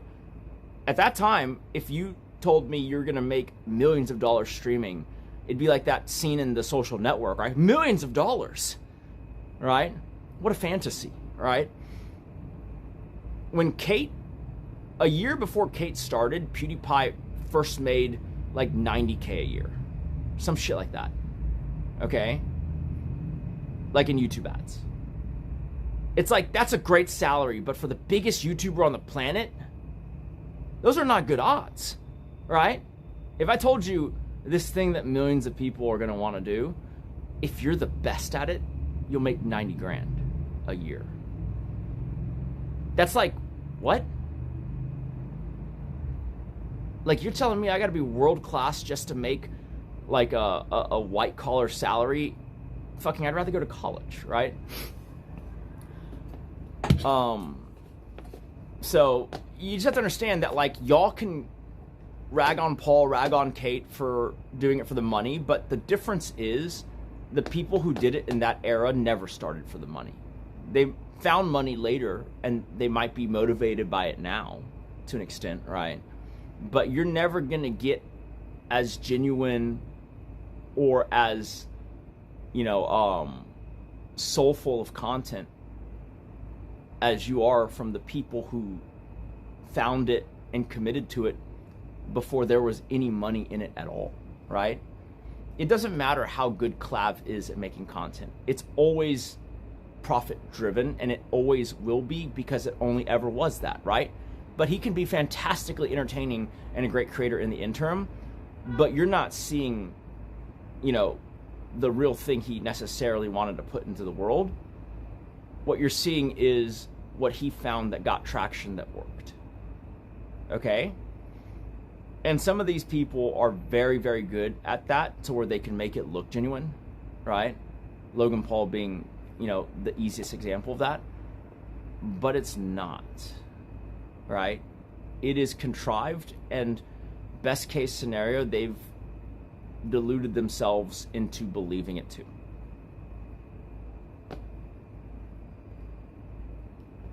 Um, 7K was an event I was co-hosting with Paul that was much, you know, talked about and greatly, you know, kind of visited upon by a lot of people. Ms. Kiff reacted to an hour of it. XQC dropped in for 30 minutes of it, right? Like, it's not that hard to imagine that if you get every big person on the platform, and we made a lucky decision to throw it in, to start it on January 2nd. And so if you think about it, everyone's resetting for the year. January means it's the first big Kick event, and so Kick poured, and then after fourth quarter is like the quarter where everyone pumps things full of ads and promotes everything. People are a little hungover, and so there was only one thing Kick promoted, you know, event-wise in January, and that was it. So it's not that hard to believe or understand, right? Every big streamer, like, behind the scenes, Asmongold and Rich Campbell were wanting to come in person and check it out. Like, everyone was talking about it on some level, and everyone knew about it. Does that make sense? It's not that crazy, right? You just mix a few communities and you're there. Voila. Now, that is a mystery. I don't know what to think about it. It's possible that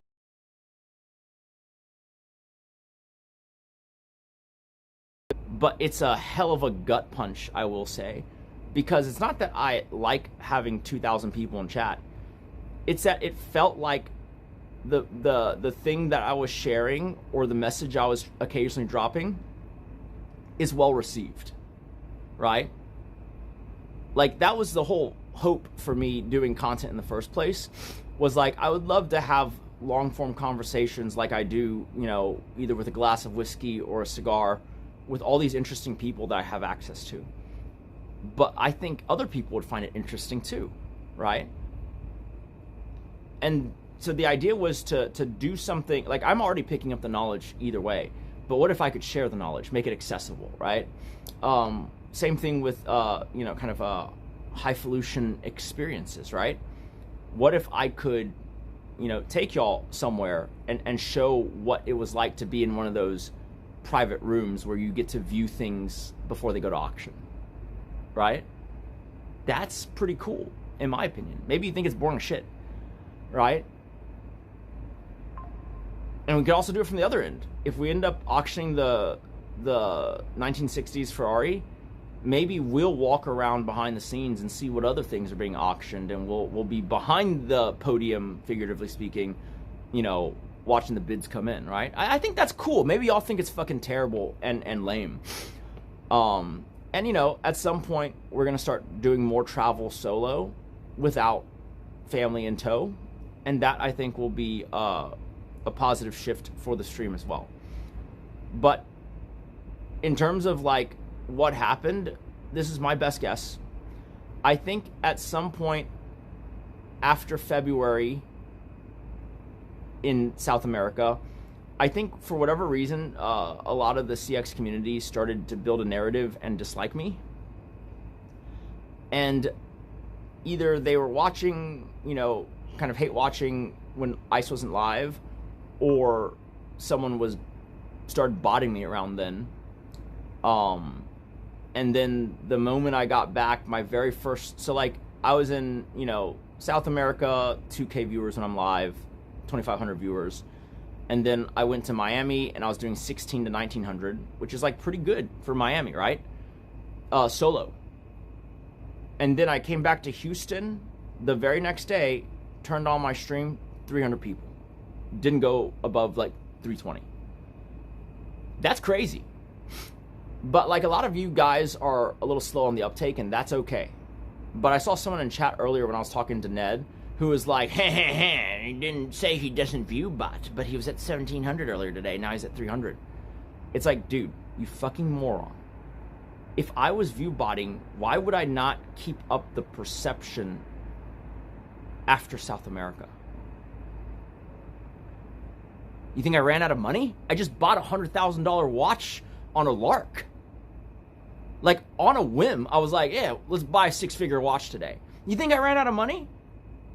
If I was view botting myself, you wouldn't see this spike to 1,700, back to 300 thing. That's retarded. And you might be like, oh, the view bots failed. Yeah? And I just decided not to fucking get them back on track or what? Like, that makes no sense, right? That makes no sense.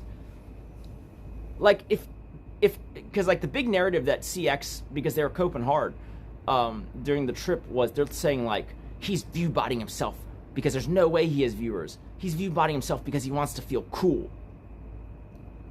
That is about the most brain dead narrative I've ever heard. Because the least cool thing would be to show people you have 1,500, 2,000 viewers and then go back to 300 viewers. That would be the least cool thing ever. That'd be less cool than never having left 300 viewers in the first place. And that's how you know I didn't do it to myself, because that's retarded, right? Like, I didn't put myself on that kind of viewership volatility roller coaster, because no one does that. But, you know, you can believe what you want, right? You can believe I'm running out of money and I can't afford the view bots or some shit, whatever. It's not that I'm discouraged per se. It's just that I was hoping to have a lot more wind in my sails as I go into the podcast and the next event, right? I'm still going to do those things, even if it's, like, terrible viewership-wise. But obviously, like, it's not that I'm a realist per se, or that, like, money is the driver here, because I don't care about that. What it is that, like, and we talked about this the other day, but if no one wants to see the stuff I thought would be cool to put out there, I don't have to show anyone. Does that make sense? I don't have to show anyone going in and buying a watch or a car, or going on whatever, you know, nice, you know, excursion or trip or event. I was enjoying those things before I ever started streaming, and I'll continue to enjoy those things. It's just I thought that perhaps more people would enjoy it, but if they don't, that's okay. I will continue to do those things off stream, right? It won't change anything that I do, except that it won't be streamed. But yeah, that's the only discouraging part, is that I thought people enjoyed it, and it seems like by and large they're either indifferent or even spiteful about it. But we're still gonna, we're still in the game, and we're gonna try and keep pushing forward and see, what comes up. But it is a bit of a setback, I'll say that, because obviously, at 2K viewers, you could do a streamed podcast and you could get people solely on the volition of the fact that you have 2K viewers, right? Yeah, but we're pretty tenacious, and so we'll do another couple of rounds and see what happens.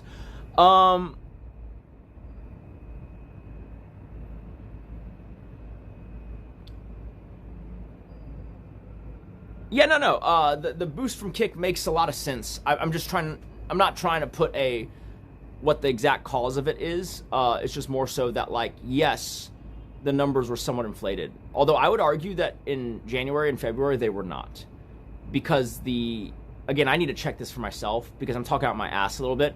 But because when Vagabond wanted to dig in on me, he would not touch with a 10-foot pole, the accusation that I was botting until late February and March, right? Literally, he was beefing with me in January, and he had every reason to want to talk shit, and he was talking shit. But every time someone said, "Why don't you reveal his stats or expose him?" he was like, "I can't because it's good metrics." And so that's the interesting part, is that but it doesn't disprove what you're saying, Ned. I'm assuming Kick does it. They are gonna pad the chat stats too, right? There's no reason they wouldn't. Why would they do, right? A random viewer throwing me 1,000 bots or whatever won't bother to buy the chat because they're trying to prove the point that I'm botting by doing it themselves, I guess. But I imagine if a platform's doing it, they're gonna give you the chatters too, right?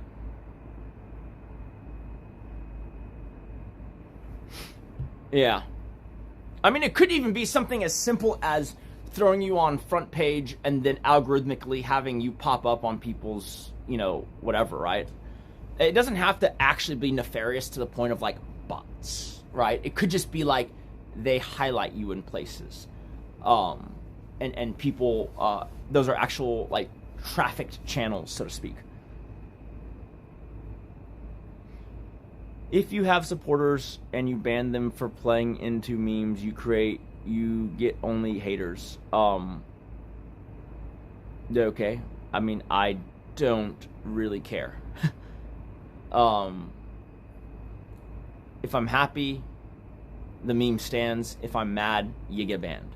And that's how it is. And I'm not going to mince words. But part of it is I'm telling you guys that you got to learn how to read the room, right? You can joke around, but if I'm having tech issues, this is my pet peeve. If I'm having tech issues, right? And then you tell me it's muted, and you get all your friends or bots or whatever to spam, muted, and it's not muted, you're going to catch a ban for that. Because I don't think that that's funny. And I think it cucks my ability to do actual content because I'm sitting there fidgeting with my phone. Nick, you called Ice saying you want to collab because your numbers are down. Yeah, that was me leaning into the joke, right? That y'all already believe. I've talked to Paul on the phone not all the time, but somewhat frequently that aren't on stream too, right? Just sometimes it's funny to do. Sometimes I don't want to make it the thing I'm banking on, right? Cool, rich people content would be great. Thank you. I saw Pong Chomp say something earlier. You fell off once you banned most of your chat. That's the reality. Dude, you're fucking retarded. You're fucking retarded. Someone time out deceptive individual for 20 minutes for being retarded. I was leaning into the banning of people for one day in South America. One day. Because I got some advice, I'm still not sure if it's good advice or not, that if people are saying your name 973 times in 24 hours in a Discord channel, that you should keep doing what you're doing. And so I banned one person, and they wouldn't shut up about it in CX Discord. And so I'm like, oh, fuck, that's all it takes to get them going. So I'll just start going on a banning spree for a day, right? And let's be honest here. After the first hour, most of the people who got banned after that were just the alts or whatever of the people who were banned. But you want to hear the craziest part? You say that, but did you know that all those people were unbanned within 24 hours? Because the banning was the theatrics. You get what I'm saying? Like that was part of it made it believable that I was getting triggered. Like you can check. I mean, I told my mods a day later, unban everyone. Like even people who weren't banned during that period, just unban everyone. I feel like you should clip your explanation, add it as a viewer command so people can just type it in chat. That's smart. I would need a mod or someone to do that. I feel like you should clip. Oh yeah. Listen, they have been mass and banned. That's why I'm saying your point is retarded. It's been done. It was done at this point 2 months ago. The ban was withheld or upheld less than 24 hours. And so if you're saying that like a month after that event, the viewership falls off because that event happened, that's just bullshit. Right? And the fact that you're trying to convince me of that, it makes me think that either you're retarded, which we've already established, or you are essentially selling me something, a bill of goods that doesn't exist. No, it's not. And almost to prove the point, I want to ban more people because that doesn't matter. The singular names that I ban myself do not matter in the grand scheme of things. And if it did, then I shouldn't be an influencer anyways. You're telling me if I ban, like how many people have I banned right now? There's probably like 15 people that are banned. You're telling me for lack of those 15 people, I'm not going to make it? Dude, I wasn't going to make it anyways. The fuck? If I can't ban 10 motherfuckers a day, I ain't going to make it. Just do the math, man. If I'm not picking up or being exposed to like at least 50 new viewers a day, you have to understand how this is something I understand very well. It's the numbers, okay? If you're not reaching, and it's different for people. It's more of a relative thing, right? Like as you get bigger, like at 30+K followers, we need to be, and this is very low stakes, we need to be like exposed to 50 to 100 new people a day. Now you might be like, that's ridiculous. You think your viewership is going to grow by 50 to 100 concurrent viewers a day? No, that's not how that works, right? Because that new viewer might have only watched for 10 minutes and then he's like, oh, that's cool, I'll follow this guy, all right? And so at any given point, 50 people or 100 people probably add to your concurrent viewer count on average 1 or 2 viewers because they're not all there at the same time, right? And so if I can't ban like 5 people a day, bro, we ain't gonna make it anyways. We weren't gonna make it anyways, right? And so if you look across all the banned people, there's probably like 15, 20 most for all time. That doesn't matter, dude.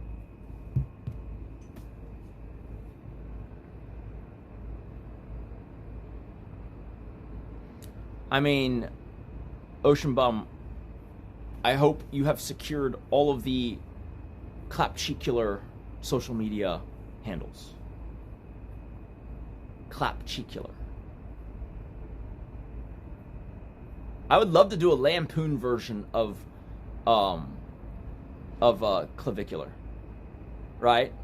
Like the way Austin Powers lampoons James Bond, I would like to lampoon clavicular. Okay? Dude, my version of cheek smashing is gonna be cheek welding a fucking full auto AK-47 and just fucking emptying the magazine. Okay? What's this pussy shit? What's this nonsense of taking a meat tenderizer and fucking smacking yourself in the cheeks to get more pronounced cheekbones when you could be doing it in the most manly, and halal way possible? You could be cheek welding a full auto AK-47 and just fucking finishing out the mag while the butt of the rifle just keeps pounding you in the fucking cheekbone. That's called cheek smashing. Source, I've done it before. Unintentionally. Dude, I don't know if y'all could see this, but there was like 3 days after that where I could tell in the mirror, I was like, holy shit, this cheekbone is way more pronounced than the other one, mainly because of bruising, subcutaneous bruising. But I was like, what the fuck? I look ridiculous. It's like, you know, it's like a Giga Chad on one side and the other side is just me still. I was like, oh shit, dude, like that's a real strong jawline I got going right now, but not on this side. Sweet. But yeah. Good shit. Anyways, I appreciate you guys tuning in. I liked how today went for me. I mean, I picked up this beauty, which I need to show y'all in the light. I posted a picture in Discord. Y'all can see it better because the lighting is terrible right now. This is a grail watch for me in the sense of not that it's expensive. Like, I'm gonna be honest, 100K watch means nothing to me, right? I have watches that cost 40 times that much, like straight up. But this is a hard one to find at this level of, condition.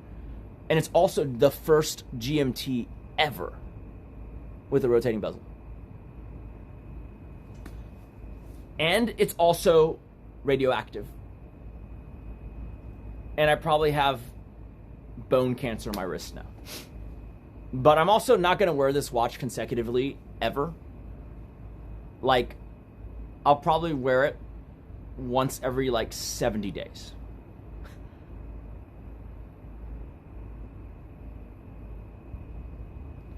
Fuck you, TMS 69. Humble myself? No, I'm the best ever. I'm the best there ever was. Okay? We're the GOAT of the streaming game. And it's about time you recognize that. All right.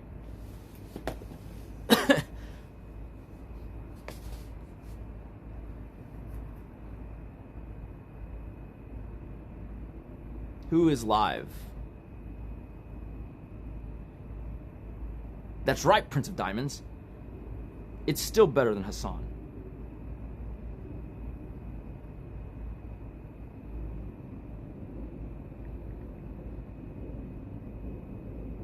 Alright, guys. Y'all were telling me that some crazy shit is happening with DBR, so we'll just throw him the host, because why not? And we can see. Y'all might be watching, I don't know.